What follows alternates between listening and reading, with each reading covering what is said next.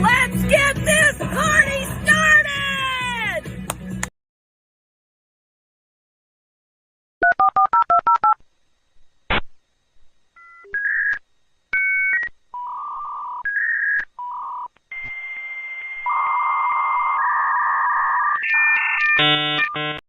I could be brown, I could be blue, I could be violet sky, I could be hurtful, I could be purple, I could be anything you like.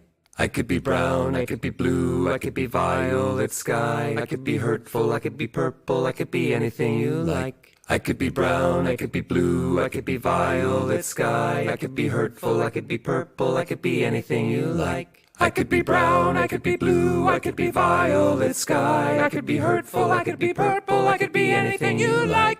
I could be brown, I could be blue, I could be violet sky, I could be hurtful, I could be purple, I could be anything you like. I could be brown, I could be blue, I could be violet sky, I could be hurtful, I could be purple, I could be anything you like. You're watching Poindexter Lounge. You already know. You're watching Poindexter Lounge for the unity. Why don't you set aside an hour or two? We'll have a few drinks and a cup of coffee. I don't drink. Hi, you're watching Poindexter Lounge. I'm choking on chicken. Hey, you're watching Poindexter. That's great. I don't. You are watching Poindexter Lounge. That's great. I don't. You are watching Poindexter. Thanks for the lights, Jay. Roger, Rose, and Call of Duty. I smell like onions and you're watching Poindexter. That's great. I don't. And now I'll make the point better. This joint's clever. In the lounge with Poindexter. So Poindexter Lounge, you know that we can get it in. And now I'm headed up like I'm Led Zeppelin. Hi, you're watching Poindexter Lounge. Do you like nerd stuff? Yeah? Then you'll love this. You never know what might happen or who might show up at the lounge. I just want to thank you for being here and being my friend. It's always good to have someone you could count on. And I'm glad you're that for me. That's great. I don't. Ladies and gentlemen, can I please have your attention? I've just been handed an urgent and horrifying news story. And I need all of you to stop what you're doing and listen. Cannonball! Poindexter, you're getting all excited.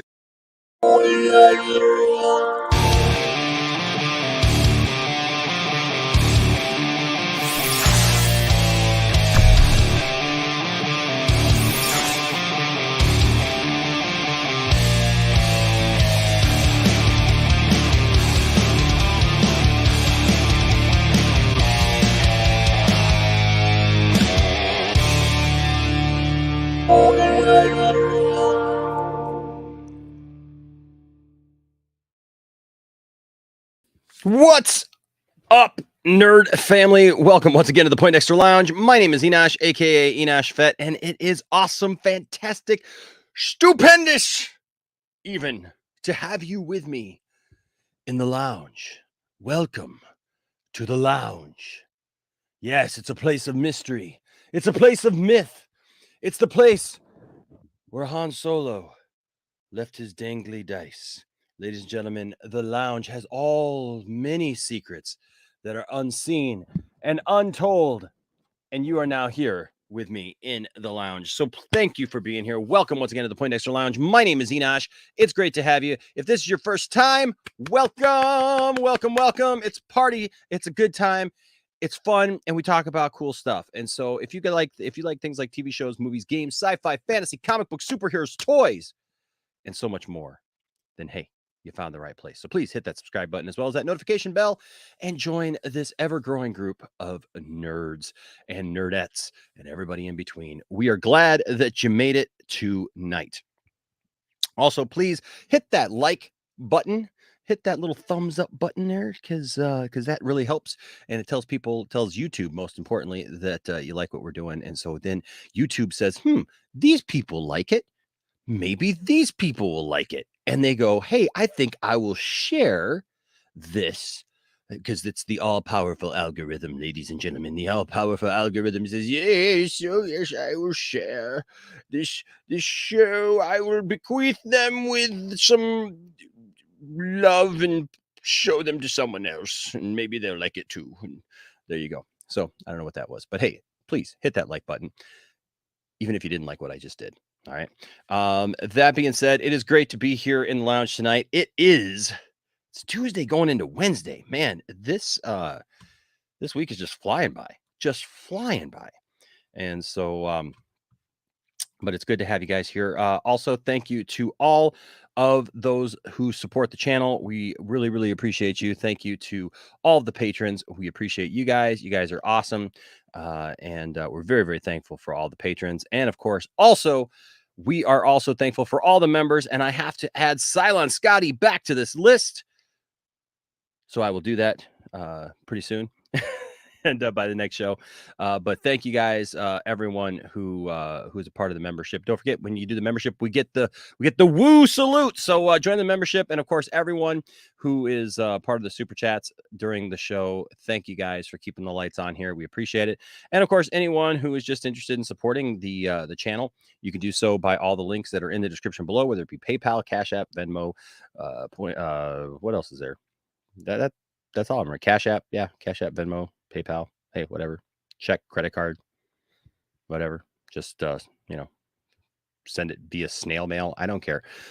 We just really, really appreciate you guys. So that's that. And then of course, don't forget, we do have our store that you can pick up some Poindexter merchandise and some Poindexter stuff with lots of cool, fun things on there. We come to you every night. We try to bring you a good show. And of course, also not just a good show, not just my show, but don't forget the Poindexter Pantheon that continues. The Poindexter Pantheon, of course, is our whole network of shows, which you can see here. Here is your schedule. And you can find the schedule on the community page. But yes, let's see. Tomorrow is Wednesday. So tomorrow, this is happening. Austin Lean with the greatest people I've ever met, with his very special guest, Brian, Master of None. So if you would like to get to know Brian, Master of None, a little bit more, he hosts this show right here, 10 Forward, Mondays on the network. Then, hey, tune in tomorrow for that.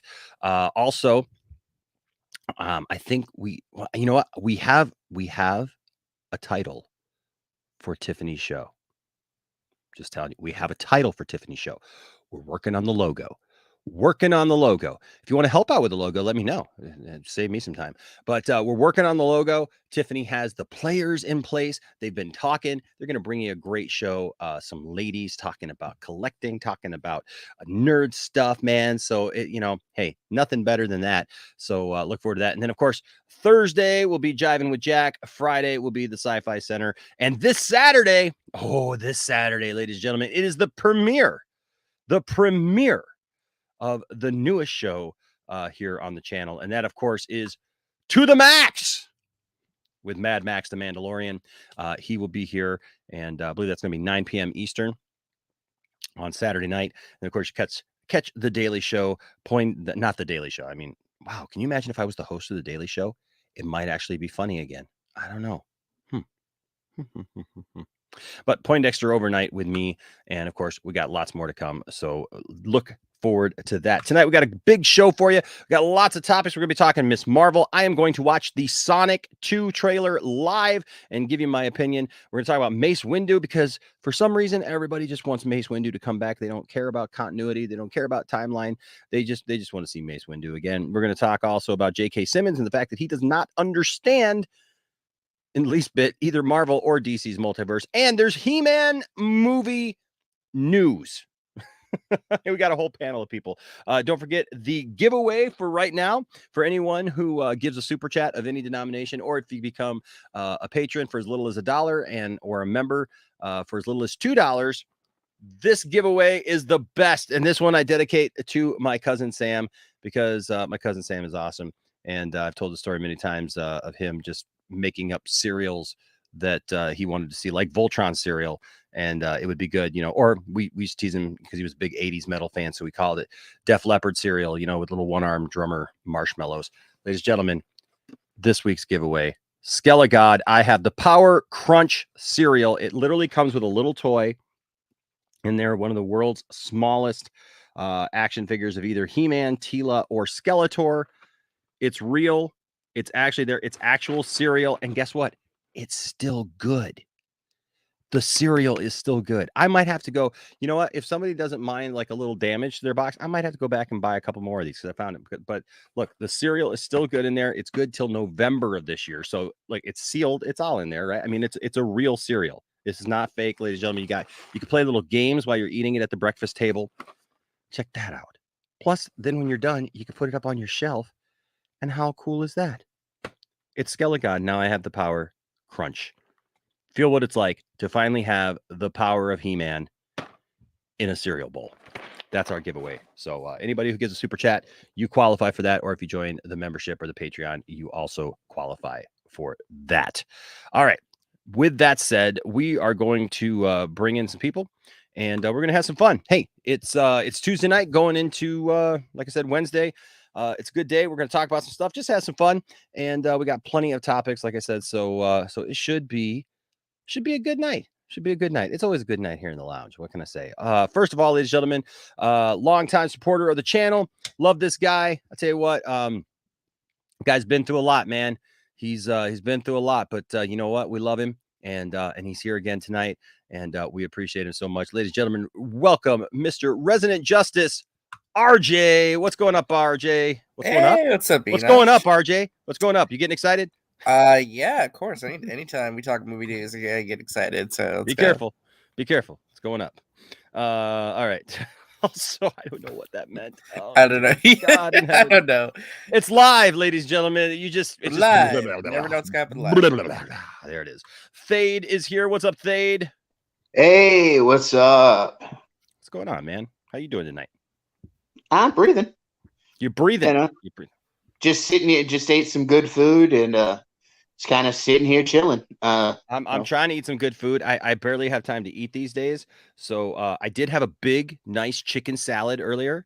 So that was good. Well, I slow roasted a pork shoulder the other day, and I cubed up some of it today, threw it in a pot with some rice, some ranch dressing seasoning, and some chicken seasoning, and boiled that all together, and it came out tender as all hell.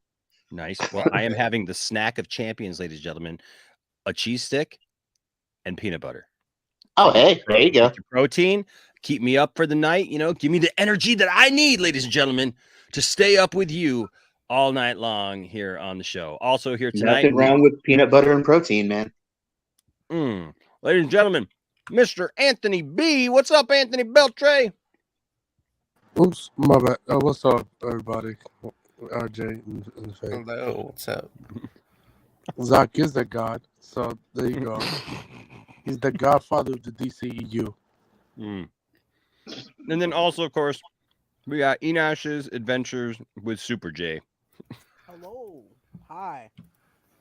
We can barely hear you, bro. Hello, he's trapped in the Phantom Zone right now. Your mic is horrendous. Sorry, give me a second. You know what it is? He's trapped in that horrible cartoon that's going to come out. And no, I'm trapped in Enosh's basement.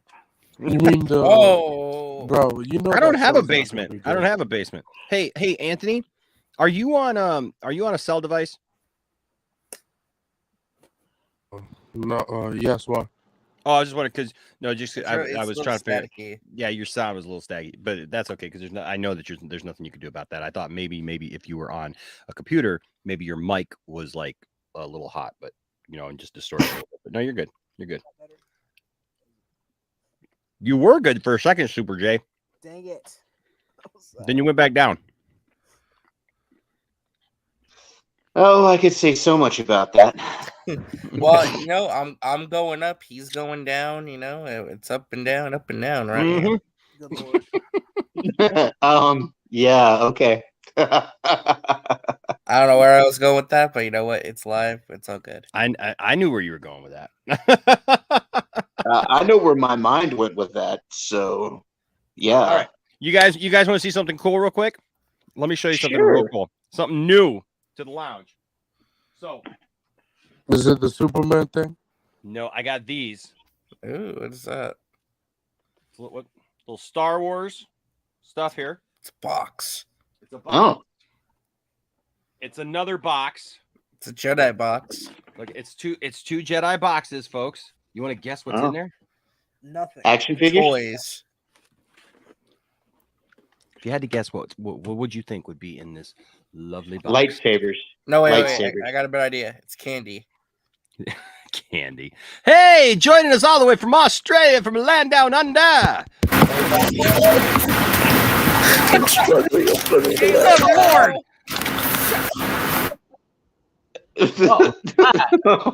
The heck was that? He is shot to the Phantom Zone. Dear Lord, just so you know, that was not Anthony. I'm That was sorry. not Anthony in his Australian connection. I thought one of those giant spiders got to you for a second. Jeez. I unplugged my laptop. The wall comes crashing in. This giant spider comes in. And a dingo. And a dingo. Coffee, I think. What was the Yeah, but if a giant spider came in, Anthony would know how to deal with it. That's true. You know? 'Cause he's from there. I heard Because that Australians, noise. you know. What is in this coffee? Well, because Australians know how to deal with giant spiders, you know. And there's no better way to wake up than a loud noise. All right, Anthony, Yeah, you I've got the okay? You flamethrower good? outside. Yeah, I'm good. I'm good. You good, Anthony? All right. Hey, Jalen, you okay? Man. I think so. Was that you? I don't know. That was you. Maybe I unplugged Okay. my I tried to swap my mic, but That is. That I was don't know you. how that happens. Then You hit no, I'm mute first. I'm Hit sorry. mute. I'm sorry. Please hit mute first. And then also joining us here is Krypton's Core. What's up, Hey, Krypton? guys. What's going on, man? All right. Hey, what's up, Krypton? Just showing you this. All right, check this out. Oh. Can I My tell you? lightsaber. Listen, so I have an Obi-Wan Kenobi lightsaber, which is actually one of my favorite lightsabers that I have. This one is different though. This is a Disney Parks one. I have the Black Series one, and the Black Series one is amazing. I gotta say, like, I didn't think that this would be my favorite, one of my favorite lightsabers to hold.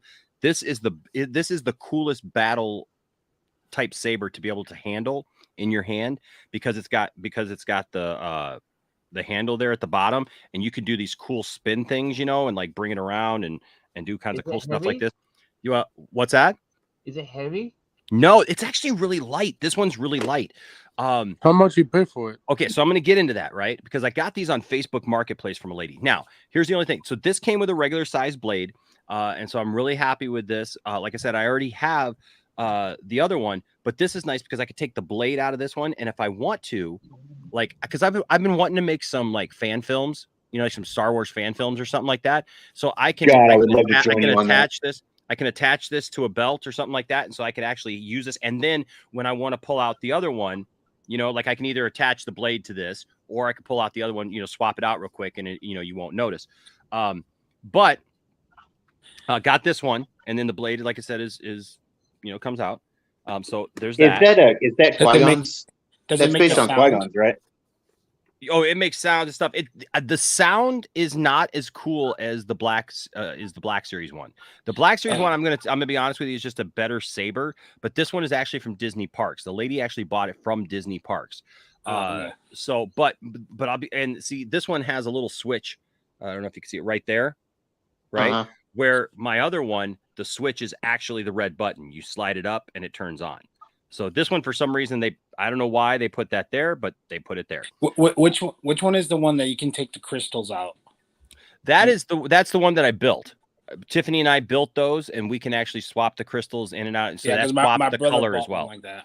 That swaps the color as well. Yeah, the colors. Right, Yeah, the color. So the colors. So I got this. And man, That looks like it's the one based on Qui-Gon's lightsaber. No, this is Obi-Wan's. Oh, it's Obi-Wan's? Yeah, this is Obi-Wan's from episode 1. Obi-Wan Kenobi. Okay. Yep, that's Obi-Wan's. I want a Qui-Gon. They haven't made made a Black Series Qui-Gon one yet. But here's the thing. I love it because even though I've got the other one, what great presentation, right? I mean, I know, right? Yeah, like, it's really well put together. Right. So, and it's super cool. You know, whatever. Now, when I tell you how much I paid for these, you guys are just gonna crap your pants. But check this out. What saber do you think this is? Just take a guess. That's Luke That's Skywalker. Luke's. That's Luke's. That's small. Luke's. You think it's Luke's? No, I think it starts small. It can be It's, Vader. it's a sign of the rebellion. It's a rebellion box, so Yeah, it's probably it's got- Luke. It's probably Luke's. Luke. Now, which one of Luke's is probably subjective, but So I've got every Luke saber, but here's the thing. Check this out. Oh, it's Oh, Ray's. Ray's. Ray's? Wow. That's one That's, from episode. That's one from Rise interesting. of Skywalker, right? Yep. Wow. That feels Now heavy. this sucker is heavy. This is Yeah. solid. Let me tell you something. If William comes in here trying to take any toys, I could just nail him in the head with this thing, and it would be done. It'd be done. Oh, it's that heavy. It's that heavy. This solid, guys. This is super solid. First of all, I love the feel of this because it's very solid. This is actual like leathery cloth. It looks like the bottom of her staff. Yeah, It was well, made that's out of what she part of did. her Yeah, that's staff. what she did. She made it with part of her staff. Now, Yeah. now here's the thing with this. Because this blade is detachable too. You actually Oh, that's cool.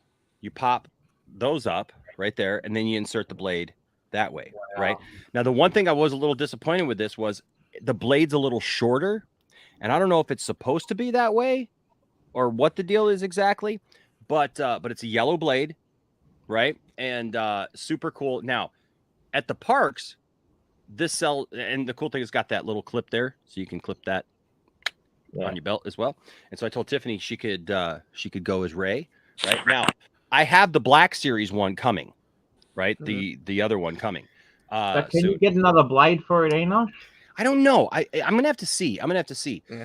But So do they ignite or what? Oh yeah, they ignite. It does the whole 9 yards. I mean, that's why it's got an on and off switch right there. Oh, okay. So like, is it like the toys like a plastic blade comes out or what is it? No. It's an actual tube blade like my other ones, like my nice ones. But okay. it attaches in there and then it locks in. Wow. Oh, okay. They just started making them detachable so that people could actually cosplay with them. Oh, okay. So Yeah, Are they like hard plastic? Isn't it like hard plastic that you stick? Because these are like full blades. They're not the ones that the cheap ones that they go up and down. Yeah, no, it's not These that. are like No, full blades. it's the regular LCD blades. I can go Okay. get one if you want me to. But so I got this. So I saw these on Facebook Marketplace. This saber alone is $200. Oh wow. Okay.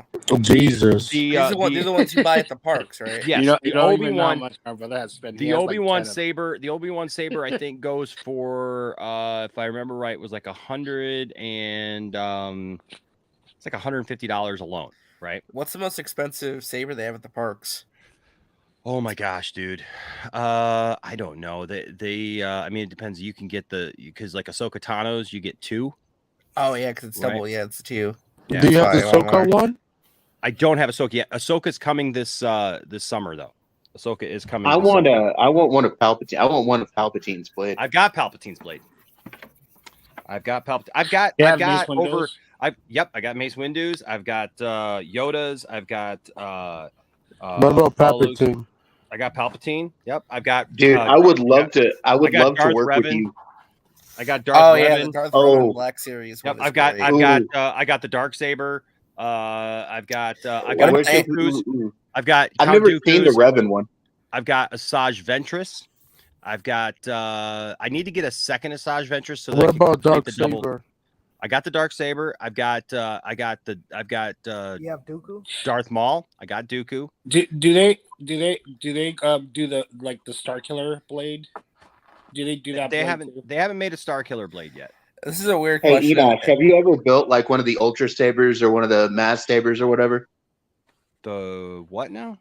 Ultra Sabers. Have you ever heard of that? Have you ever heard of that website? No. That's the for those of you who don't know, Ultra Sabers is like a third party company that makes like unofficial sabers, but they do them in like the style of like official ones. I'm working on getting one of those built for me because I want to do like the whole cosplay thing. The Heck yeah, sabers. man. Have they made like an Anakin Skywalker blade when he used a Padawan, the original Anakin lightsaber? You mean like as a kid? Yeah, episode 2. The episode 2 blade. Well, the episode 2 blade is just Luke's. Is it? Yeah. I remember. Luke's. Okay, I remember being green. I don't know why. What is the Superman thing behind you? Yeah, it's just Luke's. Okay. So hold on a second, Anthony. RJ, those are just the crystals they put in it. So it's the same. Yeah, like from blue to green. It's Well, it's not green though. No. In episode 2, he gets a green one because the only reason he gets the green one is because when they're on I forgot. When they're on Geonosis, he loses his because it's taken away, and so when all the Jedi show up, they toss both Anakin and Obi-Wan a lightsaber. Okay. It's not taken away; it gets destroyed. That's it gets destroyed. Enoch, not taken away. I thought he had a different saber when he was. I mean, that's what I meant. Yeah. So why I mentioned the Ultra Sabers ones is you can actually battle with them. They're like combat ready. I do have 2 battle sabers that I do have. I don't know that they're Ultra Saber brand. I bought them I didn't buy them from Ultra Saber. I bought them from somebody I actually bought them on Facebook Marketplace too, and I got 2 of those for $75. You got some good. Yeah, well, the one I'm having done is like 200, but it's an Ultra Sabers battle ready, and it's very Sith looking. The one I'm having built. Yeah, so I got both of these, folks. The stream is sponsored by Facebook Market. Okay. Yeah. Right. Okay. Am I crazy, or doesn't Luke have 2 different lifesavers? Well, he has the original Anakin's lightsaber. Then he had his then he builds one. But so check this out. I saw these on there. This lady had marked $175 per saber, or both for $225. Right now, when you figure Ray's alone is $199. Right, that's a deal. That's a steal. Hey, that's a deal, right? Because I was thinking, man, I don't really need the Obi-Wan saber, but dang, like, why not, right? Like, because I could always resell that, you know what I mean, and like make my money back, and like actually pay for it. So I was going to do that, but then I had to drive a little ways. I had to take my son to his dad's that day, and this lady though lived down by there, so it's an hour away. So even though it was an hour drive, it was still like where I had to go that day anyways. And so I told her, I said, well, I'll just come pick him up. And she goes, okay. She goes, well, I'll tell you what, if you come pick him up, I'll give him to you for $140. Oh wow, for both of them. She dropped $80 off the cost. Why did she say I don't know. Just because she was nice, dude. Just because she was nice. And I was like, I said, are you sure? And she goes, yeah. So like I went down there and picked him up, dude. I was like, heck yeah. So I got both of those sabers for $140. That's awesome. That's not bad. Now you asked me, Anthony, about this the Superman case. I noticed. It looks like it says Corgi. I never saw it before. I thought it said Corgi. Is that a board game? No, it's not a board game.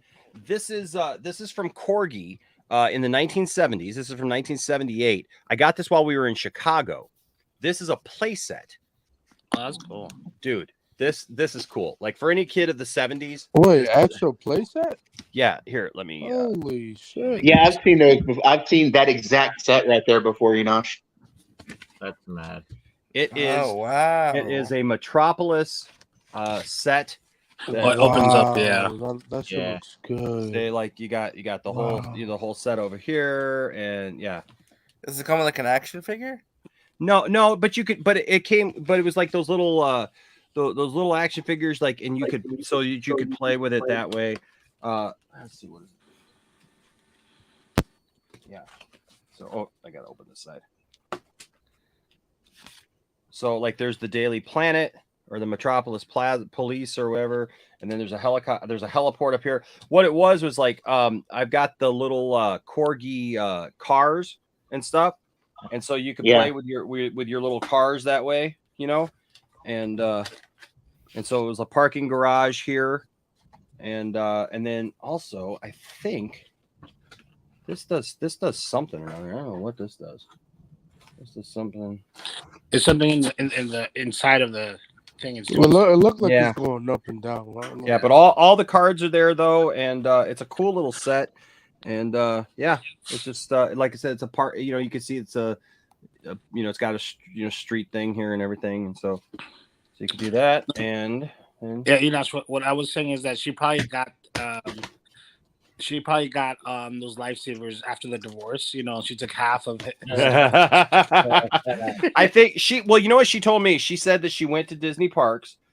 She went to Disney, and she saw them. She thought that they were a cool deal. She was a Star Wars fan, but she was she just wanted to get them. She thought they were a good deal, and then she just got home and she realized she just really didn't have a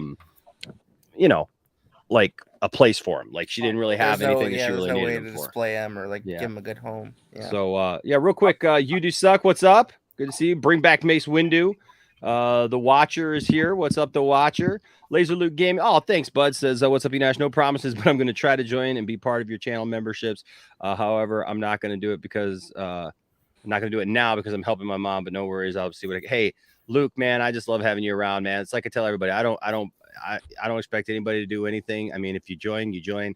I appreciate it. There are perks to joining, but I do appreciate the sentiment, man. Mothers Luke, always come first. Luke, we got to have you on the channel sometime, man. Luke is a good guy. I don't know if any of you are on TikTok, but Luke has a great TikTok. He's one of my favorite TikTokers, man. He's always doing cool nerd stuff. So what's up? Rel got the juice. Hello, humans. RJ's here. Aaron. There's one of our other Australian connections right there. We got some great Aussies, man. I'll tell you what. Hey, Enosh, you realize Hello Humans is me, right? Is it? Okay. Yeah. I thought so, but I wasn't sure. Yeah, that's going to be the name of my channel whenever I start it this next weekend. Okay. Awesome. Well, that's cool. Well, yeah, you'll have to let us know when you start it. We'll throw a link up there. You literally have to do a Aussies versus American takeover one day, Enoch. Ooh, that'd be cool. That would be cool. We got a lot of great Aussies, man. A lot of great Aussies. Hal Jordan is here. Monkey Jeebus says still not started. I'll be back. Well, hopefully they came back. Darth Scipio says Fandom Menace channels are hating on Miss Marvel already. Yellow I mean, it is what it is. There was a ton of videos today. We'll talk about it. Multiverse of movies. What's up, Isaac? Good to see you, bro. Droga is here. Slade and Friends is here. Whoops. Says Enosh, I'm excited for the live action Serious Mystery Incorporated professionally made fan series on YouTube. It looks like a dark Netflix series mystery drama. I had to look that up. I had no clue they were making that. It's like a fan project. What's up, Todd? What's up, Todd? I love Todd. 1 + 1 = 2. They just made Apple Plus part of Xfinity. So now it's one of the apps. And I just finished watching one of that show Foundation. Mm-hmm. It is really, really good. You gotta watch it. You should watch the morning show TV. By Barry Allen Dad, who starred in it. Oh, Billy Crudup. Yeah, Billy Crudup. Yeah. Really good. Unfortunately, Andy didn't get back to the and Flash being on that show actually stopped him from being in the Flash. In the actual film. Well, we don't know the yet. Flash is delayed now, so anything is possible. But you know what I was thinking about when they said that maybe he's not this. I was thinking about this, right? Maybe he's the other Barry Allen's dad, so it doesn't have to be him. Dude, I was thinking about that. Dude. That's a long reach. Dude, I love you, man, but dude, bro, you can't get Grant Gustin from Ezra Miller. Dude, they recast him, man. They recast him. They said it. They already said that they recast him, bro. No, I know. I was just thinking about that. Maybe the story. It's wishful thinking. It's wishful thinking. I know. Zagon here says, Grant Gustin. What are you talking about? Yeah, Grant Gustin. No, that's like saying they recast John Wesley Shipp as Barry Dad. Yeah.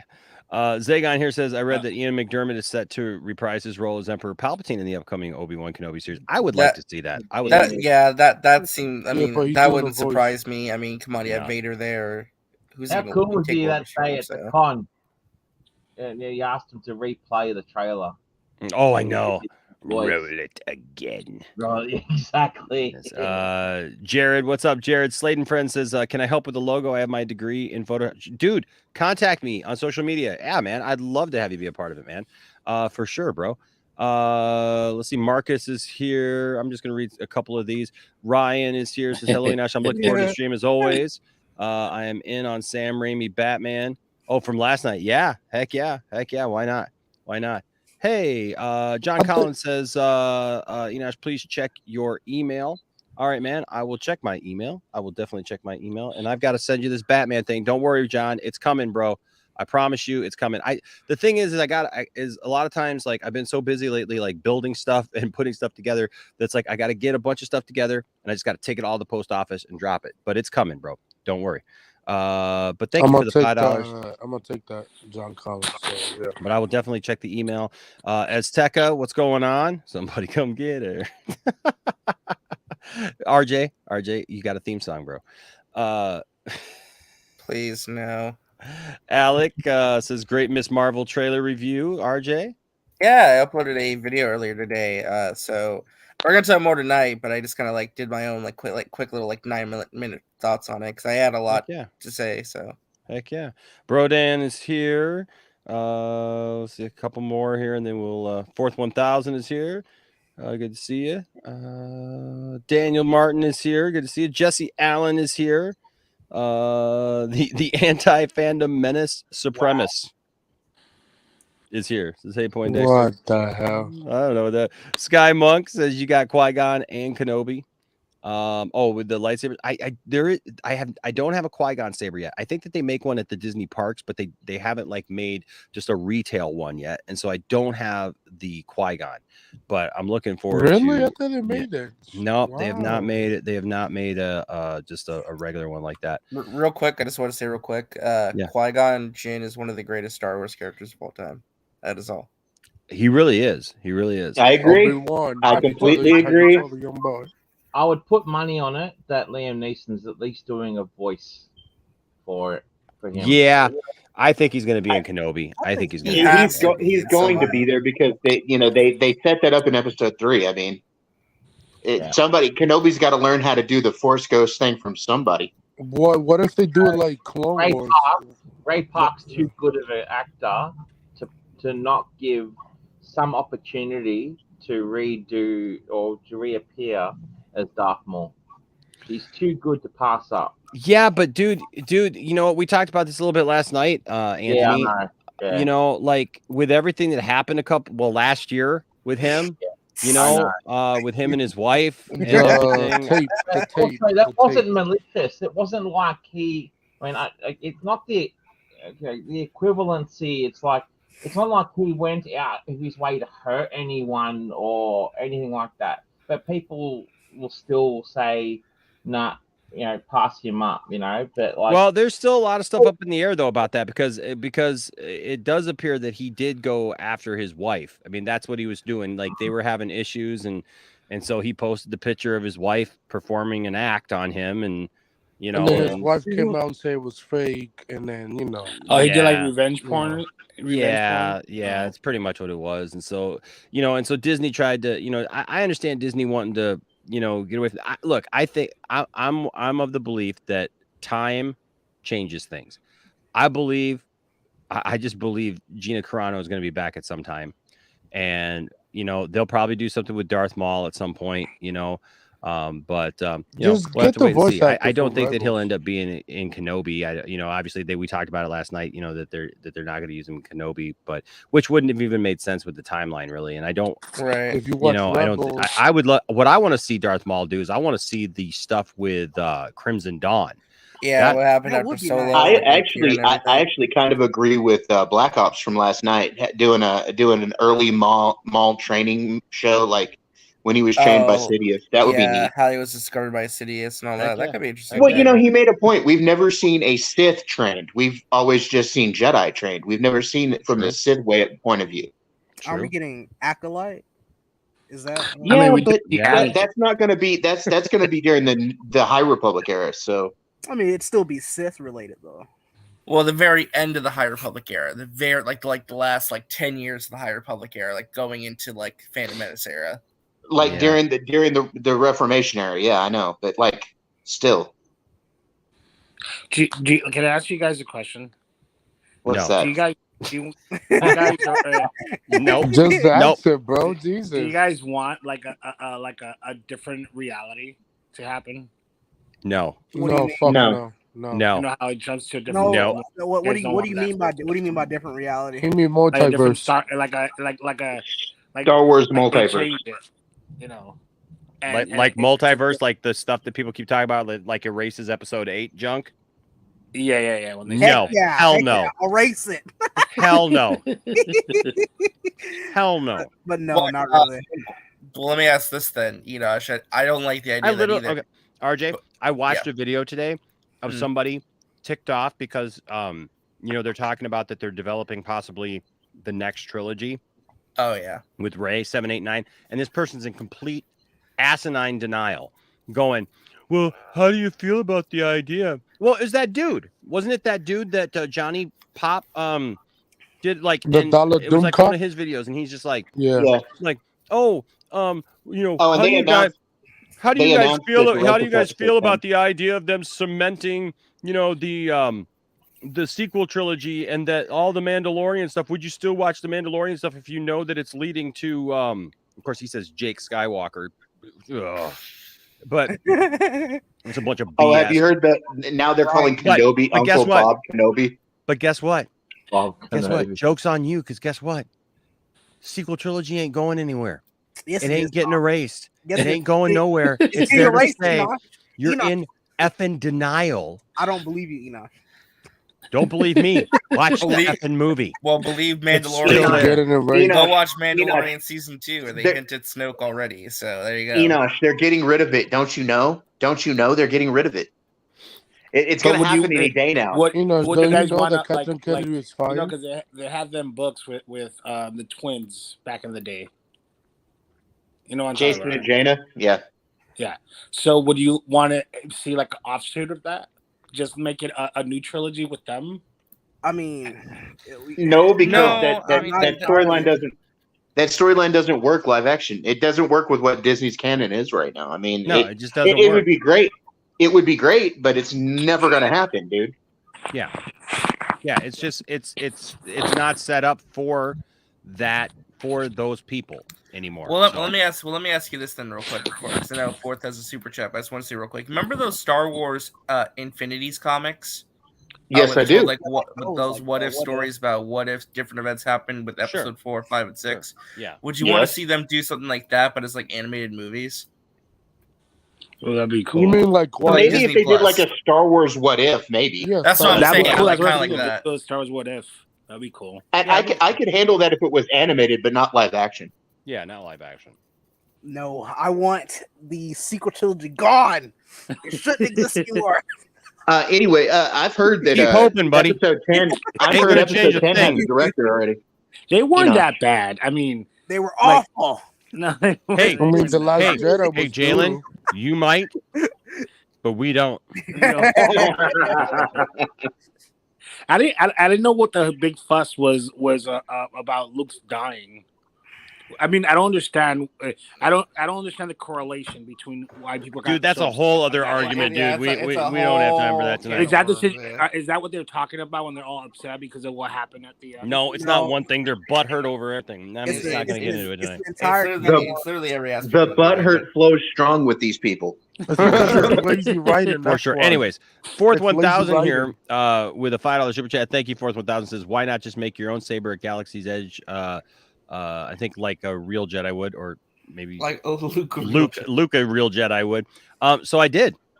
I think it's I've got over 20 lightsabers now. And I have my own. I made my own at Galaxy's Edge. Tiffany made her own at Galaxy's Edge. You can actually watch us make our saber here on the channel. Jesus. Come on, man. Come on, dude. You got to help me out here. You got to stop making this noise. But you can actually watch me and Tiffany make our lightsabers and the whole ceremony that goes along with it and our whole day at Galaxy's Edge right here on the channel.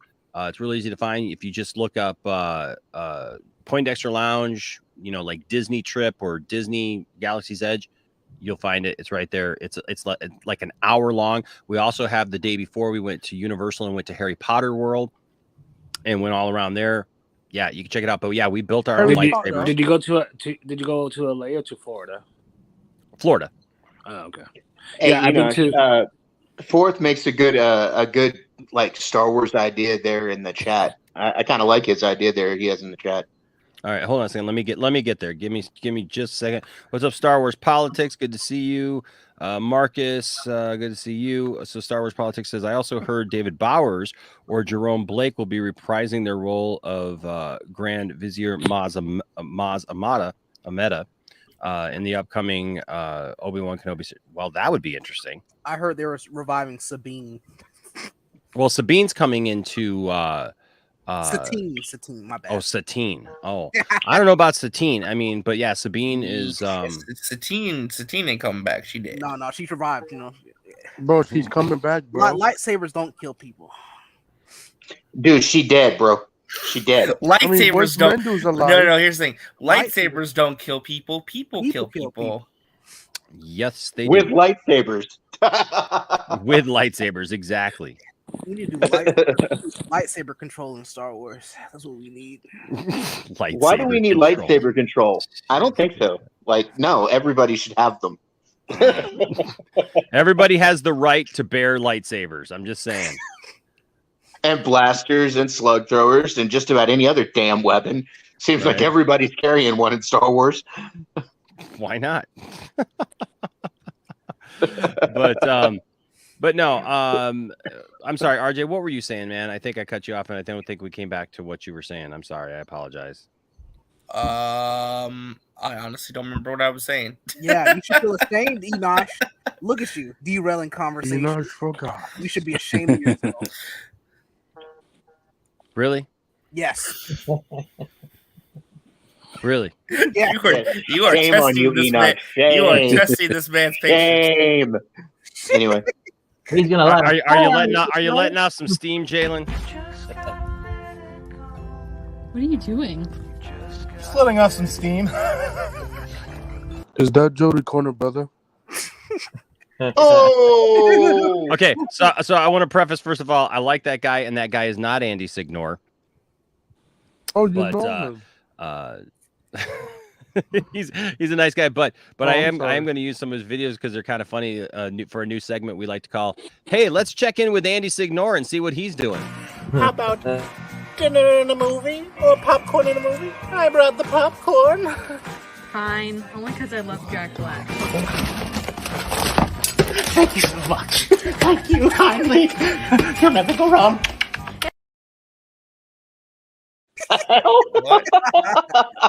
the hell? That's good. You like that? You like that? I got another little one I put together. I am the master of disguises. I'm never who you think. I'm clever, cruel, conniving. A creep, a real rat fink. Can you guess yet? And I'm Andy Signor.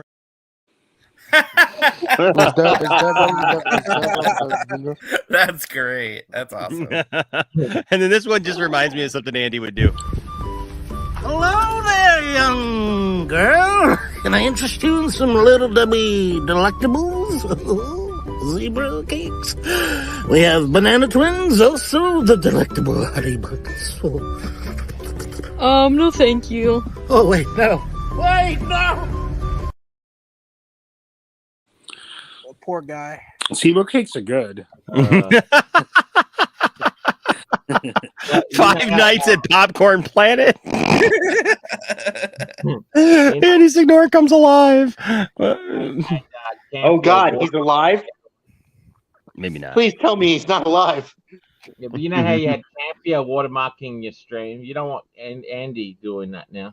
That's true. Well, we've already had him stream sniping us before, and all that jazz, Well, yeah, well, he wants us to look at Toby's. No, anyway. Yeah, true. Nah, see, you did it. You must have been watching. Must have been watching. Jeez, oh, Pete, come on, John. His ears were burning. Come on, John. Stop, man. Can't be it. Come on, man. Come on, Campia. But no, so lots in the news today. What shall we do first? I feel like we should have a wheel that we should spin. I was thinking, since we were talking so much about Star Wars, let's just start with Mace Windu. No, let's start at Mace Windu. Let's start at Mace Windu. Everybody's Mace on this Mace Windu thing. Look, I want to preface this first of all by saying I love Mace Windu. I love the character of Mace Windu. I dig him and all this stuff. But this nonsense of saying, well, we wanted to come back in The Mandalorian, or we wanted to come back in a series that somehow takes place, after the original trilogy or whatever. No. Not after the original. No, Enosh, slap us on the nose again like you did yesterday. No.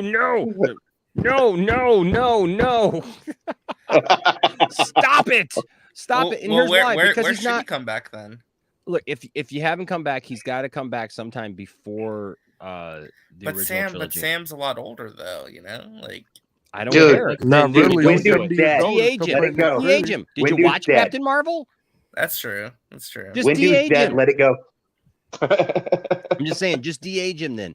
But don't bring him back for something where it's like you undo the whole point of Return of the Jedi. If you have any Jedi showing up that Luke didn't train, that like this Jedi is just out there, then unless you say that he like denounced the Jedi.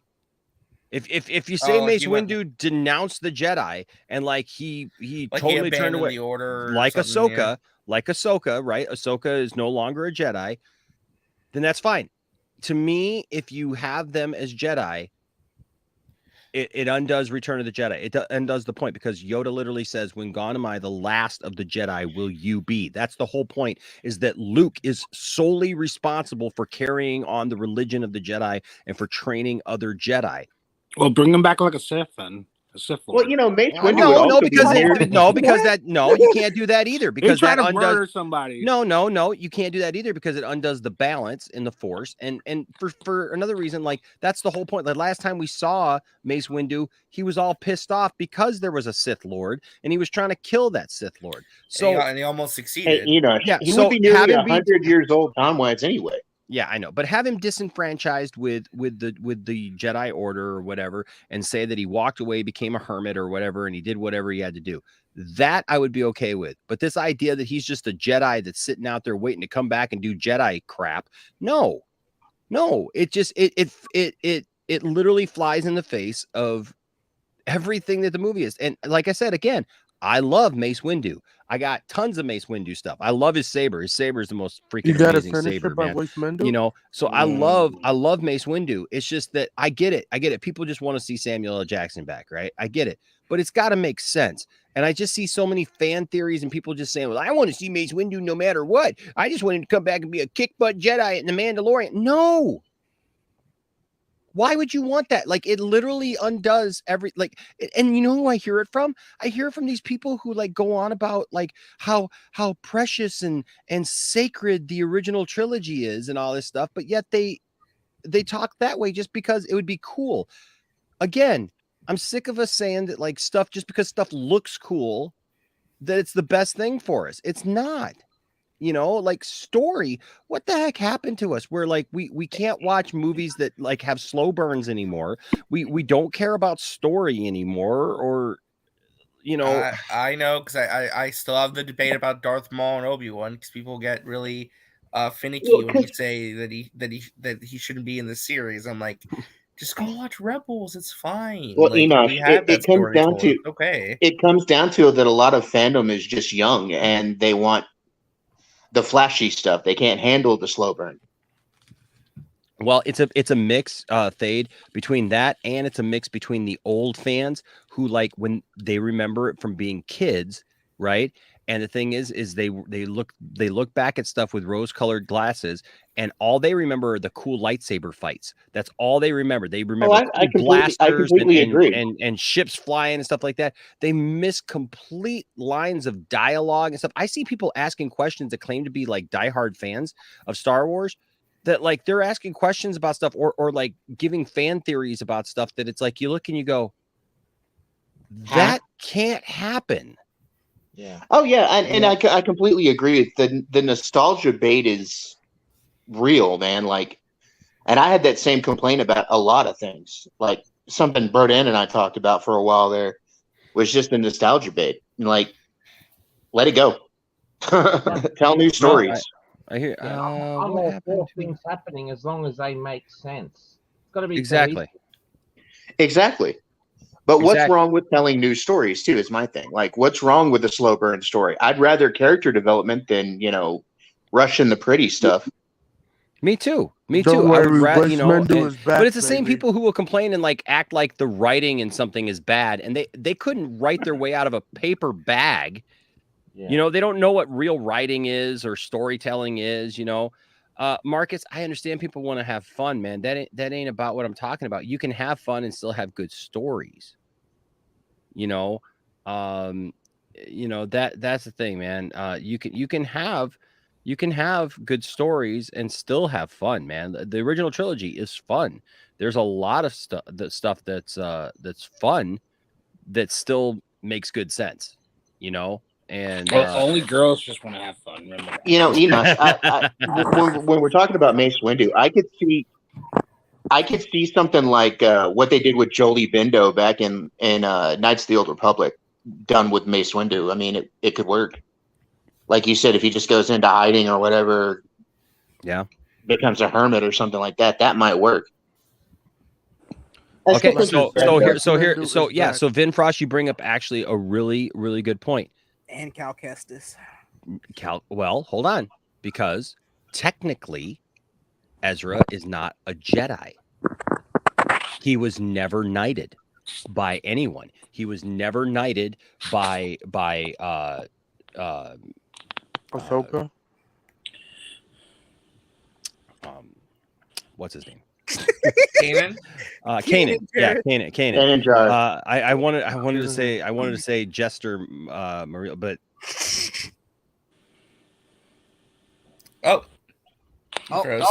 Froze. He's making a great point too. Gotta hate when that happens. No, to just continue Enosh's point, Ezra was never knighted. Plus, too, you have to remember he went missing for a long time. He's been missing all this time. They spent all this time. Well, didn't he go off into the outer? He's still a Padawan. Yeah, he's not around. That's kind of the thing. He's not around, so it didn't really break canon. Because again, he was never a Jedi. Didn't he go off into the unknown regions, RJ? Okay. Pretty much, yeah, the unknown regions and all that. Well, people now he's back. Am I back? Yeah, you're back. Jeez, I swear, man. Yeah, and Anthony has to go as well. Looking when you What's going on? Oh, Anthony said you gotta go. No, bye, Anthony.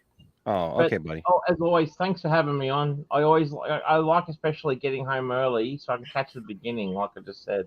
Gotcha, man. See you later, Anthony. But I'll see you. Bye, bro. All right, buddy. We love you, man. See you, man. I'll be listening. All right, buddy. Yeah. See you later. You know, Dang you it. froze hella hard right there. Dang, what the heck, man? My- I don't know what's going on. Yeah, I don't. Am I good? What the heck? Can you guys still hear me? Yeah. Yes. Yeah, I can hear you. It's like it's just like lagging. It's just lagging. Yeah, I don't know. Here, I'm gonna go out and I'm gonna come back in. Well, it looks like I might be okay now. I don't know. Yeah, We'll you're see. fine. Yeah, you're fine. If there's an issue, I'll go back out. But okay.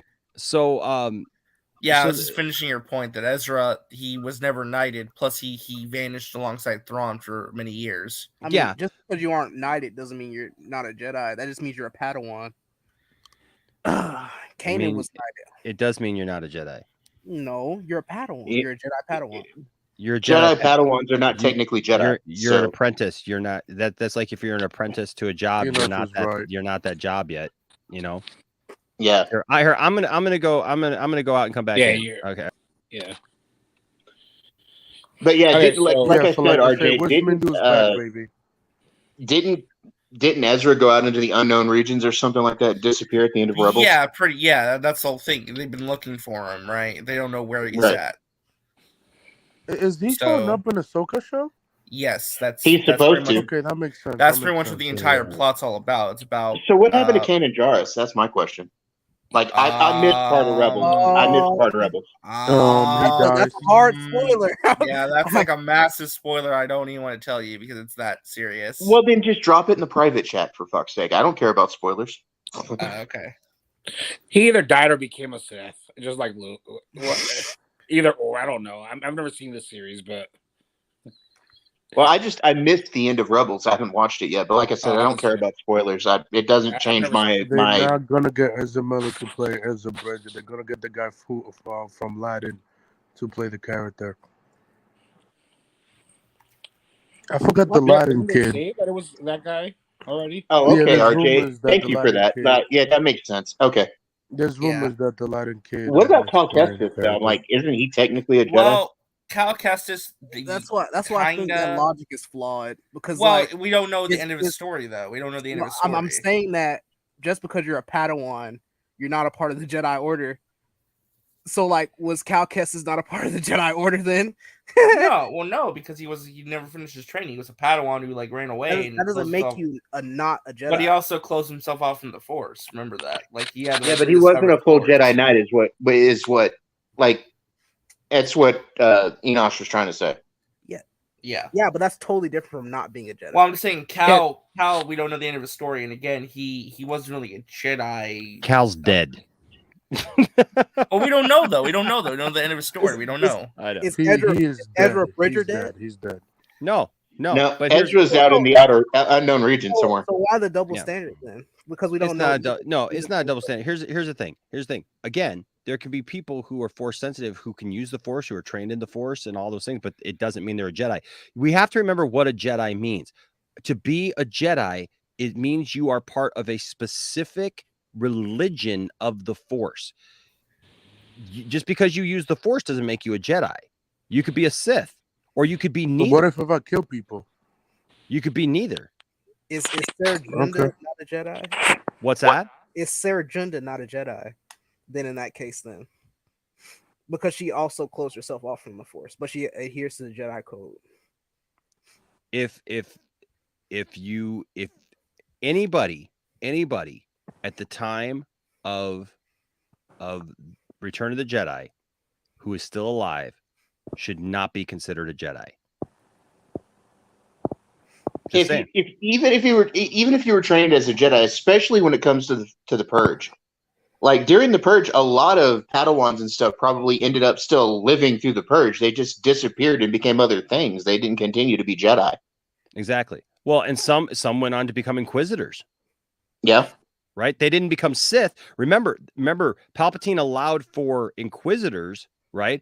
But they were not allowed to become Sith because there could only be two. Because Palpatine adhered to the rule of two. So yeah, the Inquisitorius wouldn't have been Sith. So yep, but they were definitely trained in the Force. You know. I heard that they were talking about like how each of the Inquisitors has a title, but this new one, Reva, doesn't have a title. I heard she's going to be the third sister. Oh, really? I don't know. I haven't. That would actually make a lot of sense. But that she's for some reason because a lot of the Inquisitors were eventually allowed to use their names as beyond the titles. So they're saying that she's third sister, but she's being allowed to use her name for some reason or whatever. I guess we'll find out during the show. Yeah, okay. So George plays around a lot, right? George makes a lot of jokes, and like Samuel L. Jackson, kept bugging him once about the lightsaber, about the lightsaber, about Mace Windu being alive and stuff, and George was like, yeah, sure, he could be alive, like, you know what I mean, like, but and listen, I understand the idea that like somebody's not dead until you see a body, right? And even then sometimes, but as far as Jedi and Sith, man, it like, because otherwise, what's the point of Return of the Jedi? There's no point. There's no point. If there are other Jedi around, then Luke doesn't matter. Luke is not the chosen one because you don't need a chosen one because he can't. It doesn't matter. Anybody else then could have trained Jedi. It removes everything that makes that movie special. I don't know about the whole story. No, I mean, it could be both though, if you think about it, because Luke came up to make the new Jedis, have the new Padawans, to have the new generation of Jedis. But I think that there were other Jedis that just like went into hiding after Order 66. If they leave the Jedi Order, though, they are not a Jedi. I don't know. I know what you're trying to say. Again, Jedis. This is the part where I think people like they allow their their love for the thing to like kind of cloud it a little bit. Jedi is a specific religion, right? So it would be like you were, you know, let's say for example, a Catholic, right?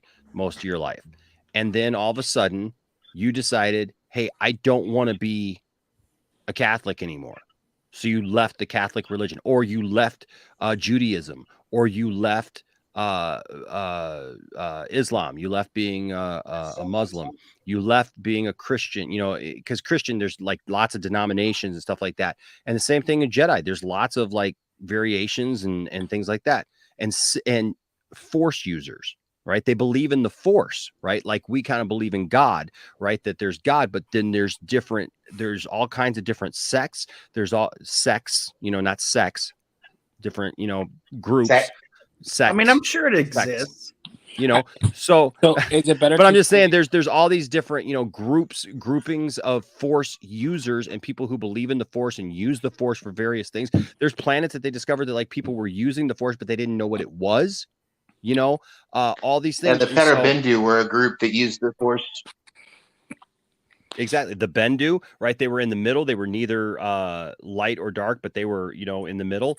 And so that's why there are no gray Jedi either. Gray Jedi is a thing that was created by fans to try to explain a Jedi who doesn't quite adhere to, but, you know, it's kind of like in the middle. It just means you're not a Jedi. There are no gray Jedis. You're either a Jedi or you're not a Jedi. All right, so you're either a Sith or you're not a Sith. A lightsaber dude, and then there's Jedis, people that can use the Force and use a lightsaber, but are not part of the religion. Well, anybody can use a lightsaber. Is Cal Kestis Any Force user can use a lightsaber? No. Is effectively. Han Solo used a lightsaber. Use it. But wasn't there a thing where you couldn't use it if you didn't have some? You can, but you're not proficient with it. At least non. Didn't they say that in this show? You had to have a little bit of the Force. No. No, but when was I like listening to that? I can't remember who just said it on the thing, but like to be proficient with a lightsaber, to be able to use it, it's kind of a training thing. But like also with the new thing that they say about your crystals, when you be able to use it for anything other than just as because remember, a Jedi doesn't just use a lightsaber just for battle. The Force flows through the Jedi, and so the Jedi becomes one with the saber and the crystal and all these connections and stuff in the saber, right? And the crystal calls out to when I built my saber. They talk about that. We pick our crystal, and it's cool. But they come out in this box and they open it up, and the crystals sing to you. They make these noises and they sing, and so it calls out to you to choose the color and the saber that you want. And so, but the thing is like anybody can use a lightsaber as a weapon. It just means that they're not using the Force. Right. They're using it as a broadsword. They're not using it. Yeah, they're just using it as a sword. With Jedi and people that use the Force, they can call back to it. You know, just like any fool can use a samurai sword, but you're not necessarily a samurai. Is the point? Yeah. I don't know. It's a whole can of worms. It's that we could probably discuss later on eventually, but it is a fun topic. It is a fun topic for sure. So Sam Jackson is basically just saying I want to play Mace Windu again. Is that what's going on? Pretty much. Technically, to the watcher, there's technically no such thing as a gray Jedi. So Vin, can I answer this question here real quick? So Vin says, do you think someone like Mace Windu could renounce the Jedi way? Absolutely. You know why? Because the Jedi, as they were in episode 1, 2, and 3 before the fall, they were messed up. Mm-hmm. And Mace Windu realized it. Qui-Gon realized it. Obi-Wan realized it afterwards.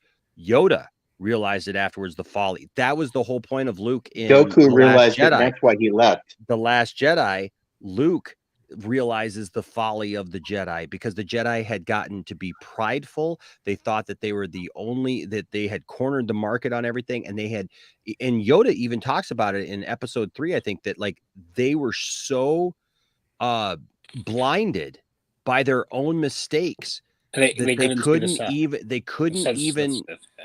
couldn't even sense Palpatine, this powerful Sith Lord, right under their noses. So I absolutely believe that he would. Look at Ahsoka. Ahsoka left the Jedi Order, right? Well, Dooku did too for the same reasons. Dooku. It's Dooku. It's not Dooku. Sorry. Stop trying to make it sound cooler than it is, because it's Dooku. It's stupid.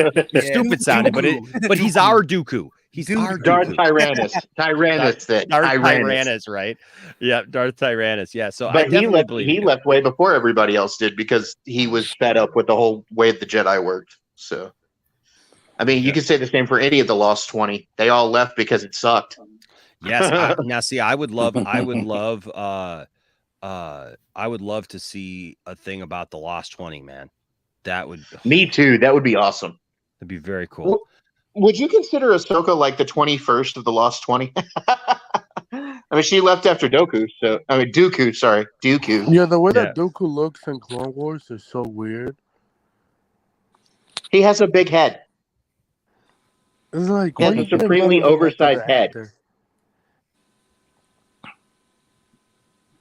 Yep. Okay. Peter Rabbit's Defender with the $4.99 super chat. I think continuing his list from last night says ambulance. Was it Ambulance is Michael Bay movie with heart. Ambulance is Michael Bay movie with heart since The Island. Jake Gyllenhaal equals a true action star, and I'm crying so hard at the end. At the end. At the end. You guys gonna love it. P.S. Can't wait to upset Krypton and Anthony soon. What do you mean upset me?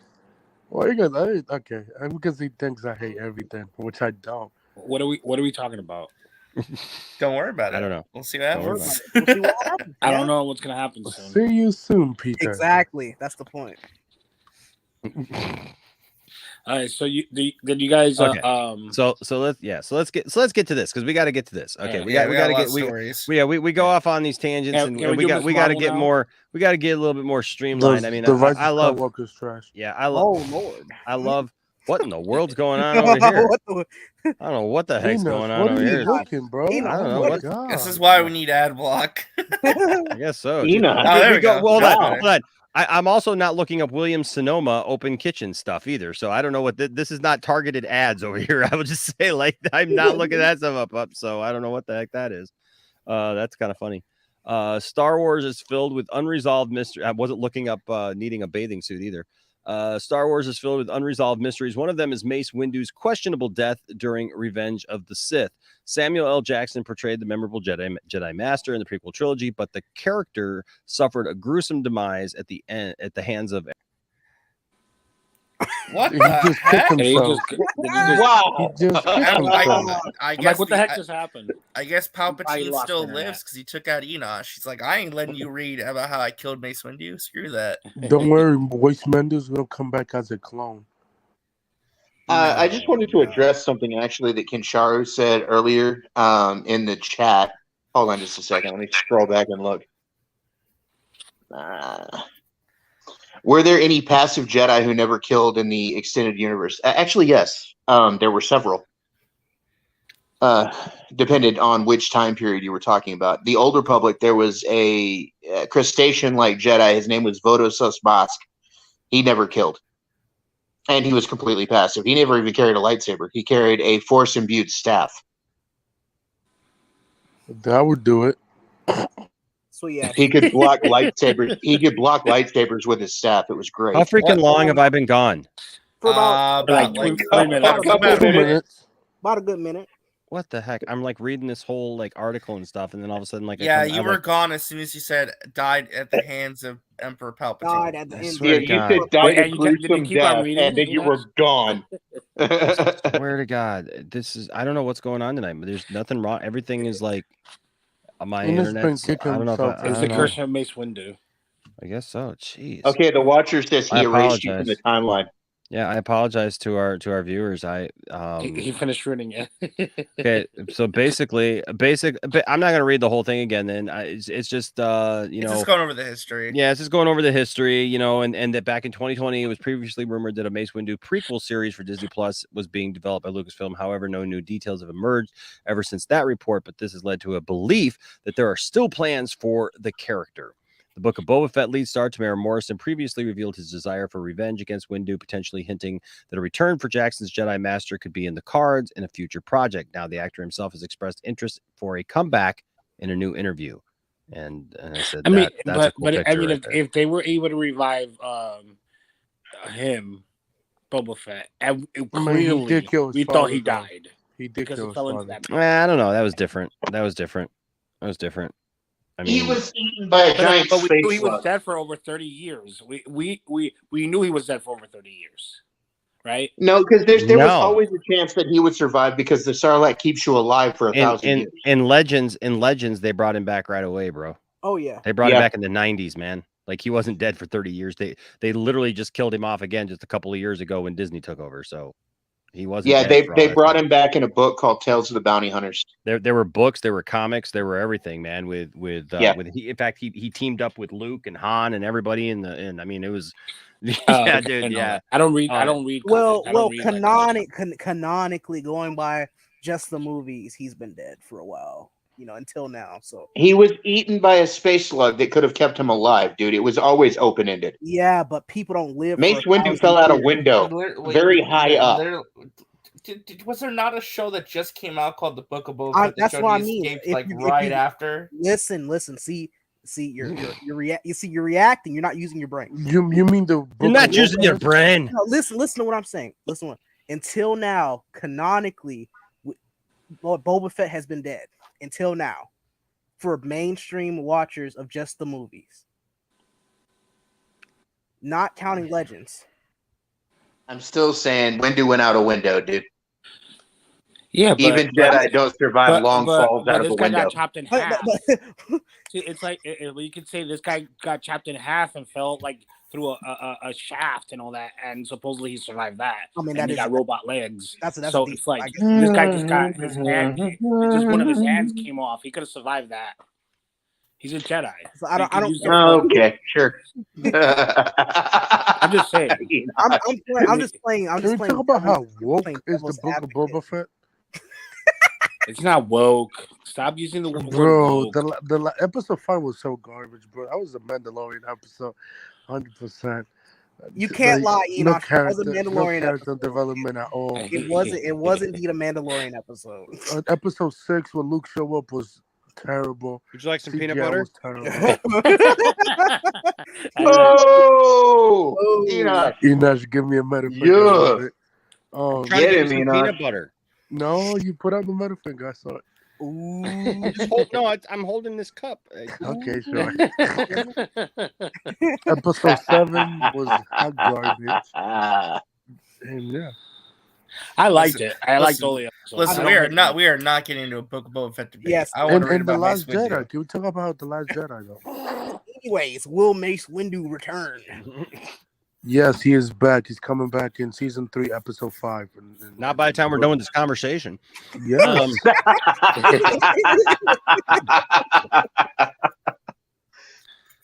From a good source, he's coming back in Mandalorian episode 5. Samuel L. Jackson, this dude right here, one bad mamma jamma. This is a cool picture, by the way. That is a cool picture. All right.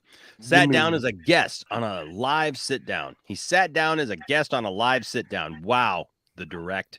Great writing. They sat down as a guest on a live sit down with Happy Sad's confused Josh Horowitz, during which he talked about a potential Star Wars return as Mace Windu. When asked if fans should hold out hope for a Mace Windu comeback, Jackson boldly admitted that he wants to reprise his role as the famous Jedi Master. The Marvel and Star Wars veteran revealed that he told The Mandalorian and the Book of Boba Fett director Bryce Dallas Howard about his desire to return. Horowitz said, "Should I hold out hope at this point for Mace?" Jackson, definitely. There's a huge history of people with one hand returning in Star Wars. The only person I've ever said that too about coming back was Bryce Dallas Howard, because I just did a movie with her and she directs episodes of The Mandalorian. So you think you might be able to hook a brother up? I mean, you like me, right? She's like, I love you. You're amazing. So put me back in there. Put me in, coach. I'm ready. You know, I'll learn to lightsaber left-handed. Come on, hook me up. So many would agree that Mace Windu return is inevitable at this point, since the character's demise has long been a topic of discussion amongst fans. Still, a compelling storyline should be showcased in order to make the character's return worth it. That's my point. In addition, Samuel L. Jackson's willingness to return to the role should be a positive sign for Lucasfilm, mainly because it wouldn't be hard to negotiate on the studio's end. Blah blah blah blah. While the Not really, because he already got a contract. Basically, with Disney. blah blah blah. Maybe he can come back. Blah blah blah. Maybe he can come back. They're gonna make a prequel show. Miggity Mackety, there's the Schmiggity Schmackety. Basically, he said, "Hey, I talked to Bryce Dallas Howard and said, hey, if there's any room for me to come back at all, let me know. I want to come back. Please let me come back. Please let me have another, sir." I think it's because he was famously frustrated with his role before because well, to be fair, he didn't get to do a lot. He didn't get to do a lot. To be honest, I mean, that's the problem with a lot of the prequels, right?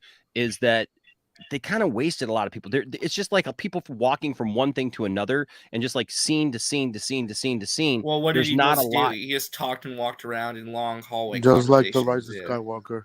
Yeah, but then when he did have something to do, it was cool, man.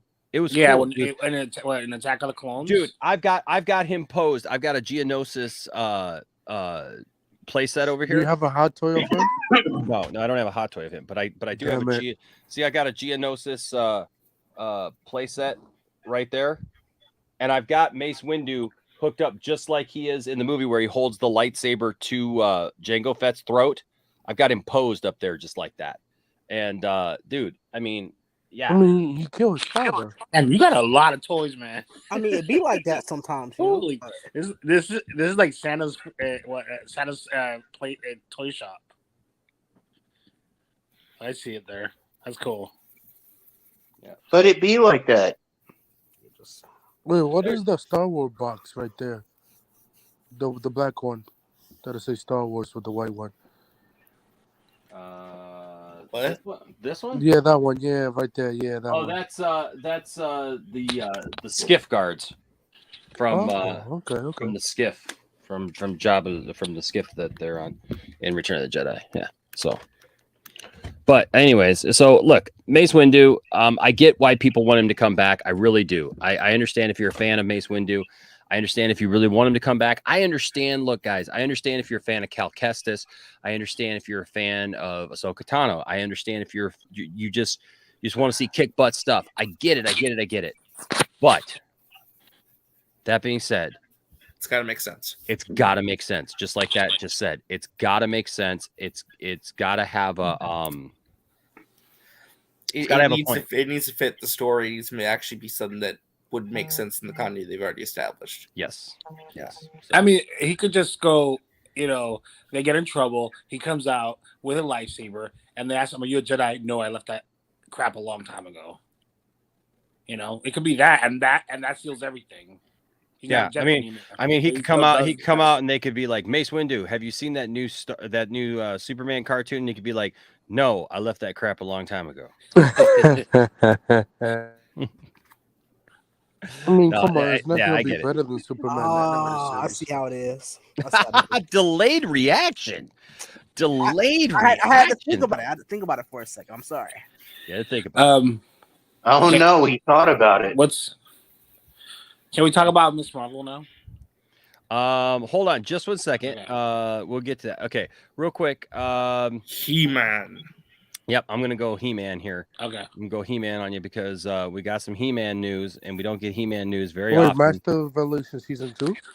No, not yet. Although I've heard good things. I've heard some stuff, but I can't divulge. Oh, this is the movie they're making, right? Yeah, I've actually heard from some people regarding Masters of the Universe season 2, and there were some things that actually changed on that season 2. Where season 2 was kind of getting off the ground, and then there's a little bit of a delay, and so we don't have anything to report on it right yet. But hopefully, I'll tell you what, the lounge, I've been telling people lately, like we've been traditionally, like I haven't had a lot of people in the past reach out to us, and stuff like that, like to like have information regarding stuff. Lately, I've been hearing from people, and you try to sort out that kind of stuff, but reliable people have told me some stuff. But yeah, apparently they're working on trying to get that up. We'll see if we get any more information on that. But Masters of the Universe directors teases He-Man's origin story. Remember, they just literally you can see here the Miss Marvel. We'll do that low key. Get that garbage ass shit off the screen. Whoa, my goodness! God dang. That was a lot of pent-up anger. Okay, so after many attached stars and directors developed their own take, it seems like a live-action reboot of the Masters of the Universe is may finally happen. Fingers crossed. At least I don't know how many. Dude, this is worse than the Flash. You like the original movie? Well, I mean, you have to remember, like it's changed so many times. Yeah, I mean, it's got a special place and it's hard for me in my Yeah, heart. I love Masters of the Universe, the original. Yeah, I mean, it's got a I was special kid place. watching It's not great. I mean, it's not great, but it's definitely got a special place in my heart. Yeah. But in a new interview, the new director, it's been confirmed that the creative team is taking things back to the beginning. The new film, currently in the works at Netflix, is set to be directed by Nee brothers Aaron and Adam. Upcoming The Lost City have penned the screenplay with Shang-Chi and the Legend of the Ten Rings writer David Callahan, and featuring Kyle Allen, West Side Story, in the lead role. Speaking with Screen Rant, the Nee brothers talked up their take and Allen's portrayal, calling the film an origin. I think with Masters of the Universe, for us, from growing up with it, we just wanted to make something that captured the fun and color and bright and vibrance and the empowerment that it gave little kids, Adam Nee told the outlet. We just wanted to capture that. So that's what we hope to have. Aaron Nee added, yeah, and Kyle's perfect for it because we also want to take a new audience on this adventure. So we're treating it as an origin story. And Kyle, there's not a more perfect person to come in and embody that. The Nee brothers are the latest to be tapped to helm the live-action Masters of the Universe movie, joining the ranks of John Stevenson from Kung Fu Panda, John Chu, who was doing one, McG. That's how far that goes back. Remember McG? I remember McG. God, I haven't heard anything about McG. David Goyer. Gosh, man, McG hasn't done anything in forever. You looking at maybe? Oh, since Salvation. But that's a lot of names right there, man. John Stevenson, John. It's been passed around studios too. Like now, it's going to be a streaming movie. David Goyer, who were previously attached but later dropped out. Production is eyeing a start date later this year, but that same thing has been said before about Masters of the Universe movies in the past. That's why I say I'll believe it when I see it. Yep, Allen is set to take on the role of Prince Adam He-Man in the film after actor Noah Centineo dropped out of the project, who seemingly departed after he'd been hired to play Atom Smasher in the Black Adam movie. Yeah, but he didn't look like Adam to me.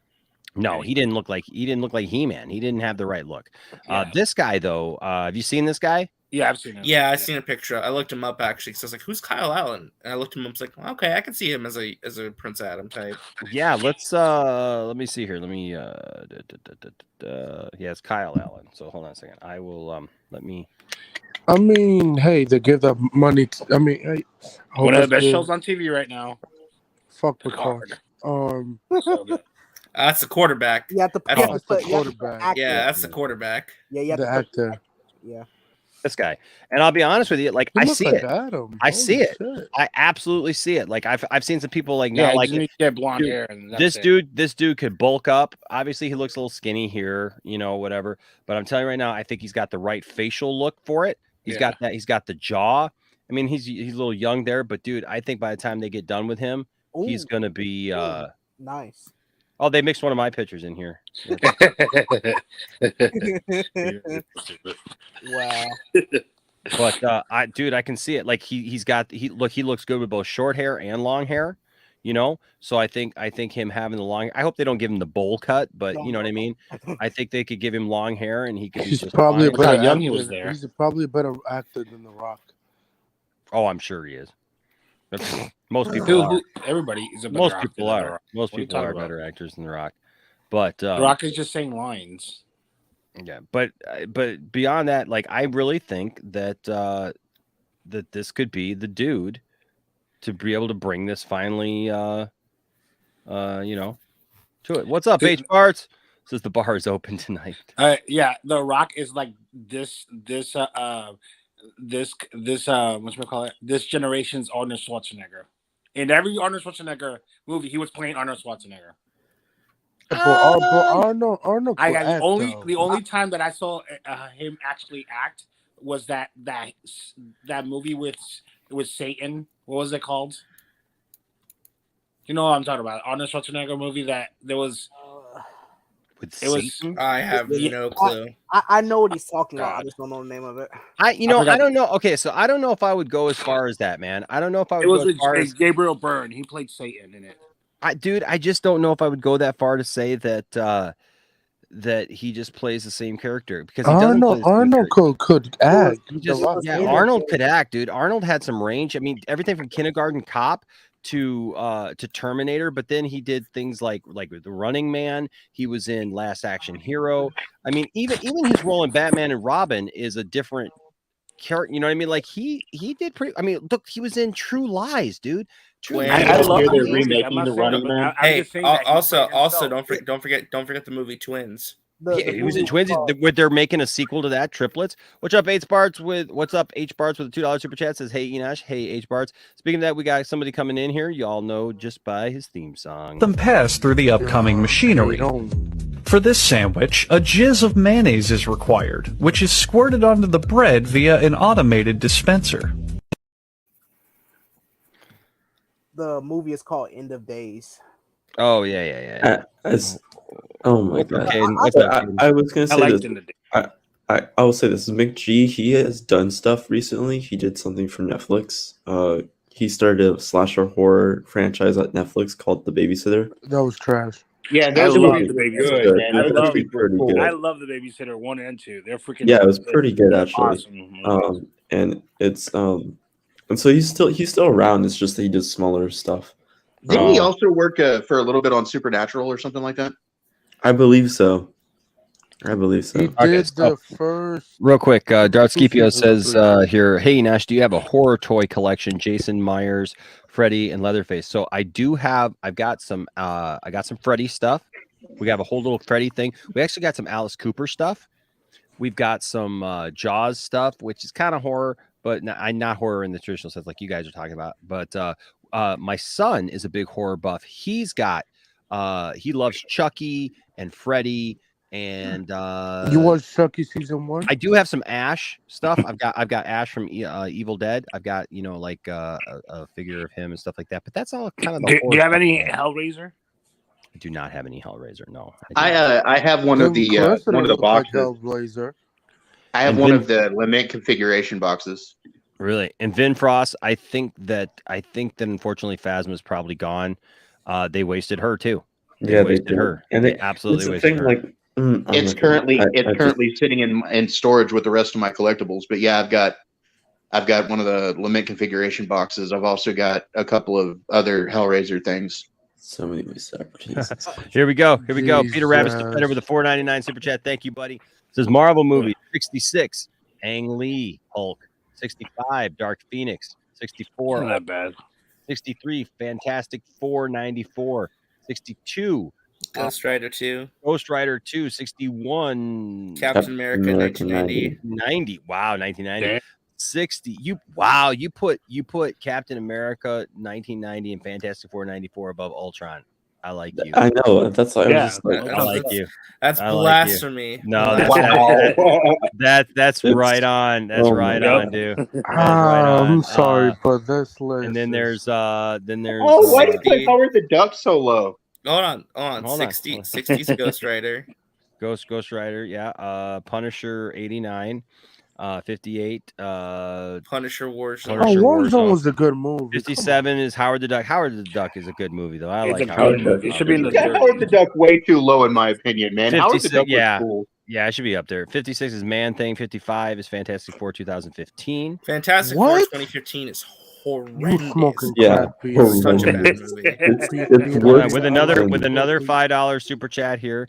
54 is The Amazing Spider-Man 1. What? 53 is Venom. Oh my 52 is the Amazing fucking God. Spider-Man 2. 51 Okay. is Blade Trinity. 50 What the is fuck? X-Men Apocalypse. Age of Apocalypse. Or yeah. No, right? it's X-Men Apocalypse. Apocalypse. Why am I going to call it Age of Apocalypse? 49 Venom 2. 48 X-Men Origins Wolverine. What the fuck? Number Yeah, that 47 one was is boring. X-Men 3. Oh Number 46 is Thor 2. Number 45 is Iron Man 2. Number 44 is Fantastic Four 05. 2005. Yep. Number 43 is Ant-Man and the Wasp. Number 42 is Elektra. Why is Elektra so high? High, man. I know. Elektra's Electra's higher than Howard the Duck, really? Yeah. Jesus. Above No. Venom. Hold I on. don't know Above who- Venom and the Amazing Spider-Man trilogy? What? Or dual, like, oh, come on. Wow. Just But, you know, hey, fucking- look, everybody Yeah. their own. Number 41 is The Wolverine. the Wolverine. Number 40, The Incredible Hulk. the Incredible Hulk. Incredible Hulk. What? Number 39 is Captain Marvel. What the fuck? Number 38 is Fantastic Four. Silver Surfer. Silver Silver Surfer. Yeah. Surfer from Man, I 07. love The Incredible Hulk is one of my top 5 movies. It's good. Oh, okay, Wow. it's the top 5. Peter Rabbit's Wow. Defender with a $4.99 super chat says number 37 is New Mutants. Number 36 What is the fuck? Daredevil 03. Number 35 is Doctor Strange. Doctor Strange. Wow. Number 34 is That Iron low? Man 3. Oh Number my 33 is Punisher 04. Number Oh, boy. 32 is Guardians of the Galaxy 2. Two. Number That's too 31 low. is That's Black too low. Widow. Black Number Widow's 30 way is too high. Spider-Man 3. 3. Number 29 is Far From Home. Far From Home. Number 28 is Ant-Man. Ant-Man. Endgame Number is gonna be 27 is number one. Shang-Chi. Number 26 is Avengers. Number 25 What? is Captain America. No, just the first Captain America. Yeah, first Yeah. Captain America. Number 24 is Blade. Number 23 is X1. Number 22 is X-Men 2. Number 21 is X-Men Days of Future Past. That's one of my That's favorite way too movies. low. That's way too low. And number 20 is I Thor. mean, we're going to the 20s though. All right. And he has- H Barts with a $20 super chat. Thank you, H Barts says I'm $2. free this Saturday if you're streaming. Dude, absolutely, man. We'd love to have H Barts on more often.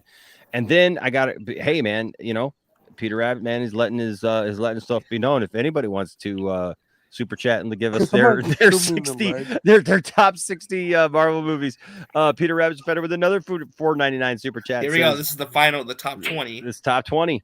Number 19 is Blade 2. That Number was a good one. 18 is Iron Man 1. Number 17 is Thor 3. Ragnarok, yeah. Really? Yes. Number 16 is Civil War. Civil Number War. 15 is Infinity War. Infinity War. Number 14 is Eternals. Number Wow. 13 is X-Men First Class. First Class. Number 12 That's a good is one. Spider-Man Spider-Man Homecoming. Homecoming. Number 11 is No Way Home. Ooh, too low. Too Number low. 10 is That's not Spider-Man 1. Number Wow. 9 is Deadpool 2. Deadpool 2. Oh, Number Because he had 8 bangers now. Number 8 is Guardians of the Galaxy. Number 7 is Black Panther.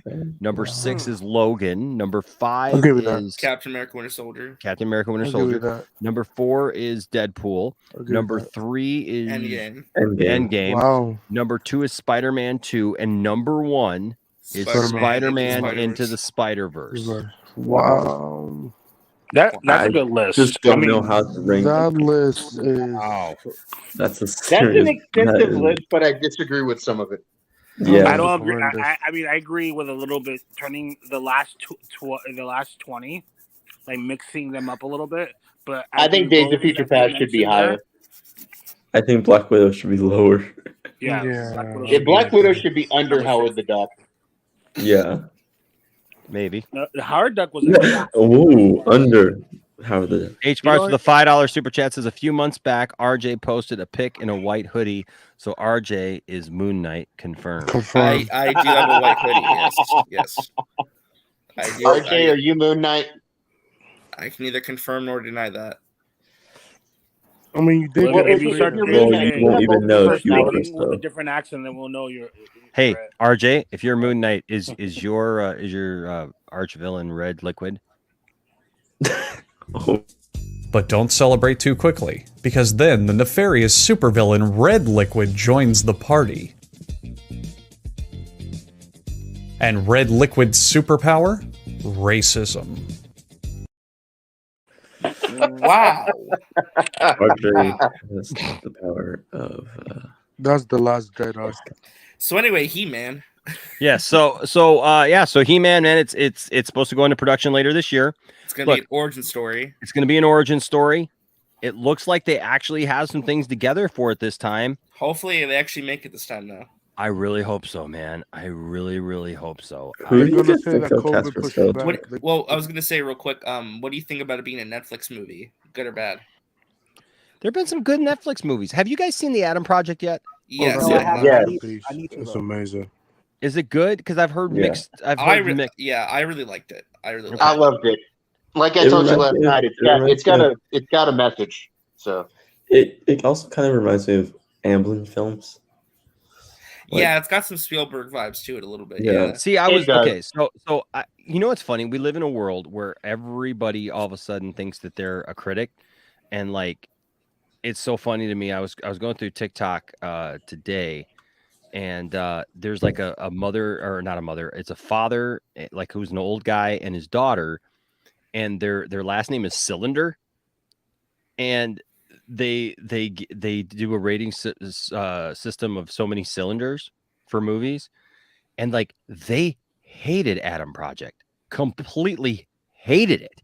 I mean, he was just like, the best part of it was when I got to get up and leave, and I knew that I could, like, it was done, and I could walk out of the room. That's so hyperbolic. Yeah, I that's know. bro. I know.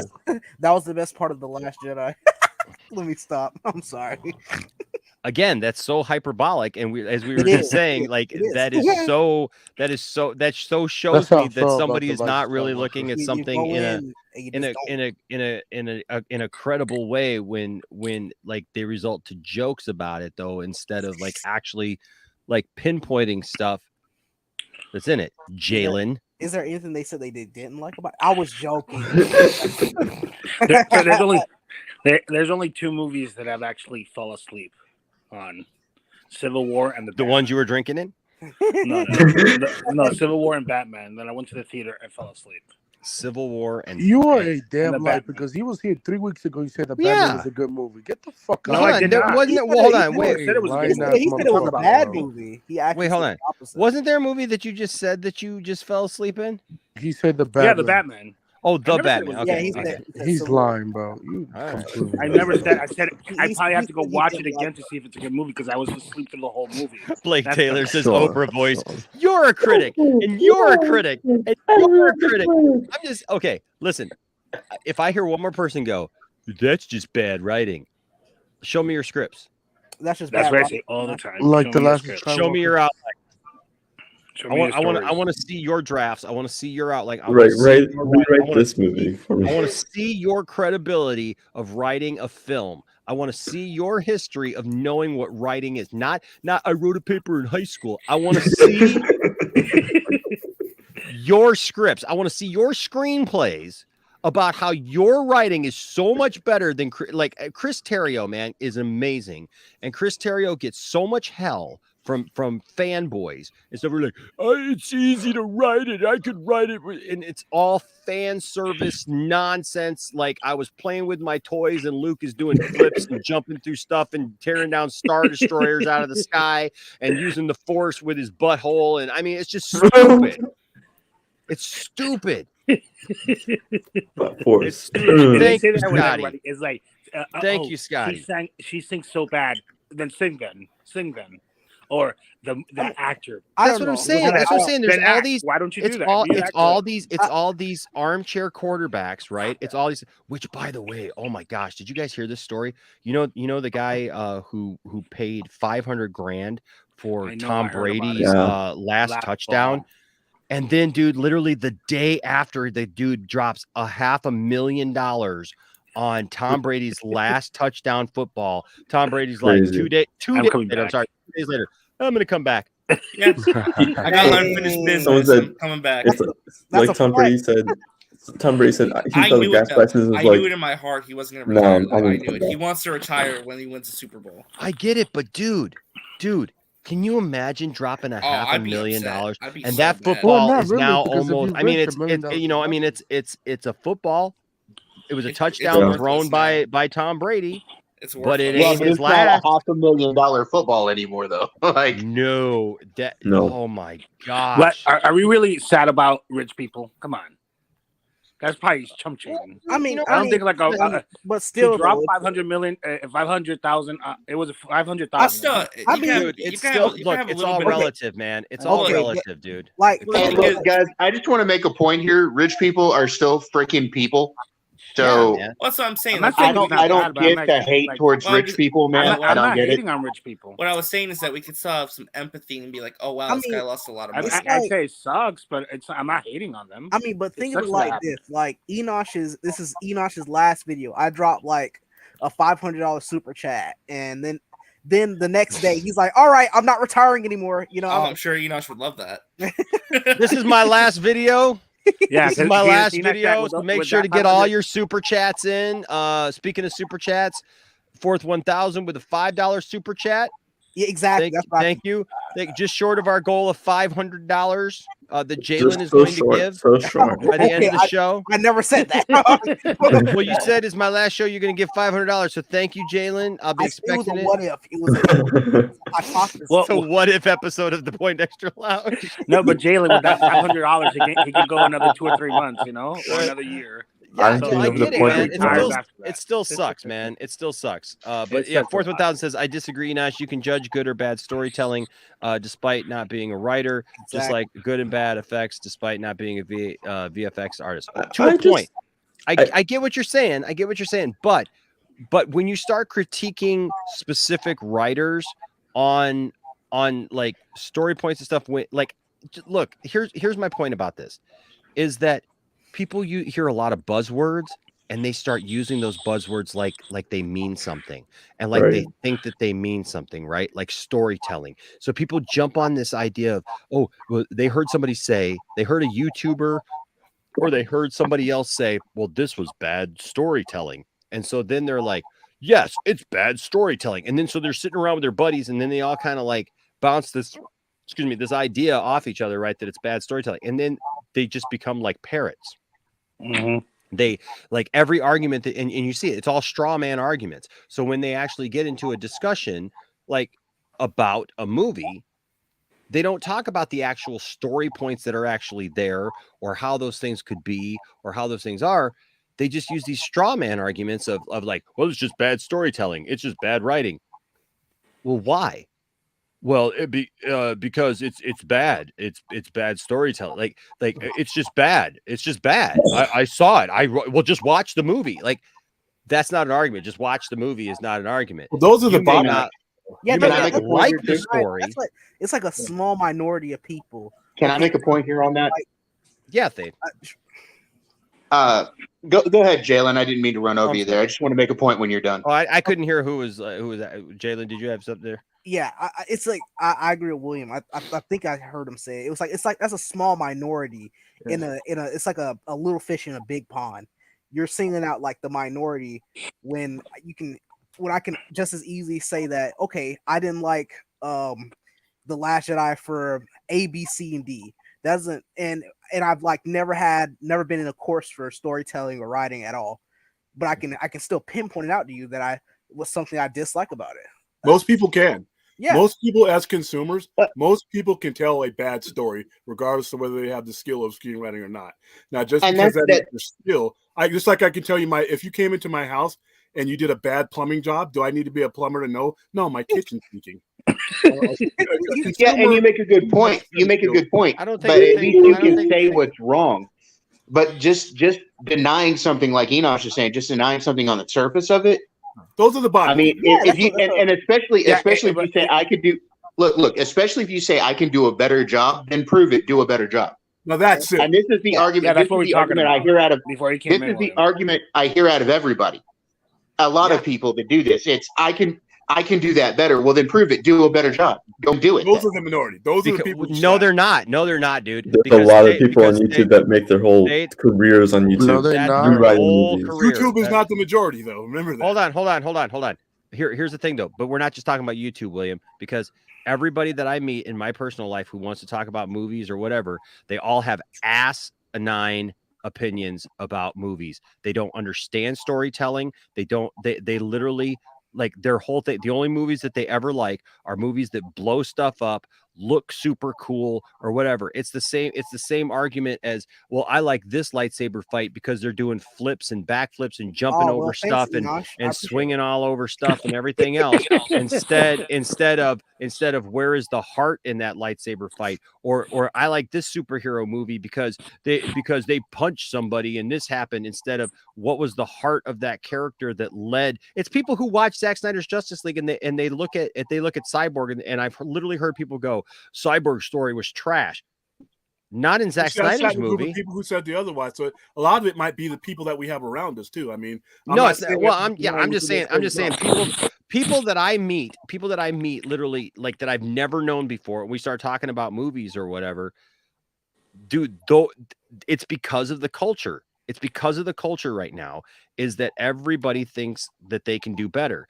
That was my point, is like, if you think you could do so much better, show me your credits. Show me what you're supposedly so good at, that you're so much better than these people who put your money where your mouth is. Put your money where your mouth is. That's like exactly. It's like the guy who knows baseball, right? But he can't play as well as these other guys. So he's trying to say that it's so easy to go out there and play at a professional level. Yet if he got on that same field, he would suck to high heaven, because in his brain, he knows what to do, but knowing something and putting it into action or doing actually better are two completely different things. Coming through in the clutch, attacking a basketball player who's down to like the last, half second of the playoffs, of the championship game, and they got to like inbound the ball, get the ball up in the air before the buzzer goes off, and sink a three, right? Well, it was like, well, it's pretty simple. It's right here on paper. I can show you what you need to do, right? And people have played the game and people understand the game or whatever. But to come in clutch like that and actually do the thing is different than to know and think you know how the thing is supposed to work. And it applies to a lot of different stuff in life that people just look at and they just, well, yeah, I could do that, or I know what the problem is, or I know how to fix it. And you really don't. You just you understand the fundamentals, but the execution is just not there. That's like all. I say, man. Put your money where your mouth is. Just do the thing if you think you can do it better. Yeah, let me just say it's because of the generation that was giving participation awards for just showing up. They were never losers. So, Krypton, I've said that before in the past, and people decried me for it. Dude, you know what I got yelled at today for? You know what I got yelled at on TikTok, because there was a guy on TikTok talking about movies. He was bitching about Fat Thor, because he was saying that I'm sick of these movies fat shaming people and showing that if somebody lets themselves go, that it's always they became fat or whatever. And I simply said, look, man, sometimes the story calls for certain things. It's not always that they're shaming people or body shaming or whatever. I said, and look, I was once 430 pounds. Okay. I don't think I'm better than anybody else because I lost it. I couldn't have done it myself. I tried for years to do it myself. I had bariatric surgery, and that's what helped me to control that and like get myself under control. But you know what the response was? And here's the problem. People don't want to actually talk about the issue. They literally want to point fingers, because this guy is just like, well, maybe we should just not write stories about fat people. And I'm like, that's not the answer either. It's just basically saying, okay, we'll give up then. Don't what? do it at all.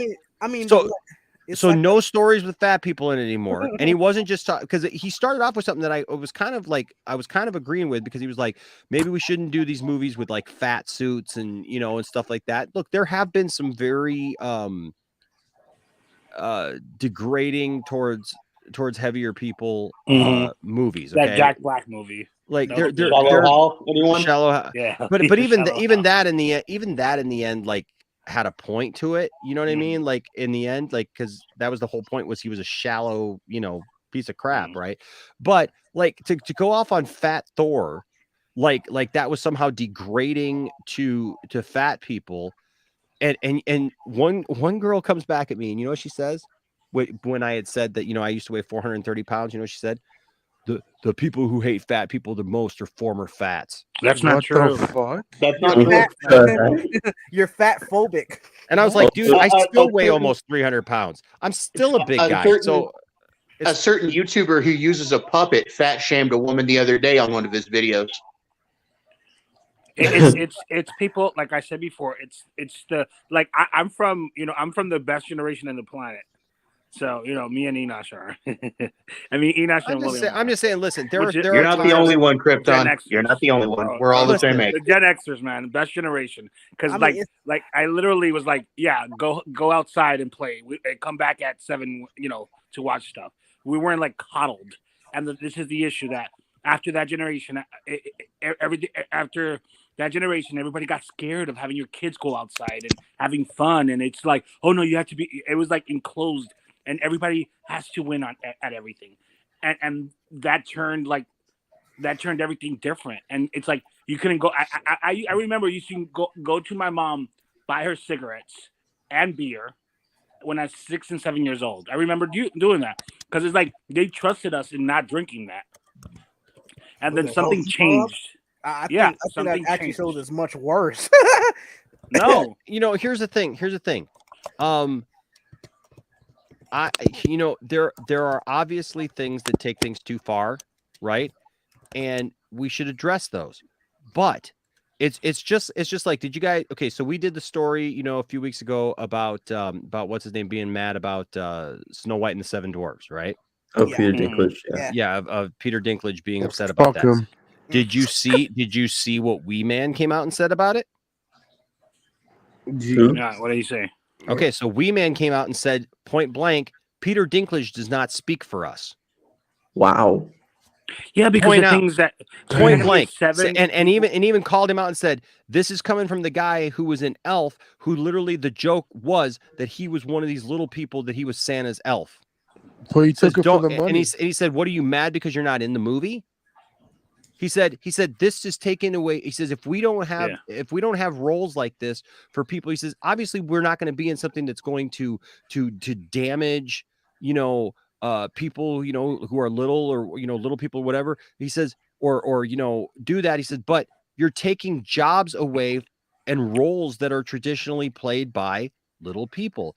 And he said Peter Dinklage doesn't. Now look, I'm not a little person, so I can't speak for that, but I am a person who is a bigger person. I still have a huge gut, like from, you know, like, I mean, because I was 430 pounds, so I lost a ton of weight, and I still am considered a big guy, right? But the thing is that everything is not something for us to be offended by. And I guess that's my point, is just that there are plenty of things in this world that are wrong, that we absolutely could be offended by, and we absolutely could be upset about. And then there are things that, you know what, you got to pick your battles. And I don't know, man. Today I saw that, and just like reading some of this stuff, you know, H Bars here says, you know, we all know it's not healthy to be overweight, but it's not easy to lose weight. Absolutely, it's not easy to lose weight. And look, I'm not saying mock people because I think that that's wrong too, but like to act like we should never have another movie that says anything about, you know, somebody being overweight in a negative way. It's just not healthy. I knew that for myself. Like, I literally, the last 30 days before I had my surgery, before I did, I developed type 2 diabetes. My blood pressure was high. Like, you know, like I was feeling like garbage. You know, I lost the weight, no more diabetes, no more high blood pressure, no more any of those health issues whatsoever. Right.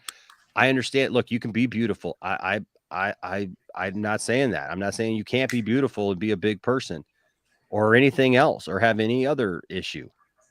But like, I don't know, man. Like, I think it's a hard subject. It really is a hard thing to tackle, because not everybody's at the same place. And I get that. Right. I get that. But yeah, it's a tough discussion for sure. H Barts with a $2 super chat says Gen Z for the win. Hell yeah. Fuck no, baby. Oh my gosh. Gen Z. Yeah, H Barts is right. Like when Adele lost all her weight, people were mad she got thin. You know what? Rebel Wilson. Rebel Wilson. I have always thought Rebel Wilson was gorgeous. I have always thought Rebel Wilson was gorgeous. And I'll be honest with you. I mean, she still is gorgeous. Don't get me wrong. She lost all her weight. I'm proud of her. I'm happy for her. You know, I hope she's healthy. I hope she's feeling great. You know, but I look at Rebel and she's still beautiful. You know, she's still the same person. But like, man, she was beautiful as a heavier person too. I always thought. Yeah, and you know, and the thing is, like, she's hilarious. You know, I always liked her.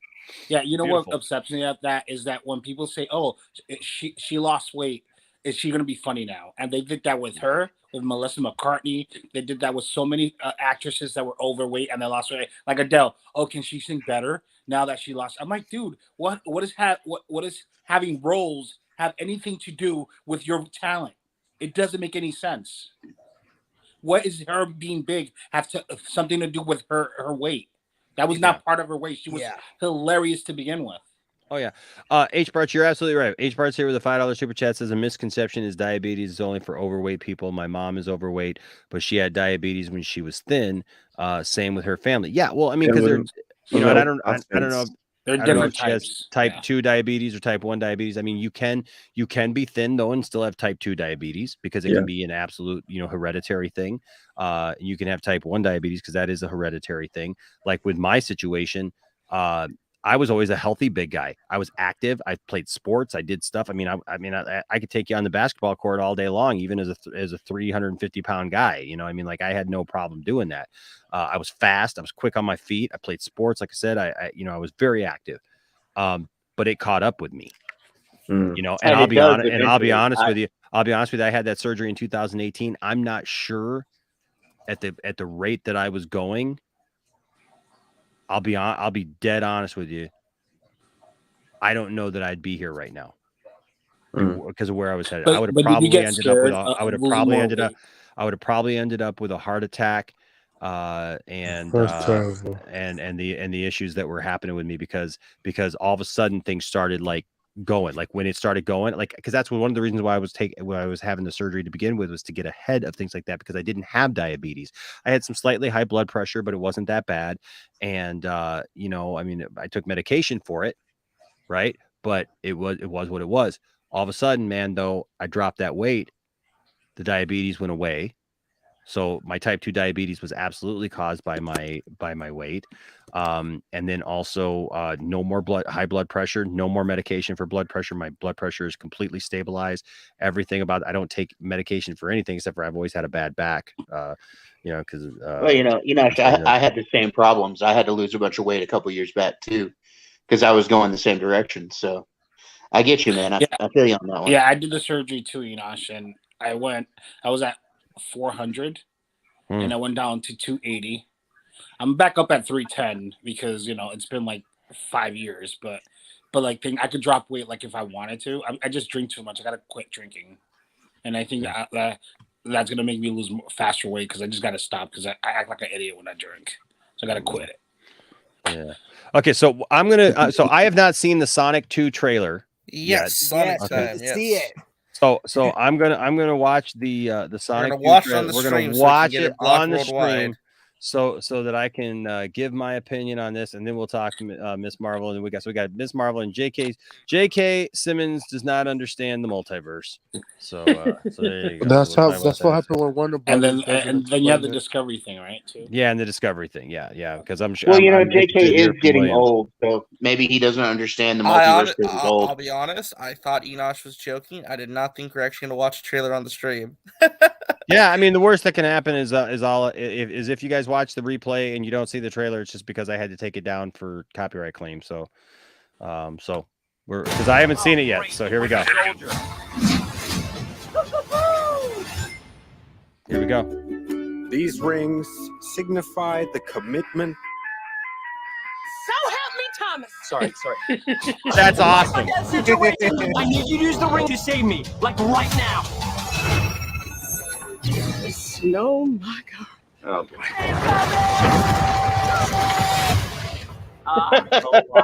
Did you just say snow, my God? Oh Lord, there are two of Yes. them now.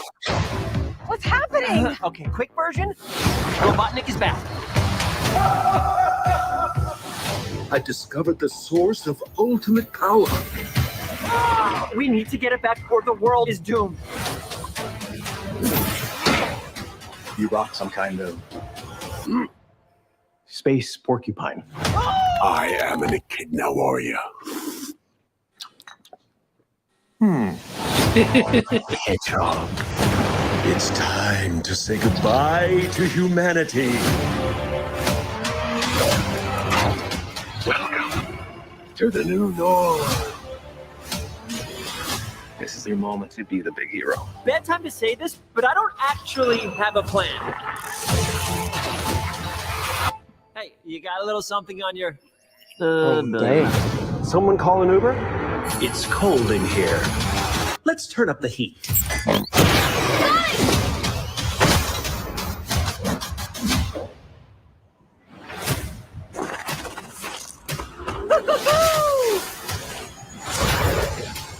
Oh, great, the Winter Soldier. Marvel. You're not citizen. You are That's terrible. out. Your negative Batman attitude reference. is not helping. We stick together, no matter what. You're unskilled, untrained, unworthy. You forgot one. Unstoppable.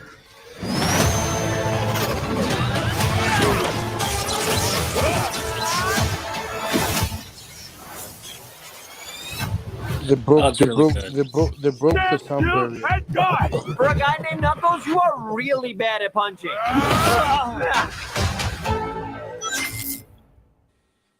Get your tickets now. Well, You know, there I have go. to admit, I have never even seen the first one of these. Yeah, yeah, the first one. Dude, don't sleep on that first one, man. I'll tell you what, like that movie was so good. And you know, I'll be honest with you, I mean, like I liked the Sonic you know, games. You know, I mean, obviously I played them on the Sega Genesis. Still have them, and that's cool and all, but I was never like a big Sonic guy. But I'll tell you what, man, that first movie, I went in just thinking, I'll go watch this movie with the kids and stuff. Ended up loving it, man. It was fun. It was a fun movie. It's probably one of the best. I mean, it's one of the best video game movies. Probably it's one of the top two. Yeah. And this one looks like it's taking it to the next level. You have way more of the characters. You have Tails, Knuckles, the Chaos Emerald stuff. I mean, it looks like it's gonna be a lot of fun for sure. Heck yeah. Did you see the new poster too? Yes, I did. So I got that. You know, I forgot to bring up. They're doing a spinoff of Knuckles. Yeah, they're doing a spinoff for Knuckles on Paramount Plus. See, I had this already, and I didn't even bring it up. Oh, I didn't even bring that up.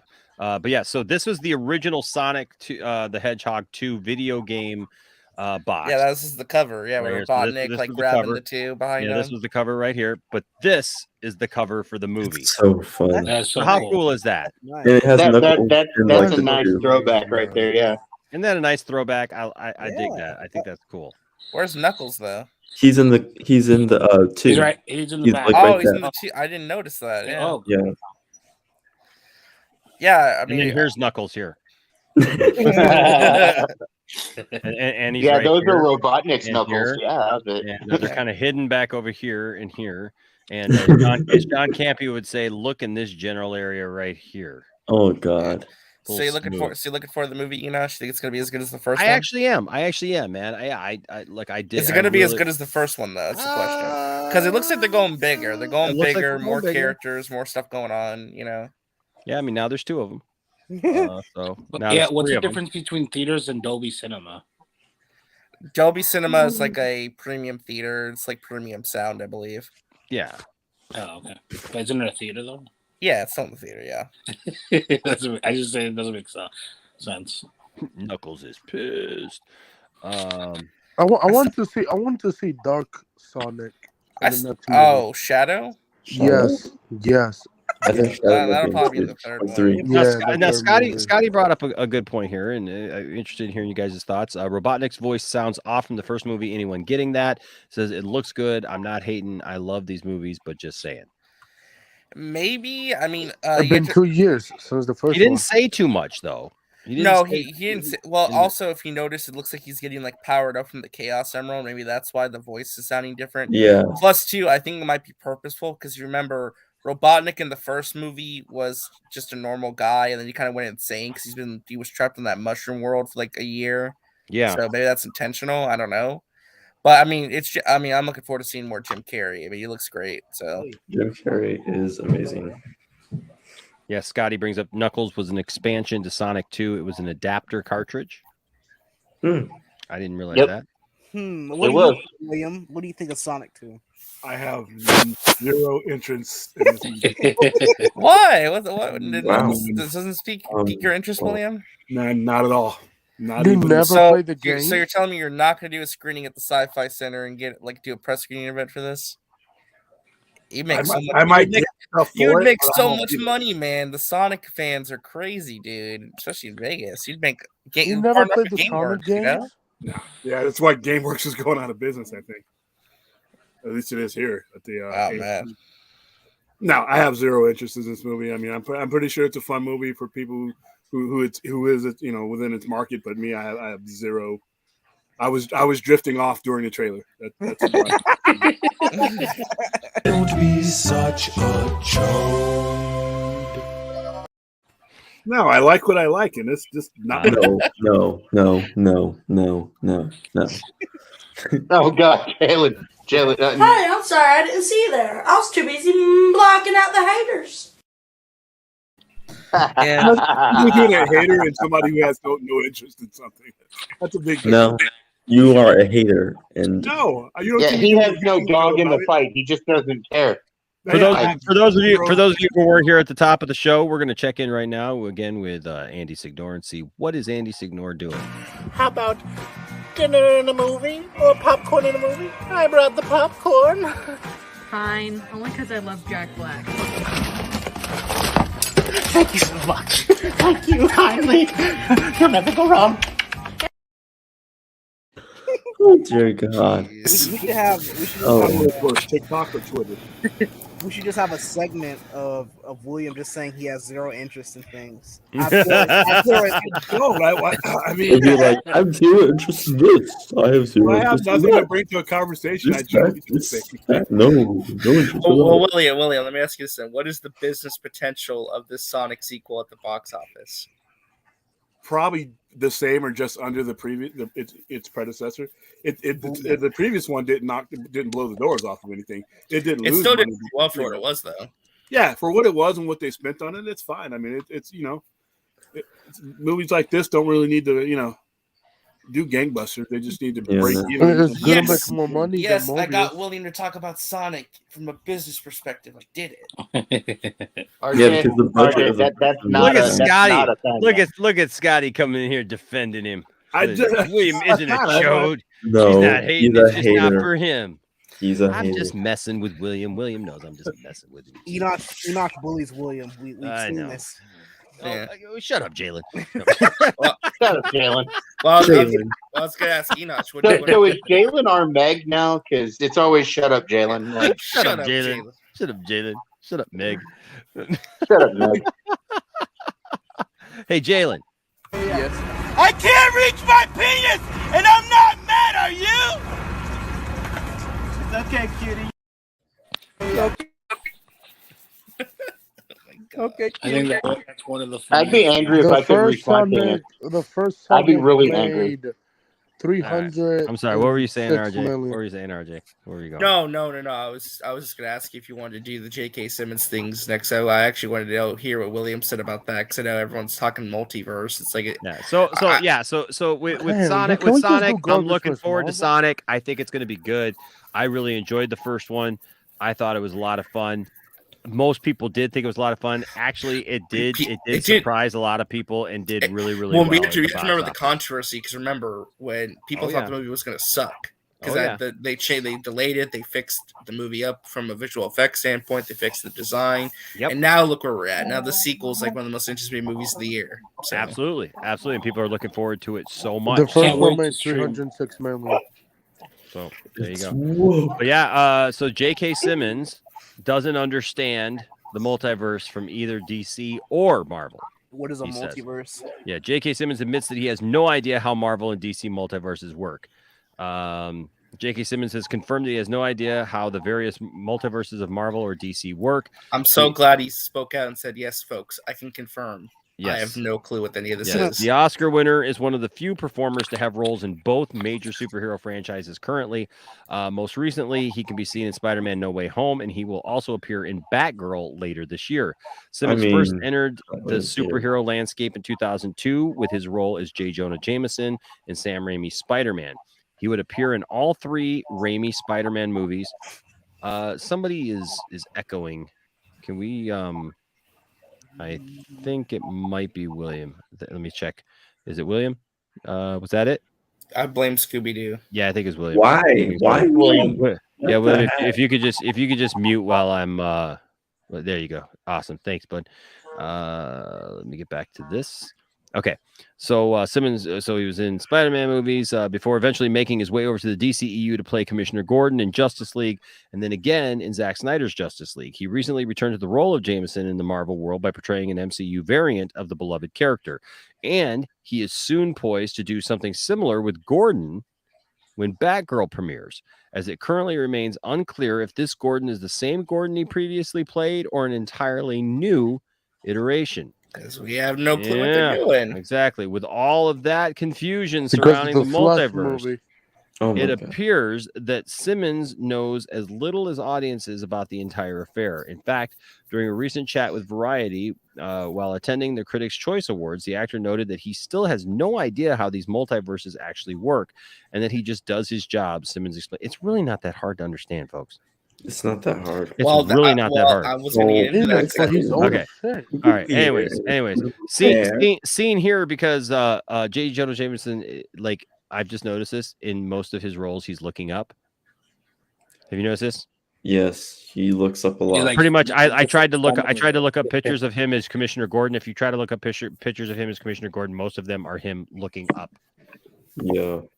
And now apparently here he is as J. Jonah Jameson looking up once again. But But here he was said, looking at the lizard.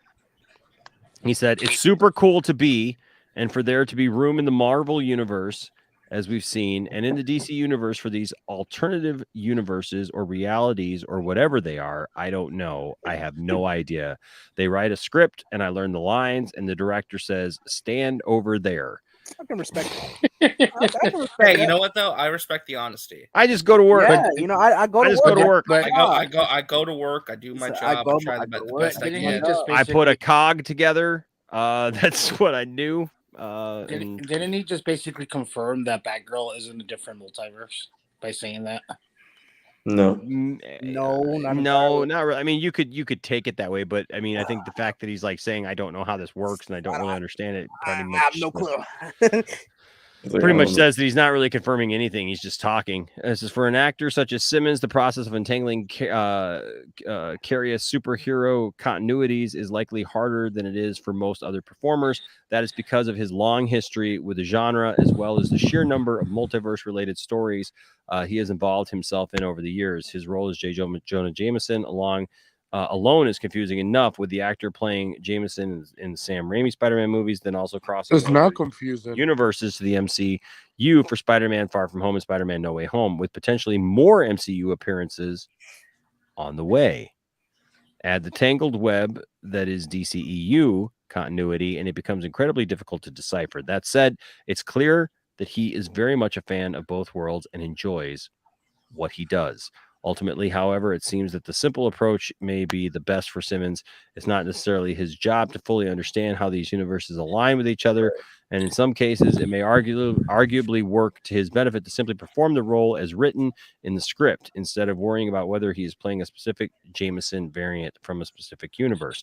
He can instead focus on delivering the best possible performance based upon the script that he is given. Quick question: do you guys think that him showing up in this Spider-Man's universe confused like the general population before? No, it didn't confuse us because we know Anthony what's going on. But do you think it confused like the normal audience? before they talked to one of us and we explained it to them. It confused some of my customers who collect comics and know about this stuff. It really wasn't explained. So, the multiverse in general, people think that everybody knows about it. It's one of the most confusing concepts. It's cool right now because it's trendy and it's happening right now. We're embracing it right now. But if there's one thing that's actually hurt comic books overall in the genre, it is multiversal storylines, and because of how they're connected to reboots and recycling and everything else. It is very confusing. And about a good quarter of comic book fans don't understand the multiverse concept. So a 67-year-old man not understanding it when it's not his top priority doesn't surprise me at all. Yeah. Well, that's kind of what I wanted to get into, just like really quickly. I mean, that's kind of the question I wanted to ask everyone. It's like going forward when it comes to all of this stuff, like, is the multiverse just going to be jumping the shark for too many of the general audience? Yes. Or is this just J.K. Simmons kind of just be like, I'm an old man, I don't understand this, even though it's both. I think it's both. I think it's a bit of both. Man, it's just I think it just depends storytelling. If you show it and explain it, like if you explain it to customers when they watch it, and I think they're gonna get it. But you have to explain it. You can just throw, like, I think they threw it and people were confused.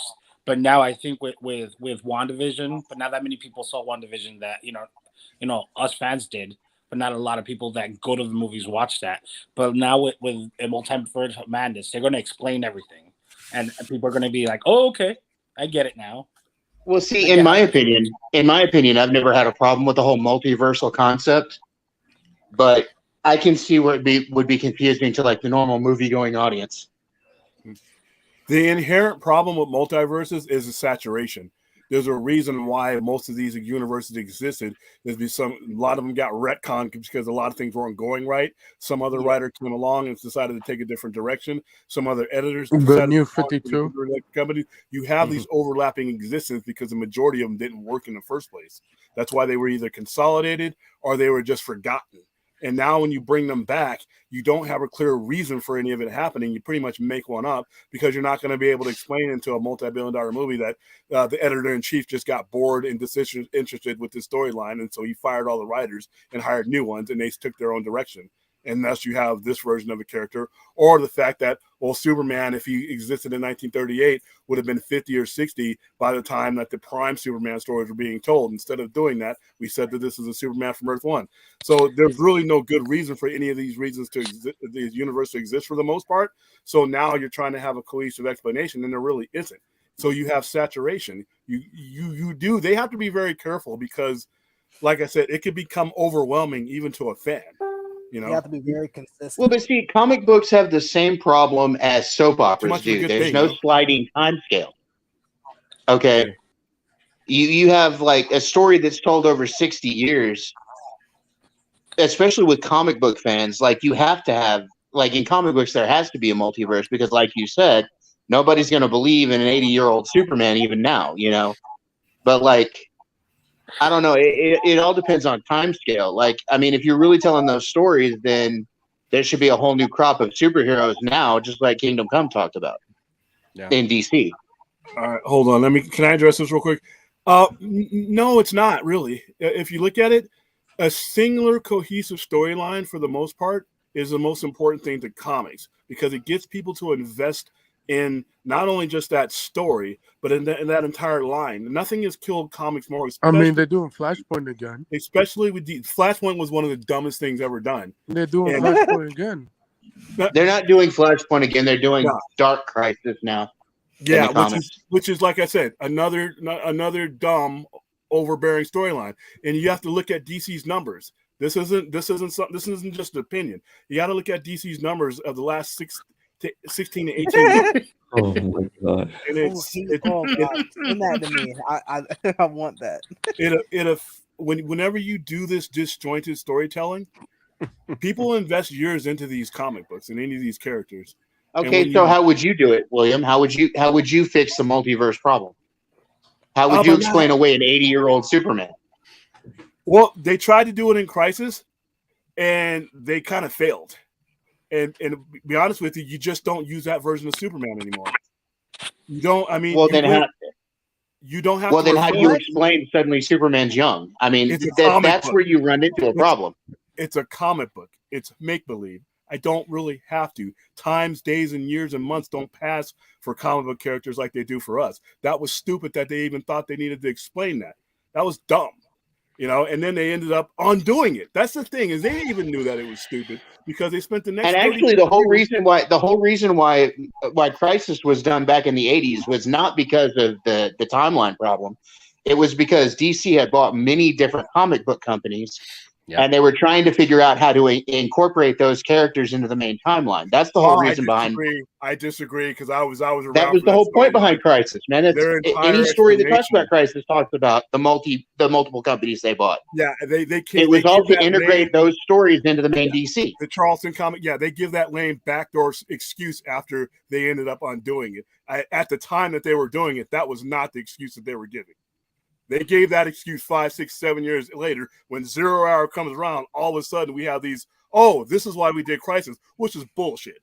All right. They basically retcon their own excuse and then retcon that excuse. And then 12 years later, retcon that excuse. DC keeps retconning those excuses is a point, But that's the point, is they have to keep the original sin, the original mistake was Crisis. So the whole multiverse thing is trying to explain something that really doesn't need to be explained. Just don't refer to those characters. I don't need to know. You don't need to give me a gray-haired Superman. You just seem too way pissed off about the multiverse, dude. What's up? You just seem way too pissed off about the multiverse. No, you guys have never actually seen me pissed off. This is just me explaining myself. Trust me. You're mad. Yeah. All right, so Miss Marvel. I mean, like I said, I think the multiverse is a writer's crutch when you run out of ideas. That's basically what it is. I love the multiverse, dude. Dude, the multiverse opens up for so many different versions of these characters that you can explore different ways. You got to be careful.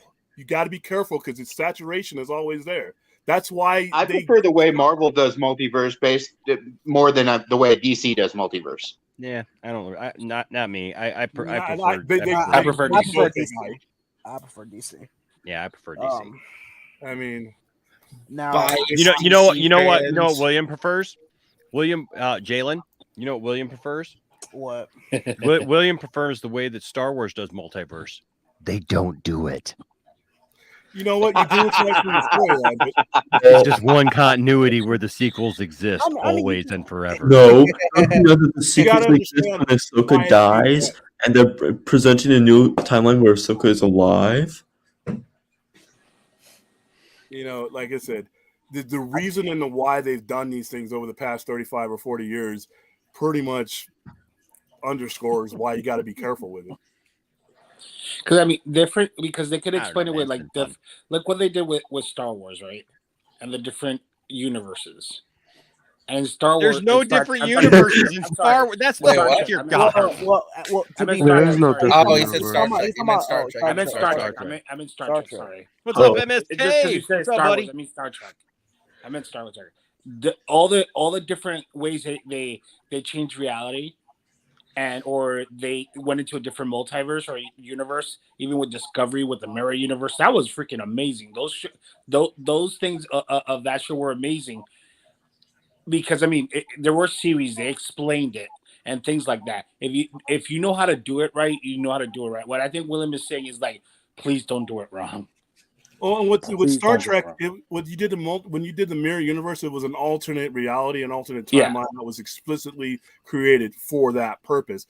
When comic books do it, it's because they get tired of one strain. They realize they themselves can't do anything with that strain. Marvel does it for the same reason that Star Trek does it.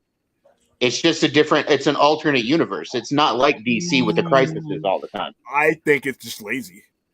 I think there's a difference between having. Well, then it would be just as lazy with Star Trek. Is all I'm saying. No, Star Trek, it was a plot device. The Mirror Universe was a plot device that was. It's a plot device in comic books, but it's extended throughout years and years and years, and entire atmospheres and entire reality. I disagree. The Age of Apocalypse was only over a year and a half, and it wasn't overextended. What's And up? that's Age in Marvel. of Apocalypse is one with Crisis, with the ramifications of Crisis, Okay, ramifications of so- Zero Hours, ramification of Rebirth, New 52. Here's- I mean, how many hands? I need more fingers. Infinite Crisis, Final Crisis, Dark Yeah, Crisis. I mean, yes, come too on. many The new crises. 52s. That is, Well, I need a but here's tail the- now to count how many goof ups these guys have done with these. All I'm saying is reboots. Marvel does it better than DC, in my opinion. But here's the thing about Marvel and DC. With DC, it's used as an event to reboot and to revamp the current timeline. With Marvel, All the characters. you remain revamp. You remain with Marvel. You remain consistent because it's just that universe. Events either happen, they happen, and then they get maybe retcon in the future. We Marvel is more consistent than DC with what they do with their universe. That's the point I was trying to make. Were you? There's more We consistency. we check in now once again with Andy Signor. Hello there, young girl. Can I interest you in some little dummy delectables? Zebra cakes. We have banana twins, also the delectable honey buns.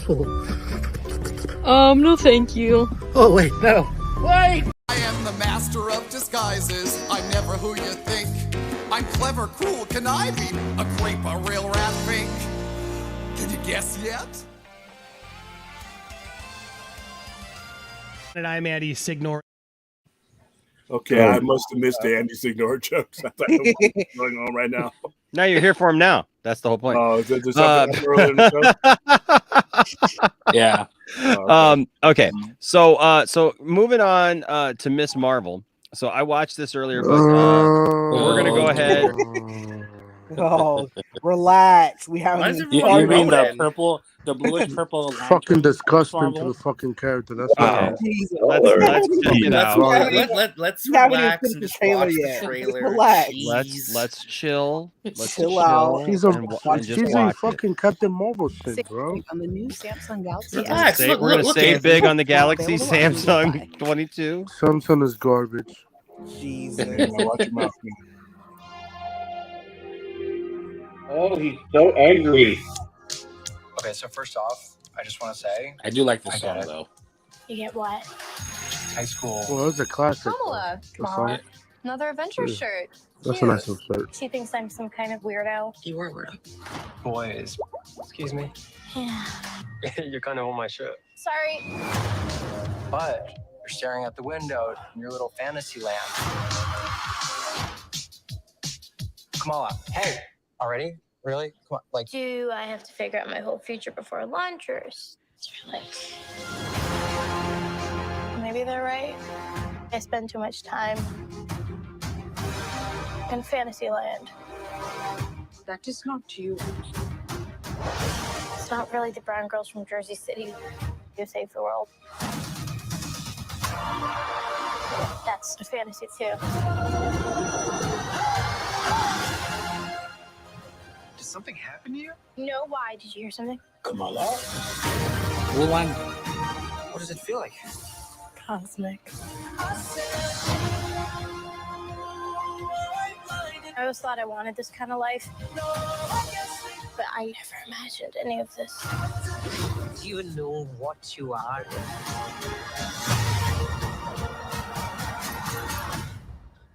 I'm a superhero. Waiting on me.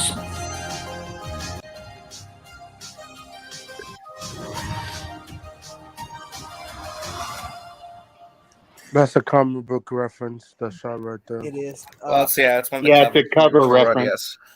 I'll say this. Now, I will say something about what the bracelets that she's wearing. Those remind me of the nega bands that Quasar used to wear. Yeah. We need the grumpy old men's take first, though. I want Scotty's gonna come. I am here. one of the grumpy old men, RJ. Scotty says, "See, okay, I'm Were just you gonna be in honest the here. meme? Were you in the Here's my take on it. I just don't care. I'm gonna take the William approach on this one. I agree. It looks fine. I'm gonna watch it, but I just really don't care. It's some teenage angst stuff that it's like the world sucks. Yeah, I'm for a teenage teenager. girls, obviously. And that's fine. That's fine. It's just it's not my thing as far as this thing. Tiffany really liked it, and I'm sure Tiffany's gonna enjoy it because it's something I'm sure Tiffany can relate better to than me, and that's fine. So I'm not going to hate on it, but it's just not my thing. I don't think that's particularly good or bad. It just looks, H Bar's hit it right here. It just so you're not. It so just you're looks not, okay. So you're not offended by it. No. Why would I be offended by it? It's because they change their powers. That's What why. the grown. A lot of people are complaining because they've changed their powers, and that's just BS. Whatever. Okay, well, here's the thing. Yeah, I never cared about Miss Marvel anyway, so I don't even know what her freaking powers were. I've heard people say that now they kind of changed their powers to be more like Green Lantern or whatever. And well, they've actually changed their powers to be more like the Marvels, like Spectrum and Captain Marvel. They gave her cosmic powers, basically. Originally, she was a polymorph. Movie. Well, she was originally she could stretch and morph herself into different things. Okay, so here's the explanation. Okay, when she was first introduced, there was an event in the Marvel comics where basically a lot of New York was exposed to Terrigen Mist that connects the X-Men versus the X-Men versus the Inhumans. Yes. Yeah. Basically, it's the Inhumans. It basically, and it's going to sound funny, but it is what it is. It's space gas that turns you into an Inhuman, right?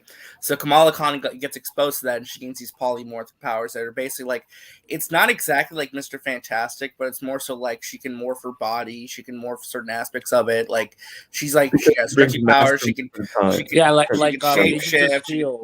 That's what Angels of S.H.I.E.L.D.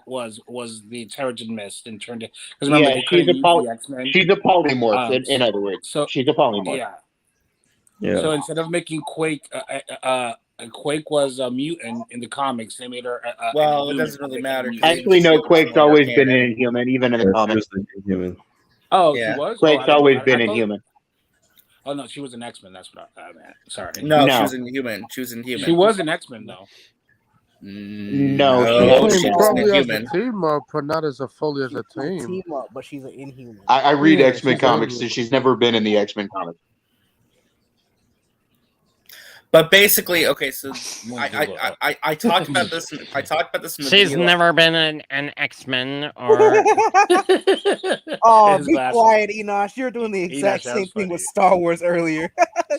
I take umbrage with your tone, sir. She was never an X-Men. She was never officially brought in by Professor X. Neither was Ahsoka any longer a Jedi. So. Yeah, well, I talked about this. I talked about this in the video that I put out earlier on my channel. The thing about it, right, is that the reason I have concerns, and again, it's not like I thought the trailer was fine. Okay, so it's hard. I'm gonna give the briefest explanation I can because of her polymorph power. She kind of like her idol, her hero is Carol Danvers, Miss Marvel, Captain Marvel. That is her hero. Okay, gotcha. In her origin story, when she first gets her polymorph powers, when she tries to be a superhero, she constantly shapeshifts into Carol Danvers because that is the personification. That's the image, her self-image, what a hero needs to be. So the whole story is that the origin is that it's her learning to become more comfortable with her own body, with her own powers, and learning to accept her heritage and who she is, and that she doesn't need to be like Captain Marvel, a pretty, white girl to be a hero, that she could just be Kamala. That's kind of like a big part of the aspect. So, and I don't see why that concerns you though, RJ, because that's probably what they're going to do with this series, is just with a different set of powers. Yeah, you can see it. You can see it in the when they talk about the Fanny Cinemaland, you can see her hopping out a window in the Captain Marvel suit. No, I know. So I can see that they're still going to do that storyline, but not with the polymorph part. Well, I'm just trying to clarify why. My name is falling asleep, yo. Well, no, I'm just trying to clarify why I have initial concerns going in as someone who likes the character, is a fan of the character. Sure. Right. That's it. Like, I understand they're going to make some changes. What I'm saying, RJ, is I don't understand why you would be concerned if they're still following the storyline. Well, because they're really not, though. That's the thing. They aren't. It seems like they are. I mean, okay. She's still questioning herself. She's still wanting to be Captain Marvel, and now she's trying to be her own self. Though I don't see where you concerned. Kind of, but it again. Well, here's an example of how that really won't matter. Carol Danvers was never Miss Marvel's in the Marvel MCU continuity. right? There's a path that she took to become what she was. And No, yeah, that's already a big change. Completely Yes, ignore that's that. yeah. And the reason why they were able to do that is because the majority of the people that when they first lay eyes on this character will have never read, picked up, stepped into a comic book store, or know this character existed. The vast majority of the people who saw this trailer and will tune in this show will never pick up a comic book. Which again is a shame. I mean, it's a shame. Oh, I agree. If somebody sells them, I agree. I want you in the paper medium. But the majority of these people. Well, I'm just saying it's such a big leap because again, it's a logical leap because they're not. There's no connection. Yeah, but you got the comic book creator working on the show. No, and that's true, and I'm glad. I think honestly, RJ, I think they're still going to stay true to the story, to the heart of the story, and there's no need for concern. I don't know. Well, again, I would hope so, but again, I'm looking at this. I'm not trying to be critical. I'm just looking at this from a fan perspective. Yeah, this is a fan perspective. Because again, this show it has uphill battle in the eyes of a lot of fans. Just look at the response to social media because they are making such a big, drastic change. I still agree with William. Nobody's going to know. I mean, like the regular. Okay, hold on. Just real quick. The comparison. Let RJ finish. Yeah. The comparison I made in my video is okay. True. Okay, let's talk about Spider-Man. Same general story, right? But they changed the powers to where it's like, okay, instead of being bit by a radioactive spider, he gets like a gadget or something. He gets these magical web shooters and let him infuse him with the power of a spider or something, right? Or I still think you're being a bit hyperbolic, though. No, huge difference. Huge difference. Spider-Man is a global, decades-long icon. Ms. Marvel is not.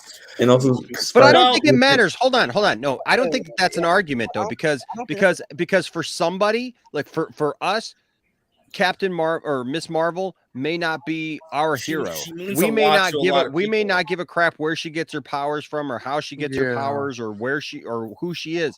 But the thing is, for somebody, that is their Spider-Man. But you got to go with the law of averages and percentages. But it doesn't matter though. Hold on. Let me finish what I'm saying, and then I'll give you plenty of time to finish what you're saying.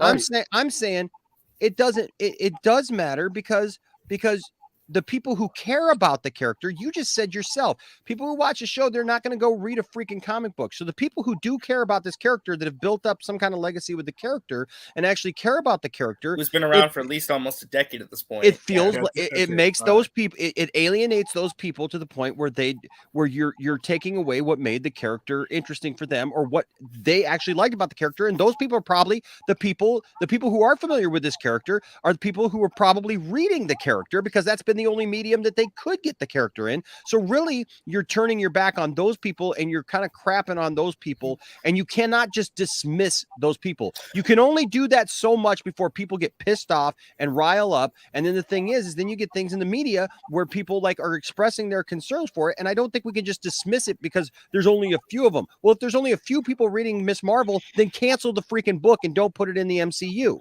Okay. If nobody matters who's actually reading the thing, if nobody matters who's actually watching, and that version of the character doesn't matter, then just erase the character. Hold on. Can I go? They did the same thing to mutants. Hold on. Let me go, please. Okay. Go ahead. No, about 4 or 5 times. No, because you're comparing a character like a Spider-Man or somebody on a Superman level to where you do not have to have the coherence to you. Come on, man. But to you do not have. You can't compare a character, even if you can because it's to you again, dude. I hear what you're saying, but you're making the argument that I just literally said that you're not answering my argument. Let him finish. Go ahead. Okay, there is no comparison to Miss Marvel and Spider-Man. None. Laugh at that comparison, and here's why. Even though Miss Marvel is it's a good selling comic, I can tell you that personally. The good selling comic, the percentage of comic book characters right now versus the percentage of awareness outside of a major character like a Spider-Man, Superman, Batman is drastically different. You have more narrative freedom, whether I agree with it or not.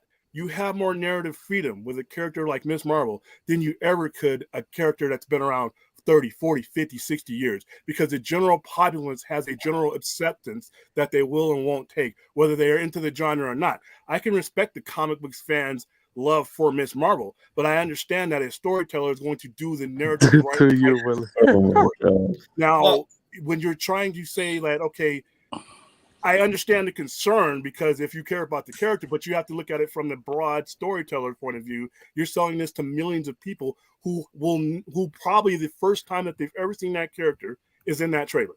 Like I said, the vast majority of people who are going to watch this show and probably make it a hit have no knowledge of that character. That is not the same for a Spider-Man level character or a Batman level character. You don't have as much license in that. My argument is not. My argument. Hold on. My argument is not that it has to be on the same level as a Spider-Man character or a Batman character. My point is that for the people who enjoy Miss Marvel, who have actually bought Miss Marvel, who have actually invested in Miss Marvel, it matters to them.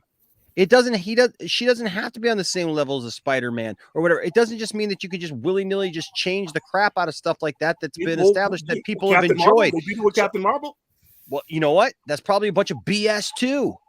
Okay, but but I'm saying it does not negate. But you cannot. What I'm saying is you're being very dismissive of the people who actually enjoy. Yeah, you are, because you're just saying, well, it doesn't matter. It does matter. It's something to talk about. If we're not going to talk about it, then we should just end the stream. We should just end the stream and not talk about it anymore. Like I said, you're talking reality versus your feelings. Well, I don't have. That's the point. I don't have any feelings about it because I don't care about Captain Marvel. For something. If you didn't have feelings for it, then what did you just express? Because I care about the people who do have feelings for Captain Marvel, because I know the things that I'm passionate about. And if they come for Captain Marvel or they come for Miss Marvel, eventually they're going to come for the things that you came like. For Captain Marvel. They butchered Captain Marvel. They did, and you know what? Nobody said anything, right? People have just let it go, and the people who did say something have been dismissed over and over again. They've been dismissed over and over again. They've literally been dismissed over and over again, and now they're in the same situation. Now they're in the same situation with Miss Marvel, that we're just going to dismiss the people who actually care about the character. That's all I'm saying. So what's next? What character do you like that they're going to come after next? I told this to RJ. Remember, RJ, when we had this conversation like a few months ago, right? When they came for my thing, I didn't say anything. Or when they came for your thing, I didn't say anything. I didn't defend your thing. So then when they came for my thing, there was nobody else left to defend my thing. RJ, go. I know we got to clip that. I know we got to clip that. What I was gonna say is that one of the other issues, right, is that they've been. We're just having fun, by the way. Me and William are not fighting. We're having. Hate each other now forever. Yes, we hate each other. Yeah. Yes. He's gone in the pantheon. Really quick. Can I say something? No, it's RJ's turn. I promise RJ would talk. Yes, RJ's what I was going to say, the other issue is, right, and this is just, they've been building up to this moment where the character was going to get this big live action show, because let's look at it from this perspective too. She's been in numerous video games portrayed, very comic book accurate with the same power set. Marvel's Avengers, Ultimate Alliance 3, the comic books, the cartoons. She's even in the freaking preschool cartoon on Disney Channel, a Disney Junior called Spidey and Friends, right? Had they been building up to this moment of her gradual power change and maybe other forms of media, it probably would have been an easier pill to swallow, but they haven't done that, right? They are building up this media perception of the character in other forms of media that other people have been exposed to. So there's an expectation going into this that it has to be a certain way. I'm open to change. I'm open to change if it fits the story what they're doing. Are you though? I mean, but they changed Spider-Man No Way Home. They changed his entire without May, and I freaking loved it. Well, no, that's the story point, but still part of the different. It's a different universe. So they're no. Like I said, I'm not trying to be negative or complain. No, I'm not saying you're negative. I'm only asking a question because it is such a fundamental big change for this character, right? I'm not saying it can't work. And all I'm saying, RJ, along with that is that I'm not saying that I care about that character. I'm agreeing with you that it's such a fundamental change for the character But to act like it doesn't matter just because it's not Spider-Man or it's not Batman. That's not what I said. That's what you said. You said she's not on the level. It wasn't that. Can I say something here? She's not on the level, so why does it matter? That was on me because it was RJ that said. No, because I brought it up. What if Spider-Man gets his powers with magic web shooters? That was the comparison, right? I'm just But saying. he got powers through magic web shooters in No Way Home too. He has extra power set. Yeah, let me give you. But you understand? I'm saying like that wasn't an origin story. What if we have a show where Batman gets bitten by a bat and he has actual powers? That's stupid. Well, that's. No, I'm just saying. Okay. We know 80 years of Batman, right? Don't give Warner Man bat. Shut up, Krypton. Man bat. That's gonna be my new catchphrase. Shut up, whoever.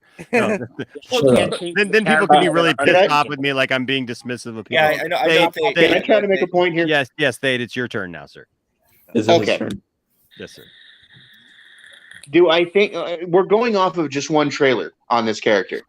In fact, there's a point in the trailer where she makes a big fist and hits somebody. It's very similar to the power she had in the comics. Okay. Yes. Now, did they change her a little bit? Yes. Do I think it's going to fundamentally change her character? No, because she is still the same Kamala Khan. Personality-wise, she's still running the same way she did in the comics. Okay. Now, we're going off of just one trailer. Let's wait and see on this. The next one, we can really get pissed off and throw things at each other. And I just want to clarify, Thade. I agree with you. I'm only questioning it because I am a fan of the character. I know some people in the chat were saying, "Well, her comic doesn't sell well. Honestly, her comic doesn't matter." I'm a fan of the comic. It does sell well for me. Well, I just want to tell you the truth. Though. To tell you the truth, I read her comic, RJ. Yeah. I now she's not one of my top favorite heroes. Prove it. No, Produce but one right now. Read the character. Prove it. Produce one right now. Okay, really? Come on. Yeah. I can't. I read all my stuff digitally, man. Liar. Do it. Thade is a big fat phony. Thade is a big fat phony. Well, I just want. I am not a phony. Thade is a big fat phony. I just wanted just to chat real quick. Have some of her books been canceled? Yes, they have. But she still has. Well, then she should just be canceled, and they should just get rid of her as a character. Don't bring her in. Well, no, I'm just I'm just bringing that up because yes, has some of her books been canceled? Yes. Listen, the comic book industry is a fickle business. There's a lot of stuff going on with that. But she is a popular character. And the thing is that it's so important to mention. Who is she? RJ, you say she's a popular character. She's a popular character with certain people. Yeah, of course. That's every character, though. Every character's but not all characters. No, but I think, and I'm going to play devil's advocate for William here. Okay, I'm going to play devil's advocate for William here. Hey, let me finish. No one's making. I like my new catchphrase. I'm going to play devil's advocate. I'm going to play devil's advocate for William for a minute. Shut up, Thade. No. Please do. You still have to make my electrical mayo rat shirts, okay? Electrical what? Shut up, Thade. Shut up, Caden. Shut up, Cameron. Shut up, Enoch. Okay, so Shut up, Cameron. Okay, so I'm going to play devil's advocate for Will for just a minute. Okay, yes, because he is very devilish. Yeah, very devilish. Look at him. Looking very devilish you know out there. Look at him. You know what? I could imagine William being the devil. He'd walk up on you and be like, "Hey, I want to make a deal with you. I bet a fiddle of gold against your soul. I play better than you. We can all win." Okay, so anyway, the devil's advocate play here is this. He makes a good point. Captain Marvel or Miss Marvel only has so many fans based on where Spider-Man is worldwide known. Okay, and I'm not saying I don't want to stir up the hornet's nest here. Okay, because I understand there's fans of both.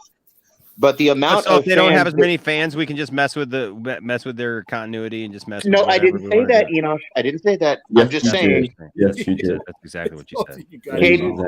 Caden, don't make me swat your nose with a rolled up newspaper. What?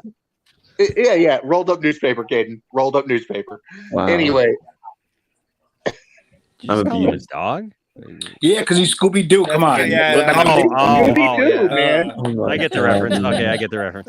William is anyway. Mephisto. What? No Scooby William is snacks for you, Mephisto. Caden.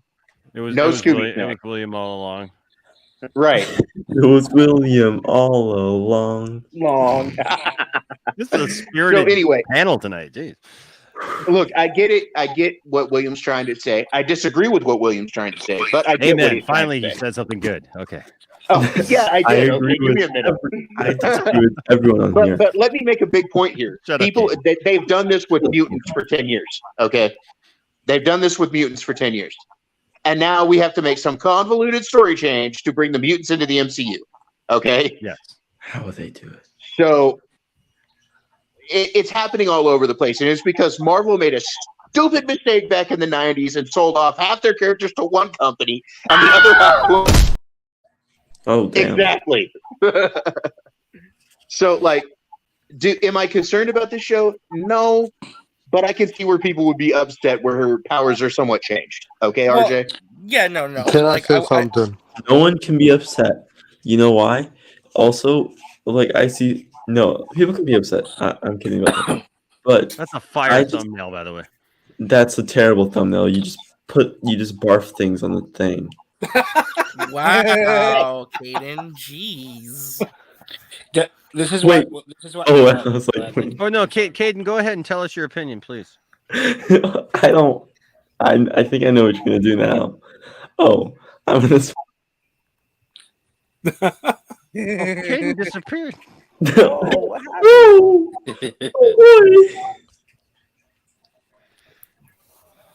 What? Yeah. Well, I just wanted to jump in. To say, I didn't even finish what I'm about to say, RJ. Or are you gonna kill another horse because I was? Well, you just made fun of stop Enosh's killing thumbnail, horses. so you didn't really make your You know what? point. No, stop killing horses and stop killing me. What? What the hell? Hey, Brodan, I appreciated his mother twice today. Oh my god. Okay, I'm not even touching that over and over again. But William just said he wouldn't even touch her. So He wouldn't touch her with a tail. Oh my god. Hey, Caden, just letting you know, I've appreciated your mother several times. Whoa, Anyway. okay. Am I on the outside of an inside joke here?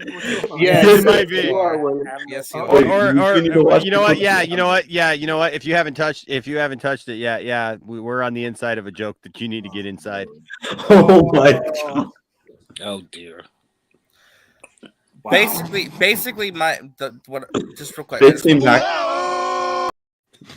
Basically, Max wants to do RJ, and he wants to appreciate RJ. No. Yes, Max is going to do RJ.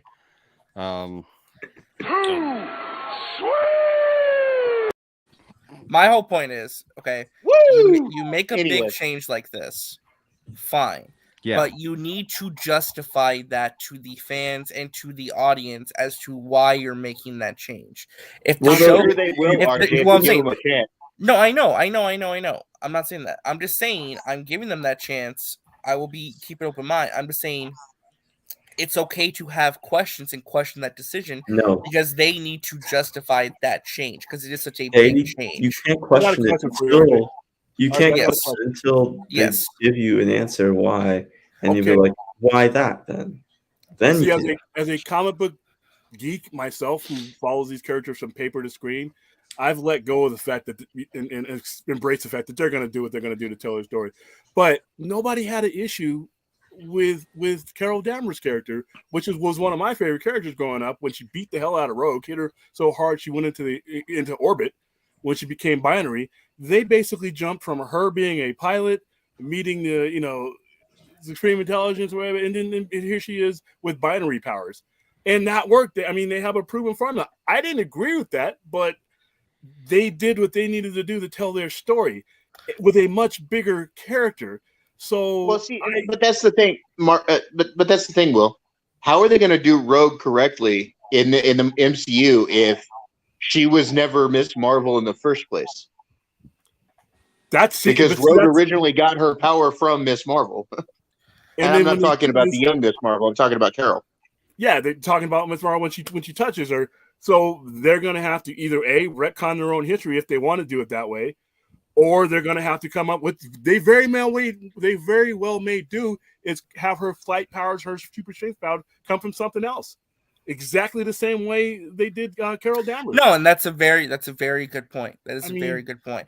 I'm just going to be honest though. When it comes to me personally, I don't really care. Listen, it's going to be a bit hypocritical, but it's like I care about Carol Danvers, but at the time I wasn't really a big reader of her comics. I didn't really know much about her history. At the time, I was more invested in Kamala Khan's comic books.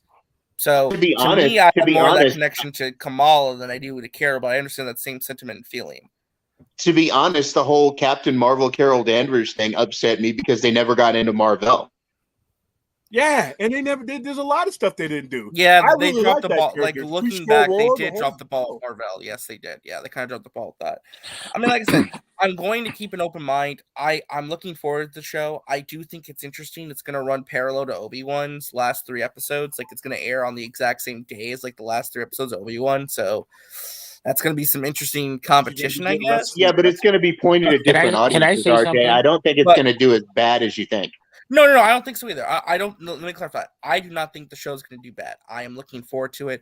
I am just simply, as a fan, asking questions because I care about this property. I care about this character, and I understand what she means to a lot of people. That's what I want to get to really quickly. Yeah. She means a lot, and I mean a lot to the Muslim community. She is a beacon of hope, and she means a lot to that group. I just want to make sure, as a fan of that character, that she's properly represented in her first live action appearance and that she's properly representing the community that loves her as much as they do. Well, personally, I think she's going to be fine on the Muslim front because it looks like it looks like they're following the whole Muslim thing on the show, on the trailer. Yeah. No, I agree. Like I said, I'm just judging this off a trailer. Like I said, I'm optimistic the show will be good. I just have questions, and I'm okay with asking questions. I'm going to ask questions sometimes. They're good questions too, by the way. Okay, so terrible questions. With her, this is what I don't understand. What they showed on the thing. So she needs those gauntlets, and she has her powers. Like, can we have those gauntlets? Is that the only root of her power? Like, does she need to wear them to have it, or are these gauntlets going to give her powers? Because it's a Green Lantern. She's a Green Lantern. What it looks like to me that they're doing with her powers is in the Marvel universe. There's these things called the negabands. Okay, they were originally given to Quasar. Didn't we wear those in the 80s? Yeah, probably. Anyway, the negabands look like they look like remember we wore them on our thing. We put them all on our hands and stuff. And like, yeah. Anyway, let me finish. But it looks like that they're. 10 years before William was petting rocks and stuff. So but yeah, it looks like that they're going the negabands path. So it looks like she's getting her abilities from those bands. It's not necessarily a Green Lantern. I don't see why people keep bringing up the Green Lantern thing, but okay. It's because it's the purple color energy and like the big fist stuff. Well, like that's so retarded. It's not even. Well, it's because it's a ripoff of Sci-Fi from. I agree. I don't think the Green Lantern comparison should be there. It's just a surface level thing because people don't actually understand or comprehend what they're actually looking at. So. Well, I know in the comics, the bracelet that she has is from her grandmother, and her grandmother found it when her grandmother was in Islam or the Middle East. And I have a feeling they're doing is they're going to connect it to the Eternals. Another storyline they butchered to fit their. Oh yeah! Don't get me started on the Eternals. Don't get me started on the Eternals, William. But anyway, I think they're going to connect these bands to the Eternals. What about the one that was in Shang-Chi? I think they're going to. The directors to themselves are still comic accurate to those rings are still comic accurate to the Fing Fang film people. So it's still I mean, think about it, right? They're like. I don't think so. The rings, the 10 rings, they are not comic accurate. But anyway, beyond that. I mean, they're not finger rings, but they're the rings. And we have the origin. No, because each one of the Mandarin's rings had different abilities. All of those rings did the same stuff. Yes, okay. There's no comic book accuracy there, Jalen. Yes, but they can explore that. You're saying that the entire time. Oh well, it can still make sense to the story, but it's just let the storyteller tell a story. That's all I say. That's always we go back to. What are you doing? Oh, these things. Dude, You really were that you had that on your mind. We paid classmates to make these for us in middle school. Yeah, these were cool. These were always cool. Somebody got run You gonna over do by something like doing sea this. monkeys? I mean, Yeah, I just want to say really quickly, I did like some stuff in the trailer. I like the stylistic choices they were making, like the word Woke. bubbles and like the comic book stuff, like kind of like to explore like her imagination in her mind and stuff. I thought that was really neat. I like the idea of like having like these like dream sequences to explore her fantasies about wanting to Well, be a that straight superhero up and that comes from her stuff. comic book run, though. Yeah, exactly. Wait, we're gonna find I'll out be about her honest. fantasies. No, Whoa, exactly. whoa. That's why I like how they're incorporating some of that. That's a good sign to me. Miss It's a big hand. Miss Marvel remind me of Jesus Christ, Enosh. Miss Marvel remind me of Sometimes it Stargirl. takes a big hand. That's what Miss Marvel. That's what Miss Marvel remind me She's of. a teenager, Enosh. Good lord. that's a grown ass man saying that, by the way. Yes, grown man saying that. Grown ass middle aged man. Better than a grown senior citizen saying it. Actually, I don't think that they were virtue You are signaling 2 for years younger than anything. me. But When that's When are you getting AARP again? Same time you are.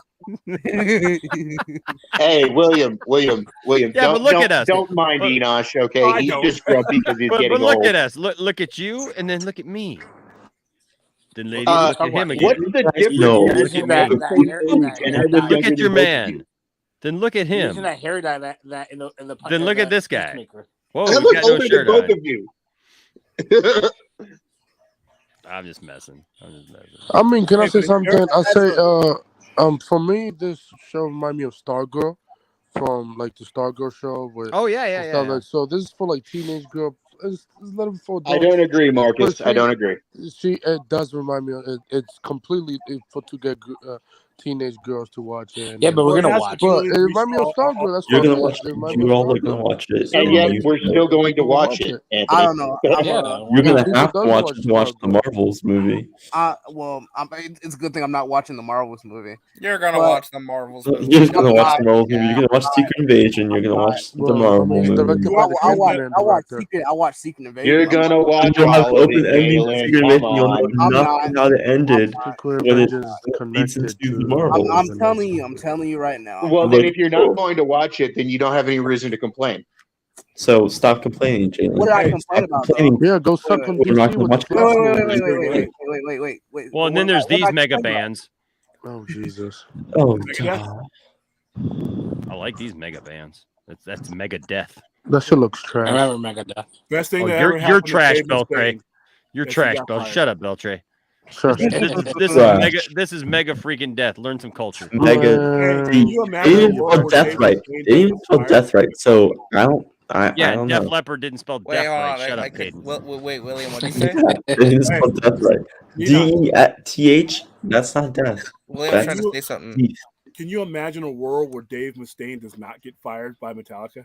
Oh my gosh, dude. Dude. That's hilarious. I mean, just the fact Dude, that Wait. No, Hold on. I Are can't. you and That I would agreeing break on my something? brain. Did we just become best friends? Yeah, That would break my brain, William. That would break friends. my brain. Yeah, that's a little history for you guys. Your mom. proof that Your mom. Marvel will do what they Your need mom. to do to tell their story. We've already established your mom. The one thing that made me sick, that almost made me vomit in the theater, Your mom. was Yep. watching Eric. Oh, I can't hear. What did you I say, know. William? I didn't I'm hear. sorry. What is William You trying said to your say? mom. Watching Shut up, Arishem- Caden. Watching Shut Arishem up, the RJ. Judge, a Celestial, speak. That was like sacrilege to somebody who's been collecting comics as much as I do. The Celestials do not speak. They do not interact that way, the way that they did with the Eternals. But yet I accepted it because that was their narrative. They're telling their story. I mean, they totally. Or are you just going to accept everything that they tell you then? No, but I have to understand. Are you going to accept everything that DC tell you then? No, here's the It's the thing same though. shit. When somebody is telling a story that they've been successful, I tend to give the tide to the storyteller.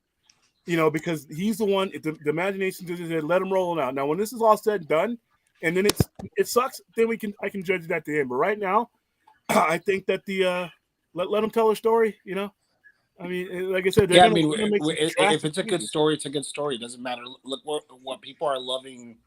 the Batman. I didn't like it, but people are loving the Batman. It's a different take on Batman because Well, you he's felt not a it, playboy. so He's a loner. He's not a playboy, and stuff like that. And people are loving that. It's just a different way of telling the story. If he's still Batman, Yeah, it's but still apparently Bruce the Wayne, Batman is a he's flop. Batman. You know, apparently the Batman had a same thing with 7%. Superman. The way they did Krypton, the way it looked, because we thought Krypton was always the icy planet because that's how we saw it for 30, 40 years. And then Bring back the Man of Krypton Steel show. comes comes around and they show it completely different. And we That's not how it we was in the loved it. comics, It's a though. different take. Yeah, Not how it was in the No. comics. Candor. But, I mean, you had all kinds of stuff that you could explore with Krypton. I really wish that show would have been given the backing that I think that show. I really No, it was connected to Men of Steel. It was gonna be connected to Men of Steel. Jeff Johns say "fuck you." Yeah, No, well, it was that's going to what be happened. vaguely connected. No, it was What- gonna be what connected was? to Men of Steel. It was What gonna be was? connected. Vaguely. Jeff Johns say no. Vaguely. Jeff It wasn't say going to no. be direct, though. And Jeff Johns say no. But fuck Which him. one? What are you talking about? You talking about The Krypton Krypton show was Sci-Fi Channel supposed to stuff, be Krypton. connected. Yeah, it was connected because of You know, it the was not. cryo It's not chamber. connected. It's not. It was the same way. The It's cryo not. chamber was It the was same Jeff way. Johns say no to it. It was gonna be connected to Men of Jeff Johns Steel. was- Jesus I Christ. think at the end of the day, Everybody's a professional critic. I know what I'm fuck I'm Jeff not a Johns. professional anything at this point. I'm not a critic. Consumer. That's all I am. I'm a consumer. I'm a professional asshole. Does that make a point Can you tell anywhere? about the I mean, merger? That's half the How do you battle. get that job thing? When you be a professional It doesn't asshole, pay. you just be an It doesn't pay. asshole. I mean, Well, like, hey, on the bright side, we are 2 weeks away from Moon Knight. Oh, the merger. Is that the Yeah. bright side? Yeah, they I'm they very much restarted looking- that comic book too, just to line up with all this. Yeah. A comic book that just came out, they restarted it and they came out with like 13 different covers. So now I got people coming in the store. Oh, That's the one of Daredevil the- shows on when did I use? Yeah. every Marvel show from Netflix is on Disney Plus right now. Yes, the updated parental controls. Yes. Can I have I answer a chat to Marcus Cruz? Actually, Yeah. Depends on which version of the mutants that they use. Because if they use the 1610 mutants, the ultimate mutants, then yes, they were an experiment from the government. If they do it the way the 616 does mutants, then they're just born that way. Children of the Atom, So yeah. either way would be right. Just saying. I like the ultimate. I like the way the ultimate pretty much that experiment, the super soldier serum, pretty much made up for pretty much just about every. But the thing about mutants, the thing about mutants and the ultimates is like it involved the super soldier program, but it just worked on what was already there though. Like the dormancy was in the genes. It just like Yeah, activated it just interacted. Yeah, I loved it. I loved the ultimate. The Krypton show is not connected, Lord Jesus Except for the Christ. Galactus thing that they did. That was horrid. Which Galactus? That was horrible. Galactus, Yeah. the ultimate Galactus, the ultimate annihilation story. That was just. They spent the whole year leading up to this thing, and then it was Yeah. just a big letdown. Can we cancel every J.J. Abrams? No, the biggest problem with the ultimates was when they did Ultimatum. That sucked. Oh, Yeah. when they had Magneto basically killed like a bunch of people. The Blob ate Wasp. I mean, that was and- wrong. Yeah. The Blob ate Wasp. It was Okay. cool though. And then Krypton Giant Man is became not big and connected. bit off Jesus Blob head. Christ, bro. That was all disturbing. Very disturbing. But you have, when you say it that way, yes. But when you see it on the pages, it was kind of cool. Oh, it was awesome on the page, but it was still crazy, man. Yeah, they kind of spiraled out of control there towards the end. I completely disagree, Azteca, but hey, to each their own. I mean, I think at the end of the day, as I like Miss Marvel as a character in the comics. She's woke. Oh my. Dude, Anthony, Anthony, you're woke. Anthony, Shut up, you're woke. Anthony. But I agree with Geeks and Gamers, what they were saying. Oh my God. Yeah. What? Okay, stop agreeing with Okay, Geeks now and for Gamers, something please. now for something absolutely not controversial at all. Dang it. Oh, Oh, go ahead, Jesus. Jalen. Go ahead, Let's Jalen. fucking Like at the end of the day, I like Miss Marvel as a character. I think it was a bit of a letdown to not see her powers in live action. But I think at the end of the day, with like this show, I think I'm pulling a William. It's like, I don't have. You're much pulling a faith. what now? A William. A what now? An old man. At the end of You the pulling a McNugget? Hey, dude, that's great. That's great that at your age that you can pull an old man. But that's whoa. Okay, but I hope people enjoy it and. Like I said, I like the trailer overall. I just hope that the show Yeah, can it was justify that creative change. Do you think they're I hope for making the her best, and I hope it's good. Enosh, I think they're making her the president of Warner Brothers. Of Warner Brothers films.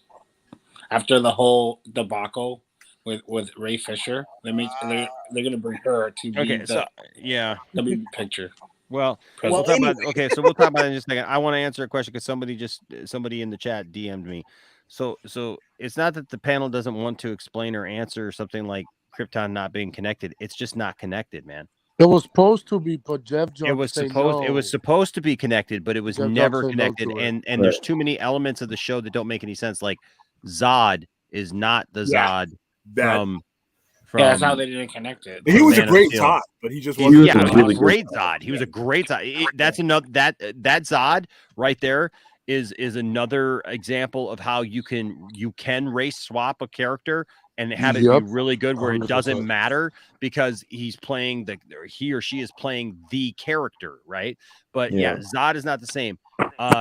Even though Doomsday is not Doomsday and Batman v Superman. Yeah, dude, it's probably the best Doomsday like that we've ever seen like that.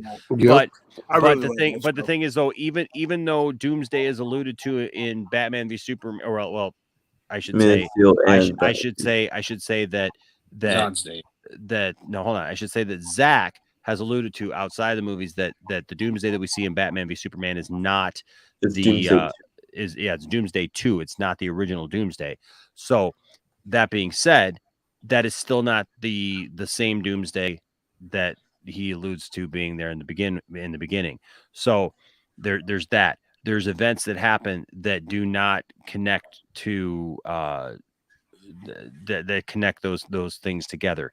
Pretty much everything about it is not like Anthony. What Anthony said is correct. They originally talked about it being connected.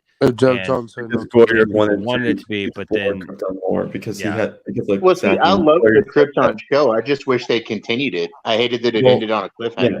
But like Goyer and Zach said, is that Man of Steel 2, Man of Steel, they had a longer Krypton scene, and they took out some parts in the script, and Goyer wanted to explore that more, and he was like, and so that's why he created the show, was to explore. Krypton's Lobo. I do like Krypton's Lobo. Yeah, that Lobo was cool in it. I didn't like Lobo. Lobo was the worst part. Look, I thought it was funny. No, dude, that was not Lobo. I felt he was forced. I felt this entire thing was forced. He was forced. He wasn't the right size person. Like as far as that, the character just wasn't right. I remember that he was gonna have a spin-off. It was. Thank God that didn't happen. No, the best part of that show, was Zod, and then also Brainiac. Dude. Brainiac was awesome. Bro, that actor, they handled Brainiac in a way that I would love. And Doomsday, to be honest with you. Yeah. All the villain parts are always better. What about Swamp Thing? Swamp Thing was amazing. Who? Swamp Thing. Yeah, I still think you're gonna get that though. Yeah, Swamp Thing was all right. I'll be honest with you. It was a 10-episode thing to get us to like it was like a 10-hour origin story, and then it was like, but no, it was like it got us there. James Swan directed every episode of it. Yeah, it was like it was trying to get us there, but never quite got us there. So yeah. Anyways, okay. So this right here, AT&T names Warner. This is more kind of just a goodbye, and Sunroff. Goodbye. There you go. We'll serve as chairman in the boardroom. So that's my dad and aunt's old boss. It's who? Deborah Lee is my dad and my aunt's old boss. Seriously? Yeah. Really? You know how she got this job is because BT and AT&T work together a lot. So that's how she was appointed. Well, there you go. Yeah. But I think she's going to become the president of Warner Brothers. Well, no. That person is the pizza guy, whatever his name is. No. He's the president of Warner Brothers Discovery. I'm talking about Warner Brothers. He's the CEO. The president. I'm talking about. No, the pizza guy is gonna be, bro. No, yeah, the pizza guy's over CEO. They just put her in. They just put her in this position, dude. That's why they put her in this position. Telecom giant AT&T has named its 7 board directors. Hey, William. Yeah. Can you mute while? Am I making noise? Yeah. You know what you sound like. You know the sound that the probe droid makes in Empire Strikes Back. You know, it's just like it sounds like it's because we can barely hear the echo of everything that everybody's saying. Yeah, just when you're not talking.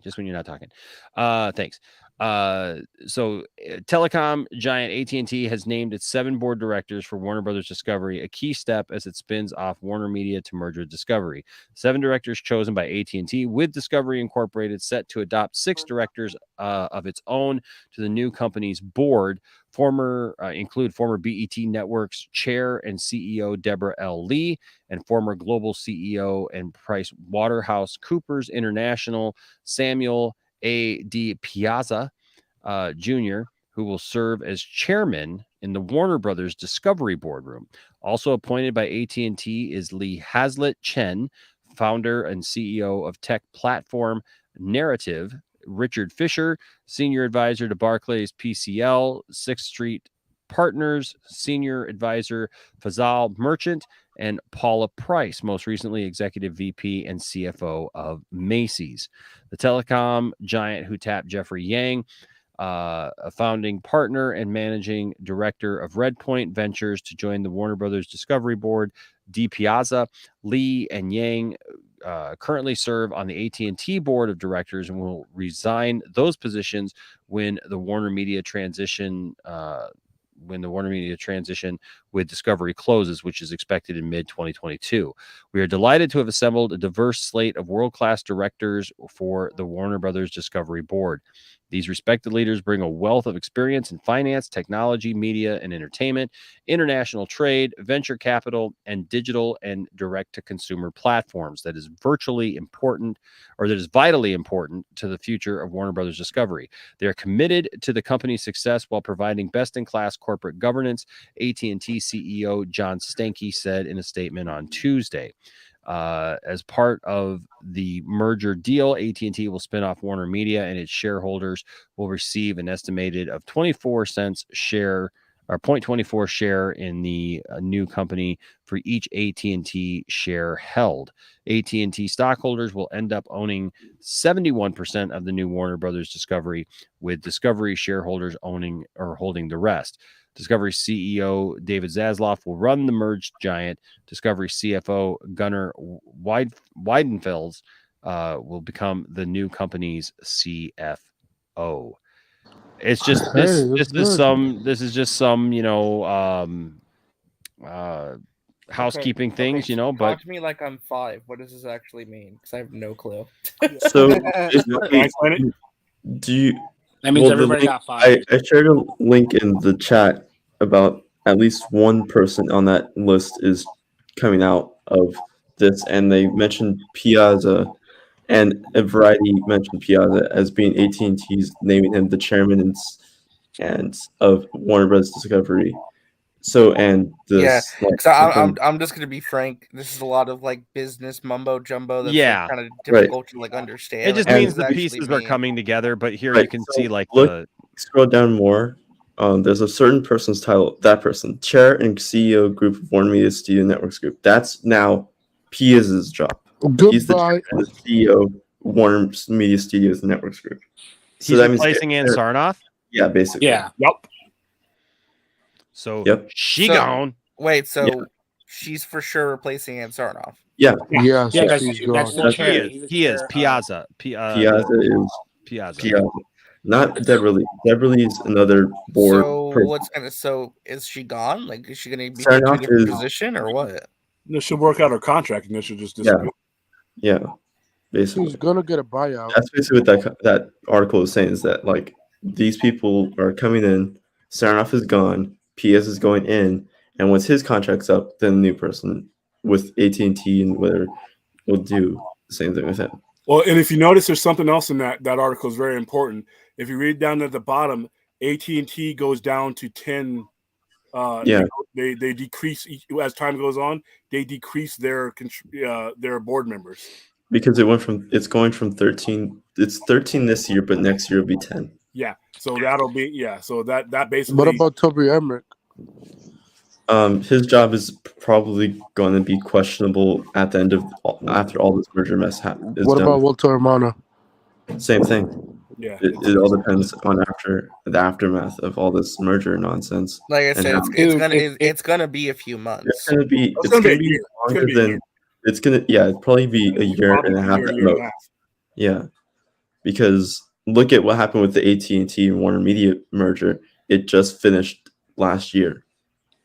You know. Yeah, but they're not going to give people power to do anything anymore. The people that are going to create content and all that is going to be Zaslav and whoever he decides that's going to be the content creator, the one that says this is what we're going to get, this is what we're going to do, this is what we're going to do. So those people that are leaving are not going to have any power to say which movies are coming out or anything like that.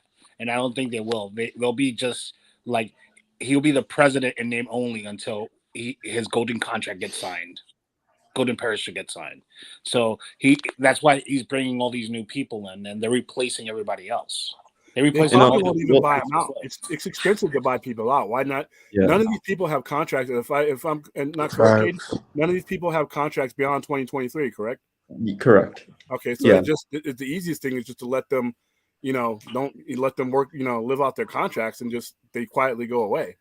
Probably that'll be about a year and a half of just that happening. So because it's a new company, they don't have to honor they don't have to. They could all fire them at the end of their contracts. They don't.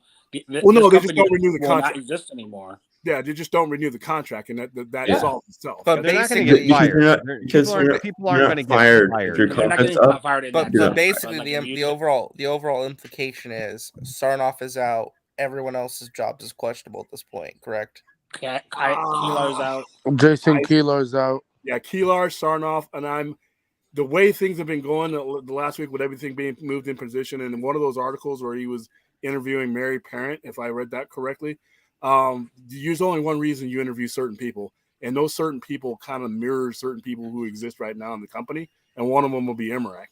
So I don't believe there's a reason why you would interview or even be talking to certain people if you planned on keeping other people in those positions. I don't think they're going to get fired. Like I said, whatever contract Emmerich and Hamada and all those guys have, they're going to live off those contracts. They may even stay within the company, just not in their current positions. Yeah, because honestly, we all seen what Emmerich did last summer was that he waved his resume to Netflix. Was like here, Netflix, and then Netflix released an article saying, "No, you're not coming here." And if anything, Zack Snyder say no. If anything, if anyone's going to come here, it's probably Keelar, and that's probably even still questionable because Keelar might even start his own little thing. Nah, he might go back to Hulu, Disney. Nah, he's got plenty of money. You don't go back when you're a guy like that. You go forward, or you just. Well, what if he helps Universal? Because they need the help. With they what? do need some help. Sink them to the ground so they can get bought off. No, we don't need anybody. I don't need. No, yes, I do. I don't need nobody to mess with my company. I'm sorry. We're good here. Keelar's gonna be fine. But what about Amazon? Keelar. Amazon could use Keelar. Didn't he Never mind. He was already with Amazon. Yeah, I was like, wasn't he with Amazon? Okay. No, he was with Hulu. He was with Hulu. He created Hulu. Yeah, I think he co-founded Hulu. So he's one of those guys that'll probably do his own venture or someone else. But like I said, he's been out of such a stratosphere now. I don't think he's going to take a demotion, or he may. He should if he does, then that's cool. He's like, I'll stick with you guys for a long time then. But everybody else. I mean, we're just like hopeful hopeful. Well, no, it's no longer hopeful wishing. This is what happens in mergers. You have positions that come around. You start seeing these press conferences and these releases, and you start hearing more and more of the people that you hear the releases from, and less of the people who are currently in position. It's no longer wishful thinking. This is inevitability. Is what this is. But it's gonna take about a year and a half.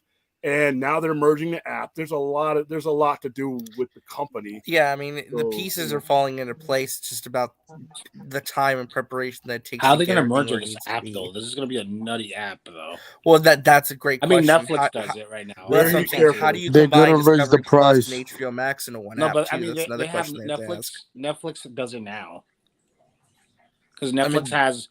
They have like competition, like cooking shows now and all that stuff, and reality shows. Netflix does that too. I mean that's a big decision they got to make about how you merge Discovery Plus and HBO Max together as a service. Do you rebrand HBO Max? Do you try and relaunch it? Yeah, call it HBO. I think you get rid of that HBO name. No. HBO is an interesting standard. So you're gonna keep the name HBO Max? No, I call it HBO. No.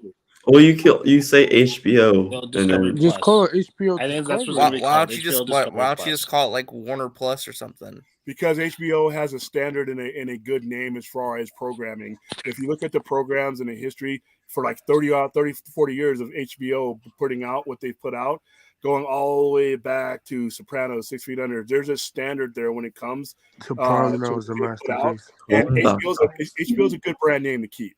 Discovery is great, but I think HBO Discovery is just fine. HBO Discovery is just fine. I have both apps. I love HBO.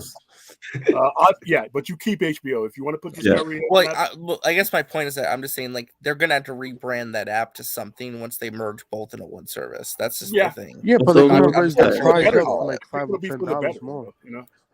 Yeah. Oh, there's gonna be a huge campaign about that. They're probably going. HBO Discovery probably going to cost like $22. Nah. That's the whole thing. Is he said that it's going to make it more available. Well, like 15, 20 at least.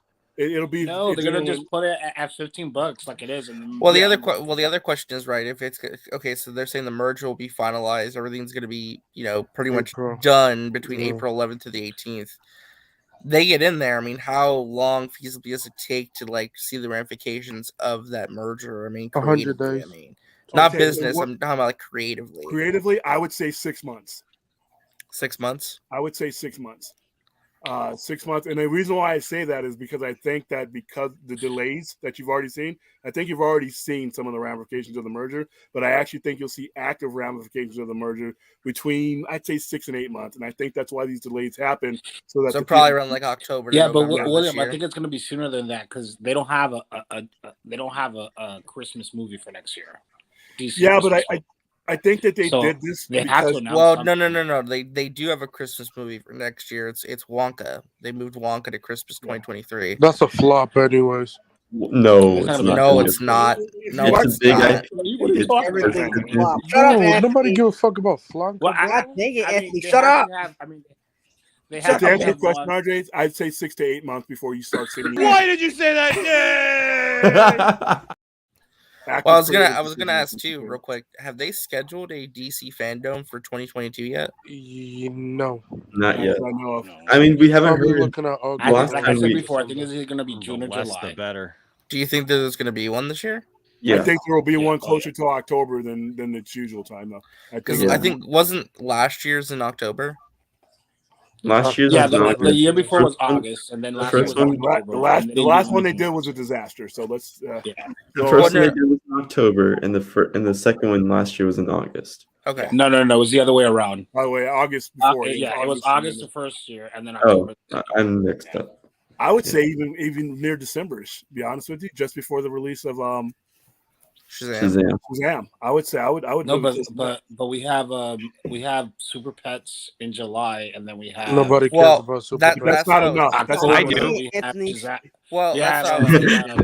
Yeah, no, we don't care, but they have to promote it somehow. Because you have Black Adam in October. Okay, hold on, Krypton, hold on a second. What was? I think was Jalen talking there. I can't. RJ or okay, listen. We got to do a better job because people are getting pissed off who are watching the show.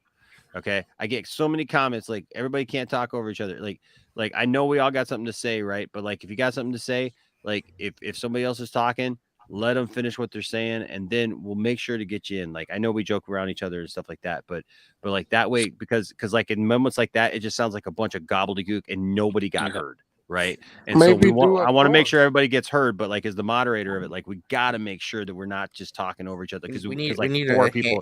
We need like a hand raise system. I know. I wish StreamYard had like a system like that where like people space, could, like yeah, space people when you could raise your identify. hand.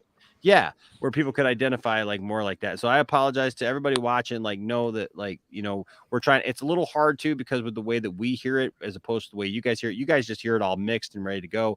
Like we don't always have those things, so we don't always hear everybody at the same level. So sometimes you don't hear that somebody's talking. Well, sometimes there's slight lag as well and a delay when you're talking as well. Exactly. So I'm sorry. I think Jalen was talking. Jalen, were you saying something there? No. I was responding to Anthony.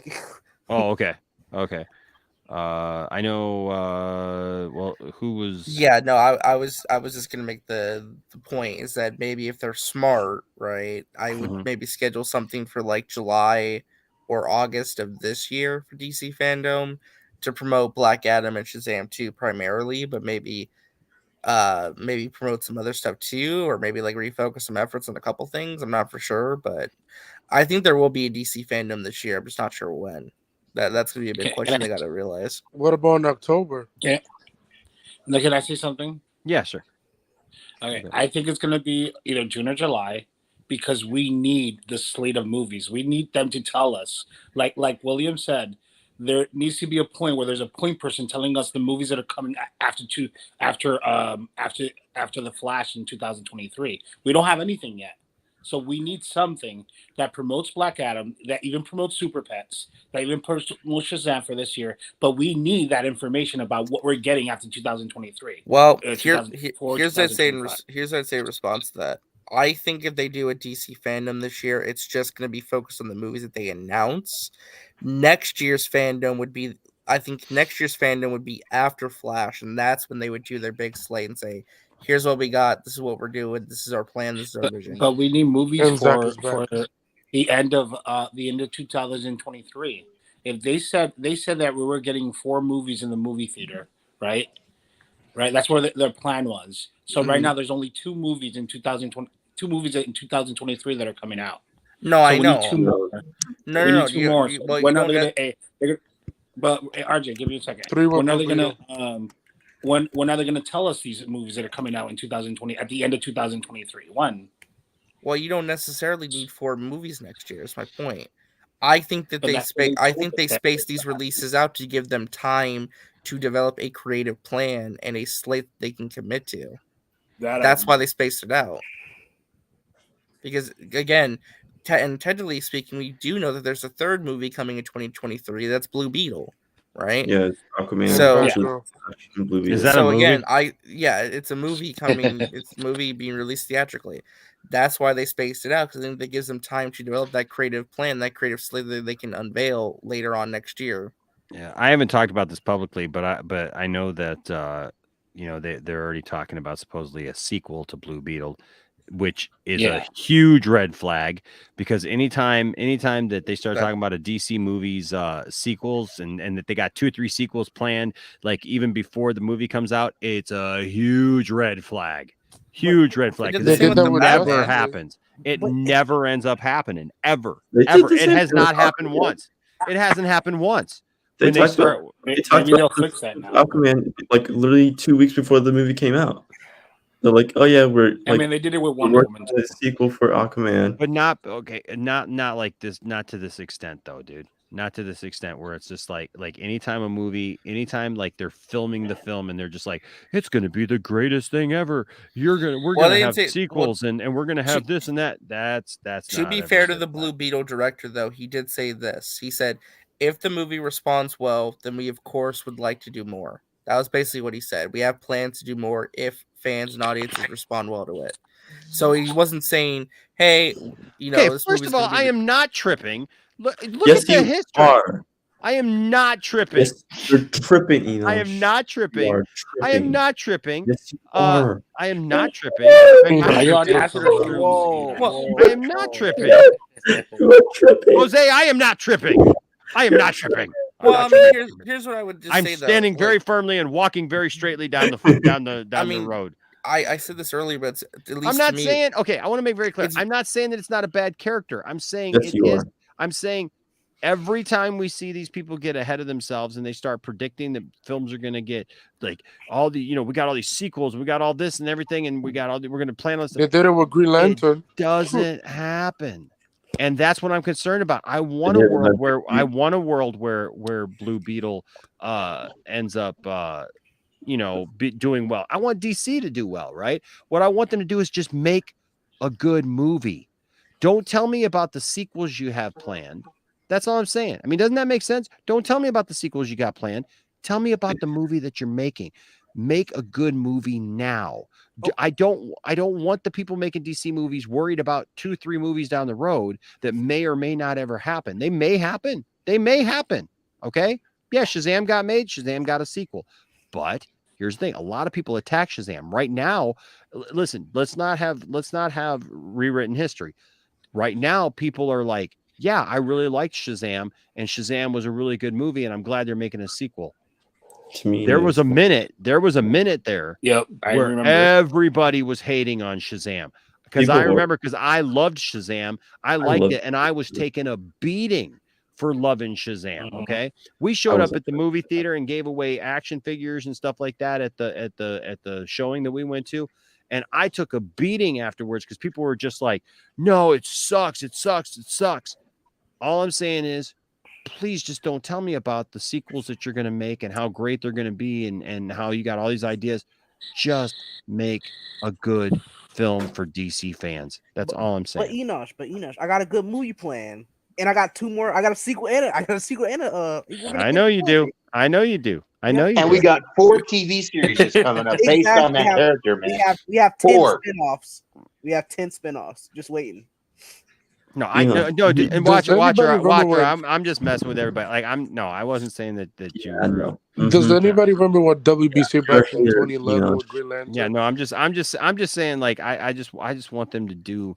I just want them to do these characters right, and I just don't want them to get ahead of themselves. My 6 shows. No. Be focused on the movie you're making. That's not. I understand where Enosh is coming from. I think a lot of times that when they're asked about stuff like that, it's a bit of posturing to show confidence in what they're doing. But sometimes I can understand where it can come across not in the best light like that, right? I mean, again, I view it as them again trying to exude confidence, saying, "Hey, we believe in what we're making here, and we know we got something good. That if it connects well and people like it, obviously we want to do more because you always want to look ahead of what your next project is. Sometimes, don't get too cocky though. Like Han Solo said. Yeah. Like Han Solo said, don't get too cocky, kid. Yeah, absolutely. It's funny because WB in the same shit. Remember when Green Lantern was supposed to be connected to Man's Tale? Oh no! It didn't make a lot of money. No, it's not connected no more. Like they always do this shit. I also think they have to take we have to take a different frame of thought as far as what was going on post what's happening now prior to that, because like I said, when this stuff gets reevaluated, we may have an entirely different situation as far as even that goes. They may look at it. I'm not saying, say for instance, Blue Beetle. Any coming person may have a different plan of leading up to Blue Beetle and how they're integrate Blue Beetle that was different than the previous people had. And even if they keep the same people working on it, these projects might change direction and might change positioning as far as how they fit into someone else's overall plan. And that's what I want to hear. For fandom, if there is a fandom, I want to hear what the overall plan is as far as the framework of what it is going forward, what these movies mean, what our major characters mean, how we're leading up to some of the B and C and D characters and how they're going to integrate it in. I want an explanation to the point where I get excited about it. You don't have to spoil everything for me, but I want to be excited about it again. That first fandom when they had the Zack Snyder's Justice League, it really doesn't matter what the topic is. I was excited when I left that fandom for the future, and that's all I want.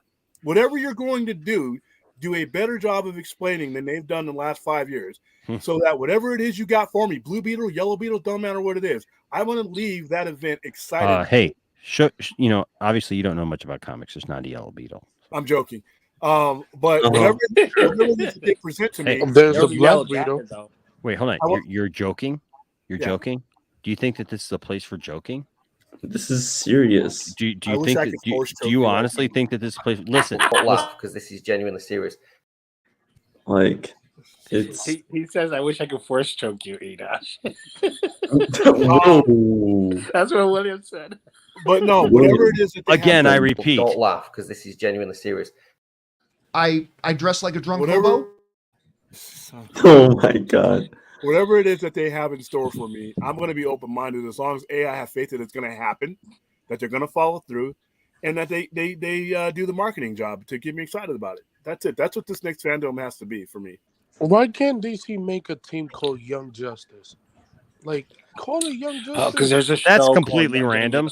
How's that going to solve anything? You know what we do? Irrelevant. I mean, they could. And monkeys can fly out my butt, but you know. I mean, he's a part of the team. That's what I'm saying. Like, he's a part of the team. Yogi Bear. What the heck is that noise? Is Caden making noise again? Caden, come on, bro. Okay. I'm just saying they could make a thing called Young Justice, but the thing is like I don't know what that solves. I don't know what It's pretty much. They should put Boo Boo Bear and Yogi Bear in the DCEU. Sure. I mean, Blue Beetle probably will make the same amount I just ran the first one. I want my everything with HBO Discovery, whatever you call it. I want my DC. I want my Harry Potter shows if they're gonna do. I want Jurassic World TV shows. I want what's the other one? The big IP. That's by different company. I don't know about that last one. Game of Thrones. I want all of that. Give me everything, dude. I'm gonna watch everything. If they're good They shows, already I'm have gonna 2 watch Games of Thrones spin-offs coming out. I will cancel the DCEU myself if they don't put Boo Boo Bear or Yogi Bear in the DCEU. I would rather you cancel than them put that on there. So I guess we're just gonna give it to you. You know what they should do? If I was David Zaslav, I would do this. I would create. What are you, David Zaslav? No, you're not. So shut up. Can you Shut up, RJ. I haven't told you to shut up yet. Shut up, RJ. I can find no indication of fandom for this year. I'm just teasing. What would you do, RJ? If I was David Zaslav, and what are you, David Zaslav? The first thing I would do. The first thing I do when I walk in the door. I feel a song. If I was David Zaslav, the first thing I would do is walk in the door. I would sit down in my big CEO chair and look at what they're Whoa! movies. And Why do you think it's a big CEO chair? Because you think he's a big butt? Let him finish. Let me finish, Caden. Jesus. Let that man finish. Right, Caden. Shut up. Let the man finish. Shut up, Caden. As soon as he sits down, looks at his slate, he would notice something. He's old. He's using a slate. He's like William. Here's what he would do. David He's Zaslav, using a rock and a stone. David Zaslav should greenlight an animated Hanna-Barbera cinematic universe. Yes. I made the mistake of wanting you to finish that. Starting with a rebooted version of William just pissed off because someone wants a cartoon. Starting with a rebooted version of Scooby-Doo that'll connect to stuff like Johnny Quest, never mind. Bear, Josie and the Pussycats, all that. My God. I regret letting him finish. I accidentally clicked something. Why? Dude, cinematic universes are all the rage. Why not do an animated one with the Hanna-Barbera cartoons? Like the Scoob movie kind of teased it, but actually do it properly. Hey, okay, I'll do that, but it has to be trauma. It has to be trauma type. I want Lloyd Kaufman picking the director. Can we get Scooby-Doo 3 with James Gunn? Yeah, Please. there we go. We could do bringing back the sunglasses, y'all. No, but seriously, like what? That's not about like. Why not do like an animated Johnny Quest movie or a new animated Yogi Bear movie or something? There's no reason not to. There's no reason not to. I mean, why not? I mean, there's no. I mean, why not try it? There's never been. There's never been an. Listen, there's never. No, I have a proposition. Let RJ finish. Let RJ. I'm saying there's never been an animated cinematic universe before, so why not try it with Hanna-Barbera? I have a proposition for RJ. Well, I mean, that was the whole point. How about you of make a Kingdom Come? that was the whole point of Caden's mom's like nobody's Yeah, ever like, before. she Why not swallowed try? that shit good. What the hell, dude? What is the Never mind. I have a proposition for RJ. The proposition is to stop killing horses. Oh God. I don't get that either. But man, that's just your opinion and stuff. How many times again, I didn't kill You said that horse walked in the Red Dead bullet, Redemption so 2. you know what? If RJ The horse walked in front of the bullet as I was aiming at another cowboy. RJ killed the dog. Wow. So That's you're not gonna a very good defense. I mean, that's the Alec Baldwin defense. Oh my Oh, Wow, yeah. he went there. That's funny though. That's funny though. He went there. That's funny though. That is funny though. I mean, I give yeah, it. I want Scooby-Doo 3. No, like because I'm a Potterhead. Okay, I love Harry Potter. You're a pothead? I've seen those. I mean, I knew you drank. But... So there's 11 schools. There's 11 schools in the entire planet, right? Raising my hand here. Little schools. There's a school in Brazil, a school in Japan, a school in America, a school in the French, the African school. To have like a series of the different schools and stuff like that. And there's a dark wizard everywhere. Because come on, you're not gonna tell me America hasn't had dark wizards? Hell yeah, they have. So things like that, they can do stories about that. It'll be cool. Let's like get a world of Harry Potter and make it in that wizarding world. I don't need all Harry Potter still and the everything in England. Let's do something anywhere. I'm shooting myself in the leg after Let's that. not. I think Thade's cancel Krypton score. He thinks England sucks. Go to Thade. I love England. I feel like this is the Macmillan report. Go to Thade. I just want to say I wear my sunglasses at night. And you can. Are you calling Enosh old? Why would I be calling Enosh old? You reference a song he probably knows from his. As he is. No, I'm referencing the fact that I'm old. He looks older. Enosh doesn't look older. Mac Tonight glasses. So shut up. Me and Enosh look around the same age, honestly. See, you don't want to be saying that out loud. Why don't I want to say that out loud? I'm actually, I think, technically a couple of years older than Enosh, to be honest. There you go. How old are you? 47. Yes. Okay. You're the same age as William. Yeah. That means the same age as Krypton. William was 1,000 I years just old. look more well preserved than William. William. You dork. Excuse me? Anthony, you're the same age as. You can go to the gym, do push-ups, sit-up contest anytime you want, son. We're getting the fisticuffs. No. Oh, wait a minute. Did I just get a challenge? You're going to put a cuff on Kate and Mom? We get 2 minutes. We get 2 minutes to see how many push-ups. Wait. Hold on. Challenge accepted, big man. Challenge accepted. William is saying is he wants 2 minutes alone with Thade. Oh. Ooh. It always comes back to that, doesn't it, Enoch? So What did you want? Challenge accepted, William. Challenge accepted. Hey, William. How many times have you brought up you want 2 minutes alone with Thade? Because that's the first time I've ever mentioned that. Go ahead, RJ. That is the question. That is the question. So what did we learn today? We learned that Brodan gave a $2 super chat that got done editing that mess of a No Way Home trailer that nobody asked for, Brodan. No,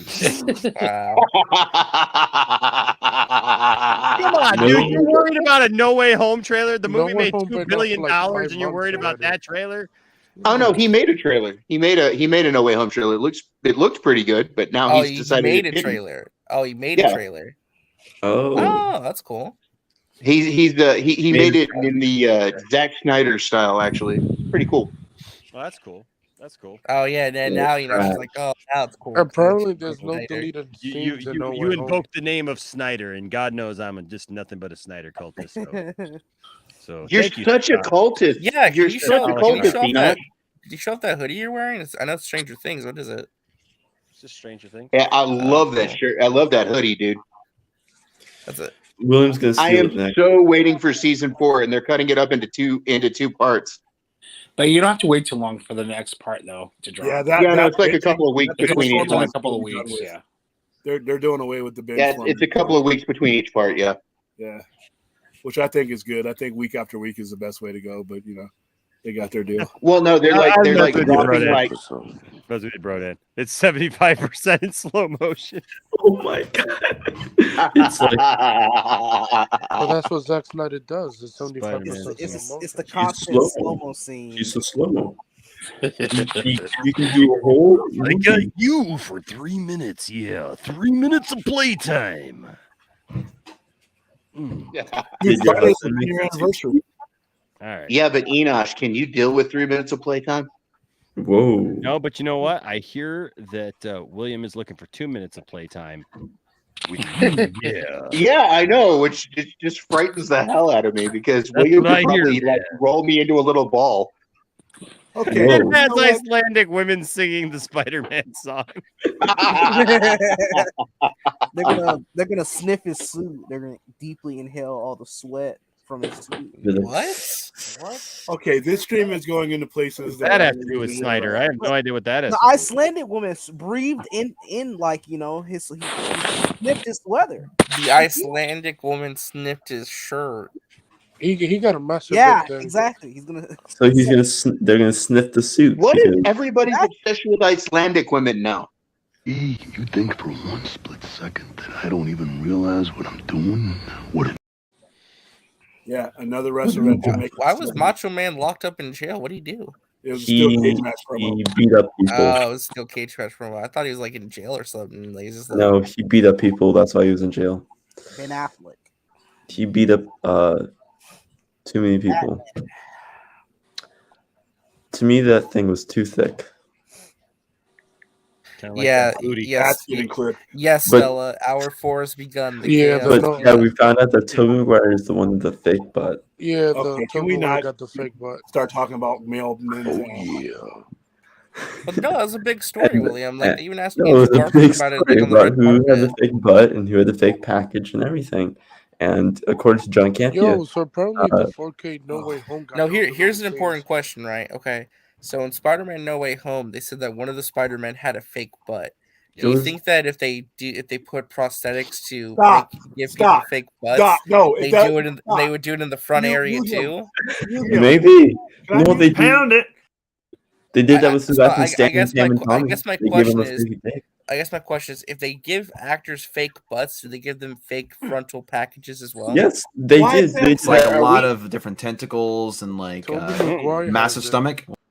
They did that to Sebastian Stan and Pam and Tommy.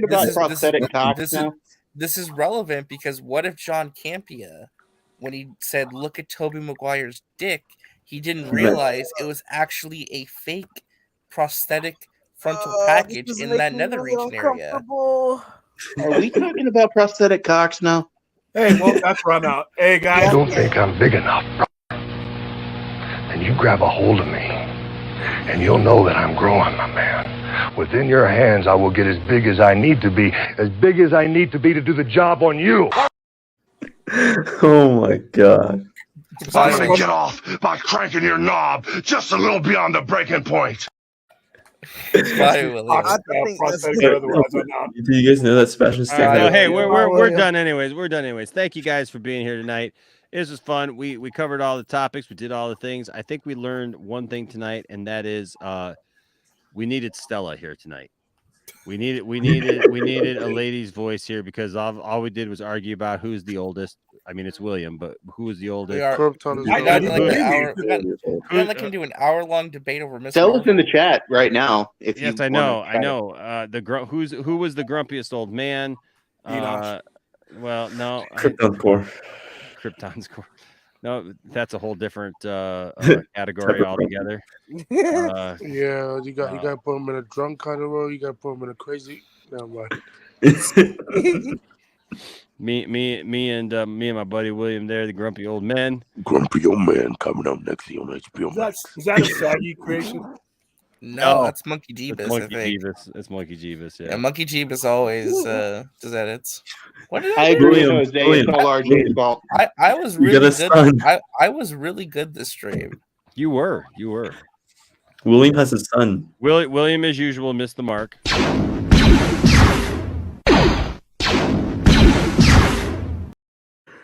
I mean, does that mean that happens in bed as well? That they miss?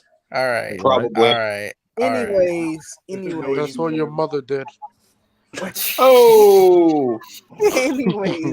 anyways. I didn't miss the mark with Caden's mom. Oh Jesus! Wow, this is awesome. Oh my god! This is making me pretty uncomfortable. She want to tickle that. What? Oh my goodness! Nothing. This is actually Caden's mom on Wheel of Fortune.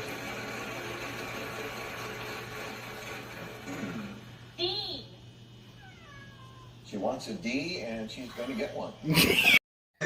Whoa! That's Caden dad right there. Wow! It's too cold. I believe we're making people uncomfortable. Anyway. No, you know what makes people feel uncomfortable? Harley Quinn. I haven't even had time to rinse off that gunk the Joker's girl squirted on me.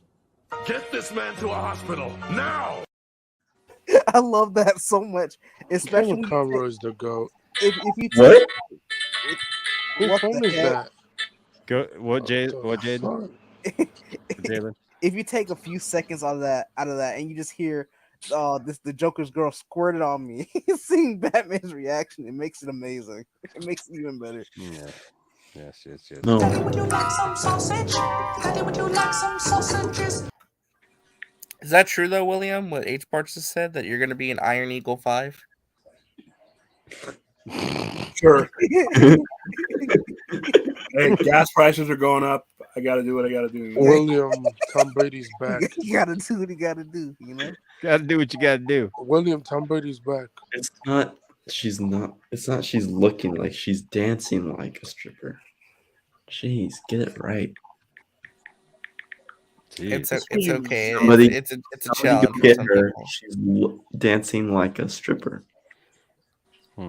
Millennials these days. So she's dancing like your mother? Whoa! Wow! I mean, that was mild to what compared to what you guys are saying. Yeah. Wow. No, that was worse. That was worse. We judge on the curve. That was worse. That was bad. Ouch. That was funny. No, you know she's gonna play Hey Baby. We should Girl. probably end the Hey, broadcast baby girl. before something else really was should. said about Caden's mother. I mean, like, what else can be said about, Is she in the Caden's stream? mom? Well, I would Caden's hate for her to mother watch is the beautiful. show. Is beautifully though. I know this. Wow. Here's Caden's mom turning down the flash. And I had those flames out before the firemen even stepped off their trucks. That's fast. Fastest man alive. Which might explain why you can't get a date. Yeah. Hey, quiet. What? And as soon as we went to end, that episode's Oh, we're in amazing. trouble. We're in trouble. We're in We're in trouble. trouble. We're gonna end the stream, but That we're in episode's trouble. amazing. we're in trouble. Stella is here to put us in our place. Oh no! Oh, Hi, Stella. Stella. She comes in laughing. That's bad. Hello, Stella. Told you. Stella, I was good this stream. I did nothing wrong. No. Stella was here. She Ain't one of you been good this stream. Ain't no one of you. I didn't say anything. I'm I was been honest. Okay, that is fine, but I Listen. God, Just, no, I've had a bad just for sinus headache and clarification, Stella, I was really good today. I promise. Were you though? It's Caden's fault. He was screaming at everybody. What do you mean it's my fault? Look at everybody now trying to Told you. backtrack. No. I didn't say nothing. I was good. I wouldn't say nothing. No. I didn't Like backtrack. getting I to said heaven they and were telling all God, I bad. didn't touch myself, God. And God's like, I did nothing wrong. I was there. I'm God God. saw you. I had my I would have balls gotten away up. with it if it wasn't for that dog. God He was watched clapping you them make cheeks. stool. Wait, what? God watches you from the ceiling. That's weird. No. God is weird. Wait, hold on. God's on the ceiling. Does that mean he's got like spider powers? Like Spider God, Spider God. Spider God. All the things a Spider God I'll does. get to this. No, Keep her.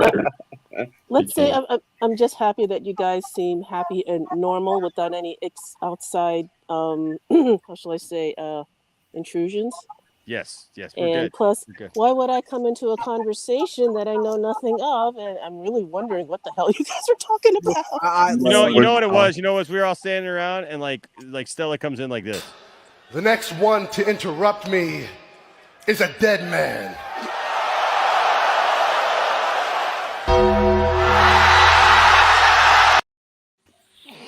We're hurt anyone. No, we were just talking about how to clap. Listen, Caden. whatever Caden's mom does is her business. I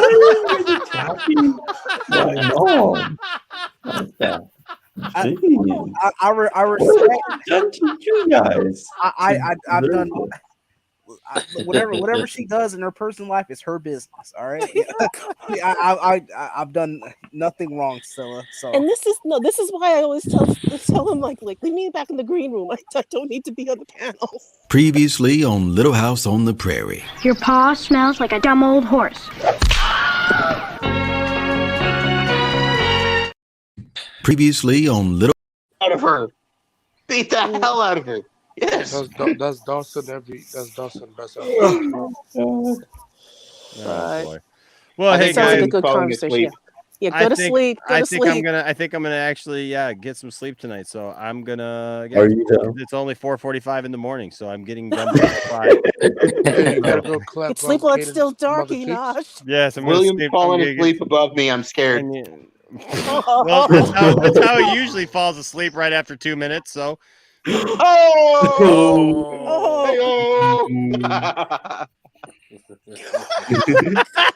William. You're traumatizing the poor man. 2 minutes in the ring, Will. 2 minutes in the ring, Will. Wait, hold on. What was that, William? I'm questioning my decisions in life that led me to click on the link to come straight. every time, William, I feel you. I was like, I 2 should just minutes stay in the chat. ring, Will. 2 minutes in the ring. That's all I'm saying. I got On you the for ring? 2 minutes, Will.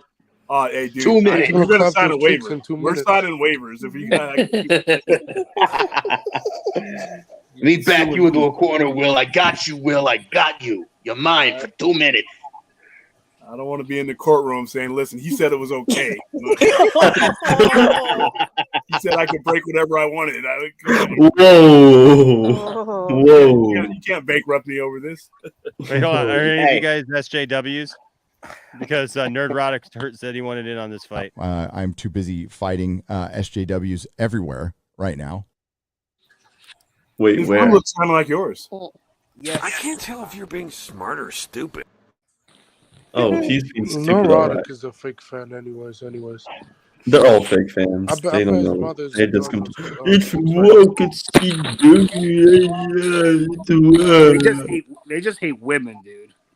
Women. I mean, technically, his mother's a woman, so. Women. What was that? Are you okay, Stella? We got it. She's choking. Scene. Oh wait, why did I say that? Oh no. I retract what I just said. Hey, I'm a big believer in It's still real to me, damn You gotta replay that back, Aiden. Come on. I said nothing. I said nothing. Don't do that voice for long. I don't know. Hola, soy Dora. Can you say puedes hacerme un sandwich? That means can you make me a sandwich in Spanish? Wow. Dora is not getting her sandwich. Bread. You know what I could have used with that bread? Don't say anything. She probably got body slam after the video. Whoa. Just saying. I know what you put on bread. Whoa, look at Fade.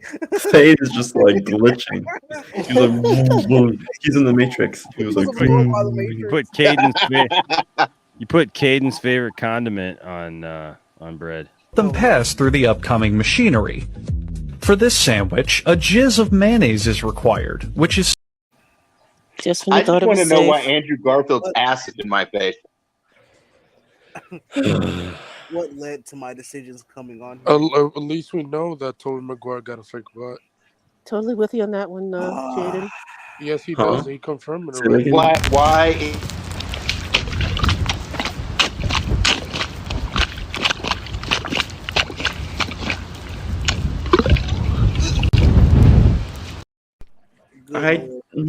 That just sounded nasty, man. That just sounded gross. But Stella, you're asking. Thank God mine was muted. Can we get the spider dingle out of my face, please? Anthony has a nice package. You know, it's just Whoa. Whoa. Okay, there we go. There we go. Now That's you're branded. So then when you go to jail, damn, where's Ben Affleck hairline in that picture? Jesus. There was a bat in my face. All right. Well, you know what? You know what? Caden's mom comes around. We're like, hey, play some sweet nothings. Is she?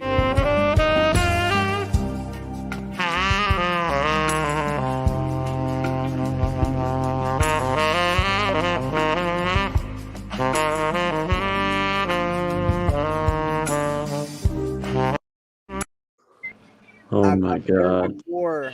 Is she fast enough? Sasquatch sax. Hey, William, can we hear some of your Sasquatch? Your Sasquatch. He turns off his phone. He's like, "I'm gone."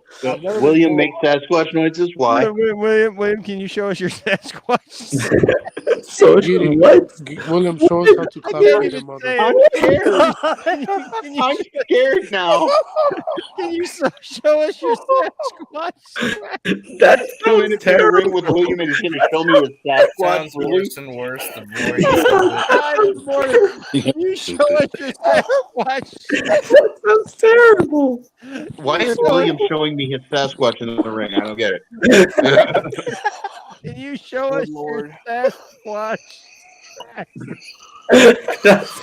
Please end this. Wow.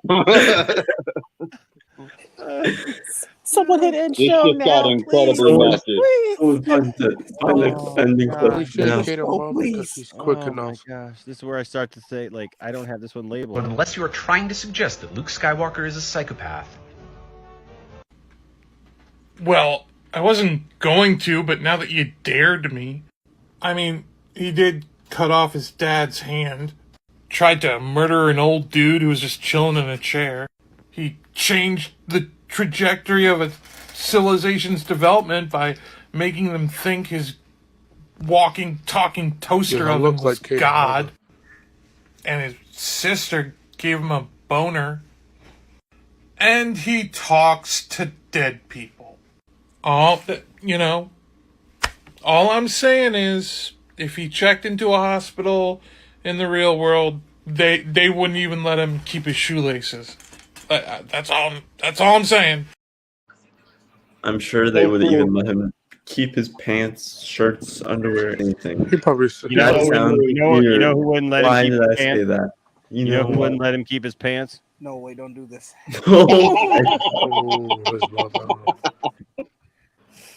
William, just Jesus Christ. That's Jason Bourne. What a failure. I feel What a failure. All right. Well, hey, thanks to everybody who's on the show tonight. Thanks to all of our guests, all of our awesome guests. We'll be at Kaden Mother House. And everybody. What? Jesus. My boy William. To the Batcave. Hello. Hey. So thanks for joining us here tonight. We appreciate all of you who support the channel. Thanks to everyone who gave super chats tonight. You guys are awesome, and we definitely appreciate you guys. Thanks to just everyone who's just you just come around the lounge, man. And don't forget everybody who does support the lounge this week. We got Skeletors. Now I can have the Power Crunch.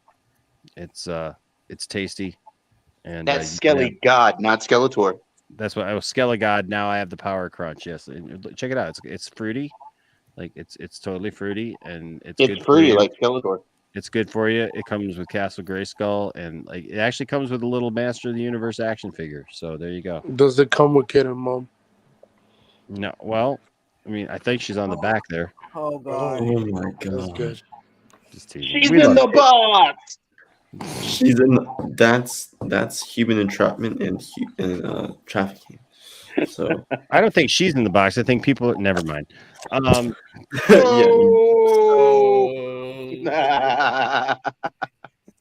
I don't know where I was going with that. I don't know you either. knew exactly where you were I going. know exactly where you were going with it. Neither did she. Oh my. The house heat is now. Okay. So that's all we got for tonight, folks. Come back tomorrow night when we got even more, and we'll have a lot more fun. What? We'll have a lot more fun and a lot more laughs. And I did not have fun at all. See, no. Actually, I ain't gonna lie. A sandwich actually sounds quite good right now. I ain't gonna lie. Yeah. Oh my god. Even Stella's like, have your mom make me a sandwich. What? You can make it yourself. Who left? Oh, okay. Krypton. Who did we lose? Krypton. We lost Krypton. Oh, okay. No, Krypton is gone. Yeah, I think Krypton I'm fell with off. his mother right now, anyways. Oh my god. No, you know we love Caden's mom. All props and love to Caden's mom. We hope you never she's watch an amazing woman. We hope you never you put up with Caden. I mean, I'll put a ring on it. You birthed Caden. You birthed Caden, so you know that's saying a lot. Anthony's, yeah, you know, Caden's gonna wake up. Caden's gonna wake up tomorrow, and Anthony's gonna be his new dad. It's gonna be No.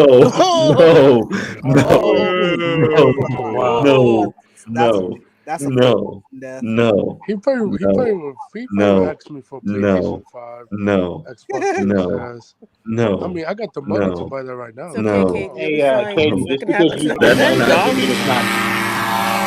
What the? There goes Santa. Oh, that's Caden right there.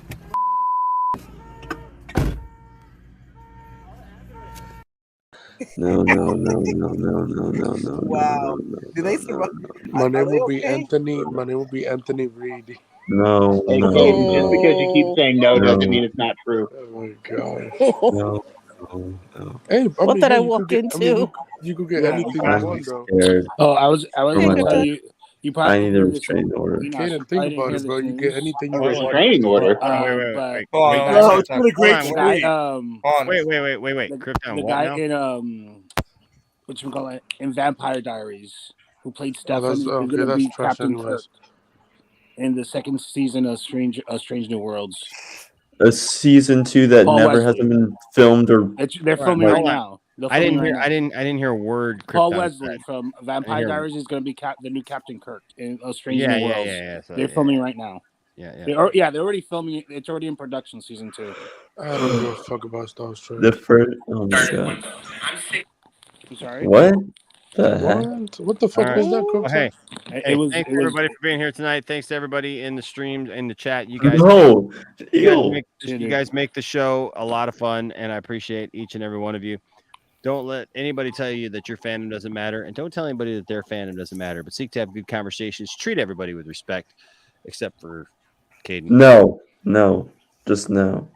I know exactly what you're about to say. Treat everybody with wokeness. Hey, we treat your mom with the utmost respect.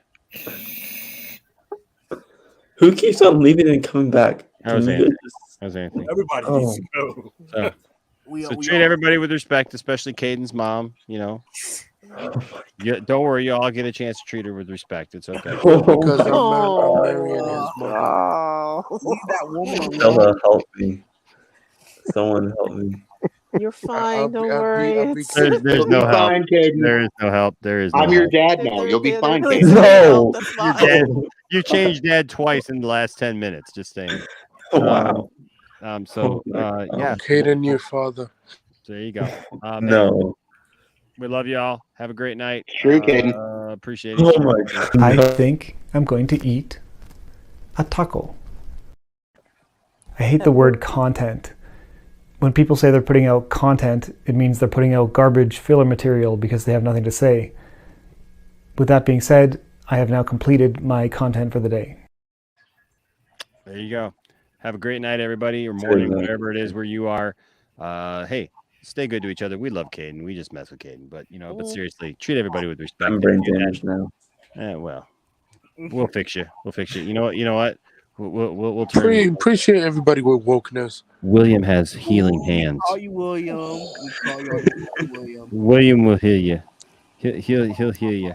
William with his Sasquatch sax. William's contemplating his life decisions again. That's a sleepy William. Hey, Caden, you know how to play a Sasquatch sex, don't you?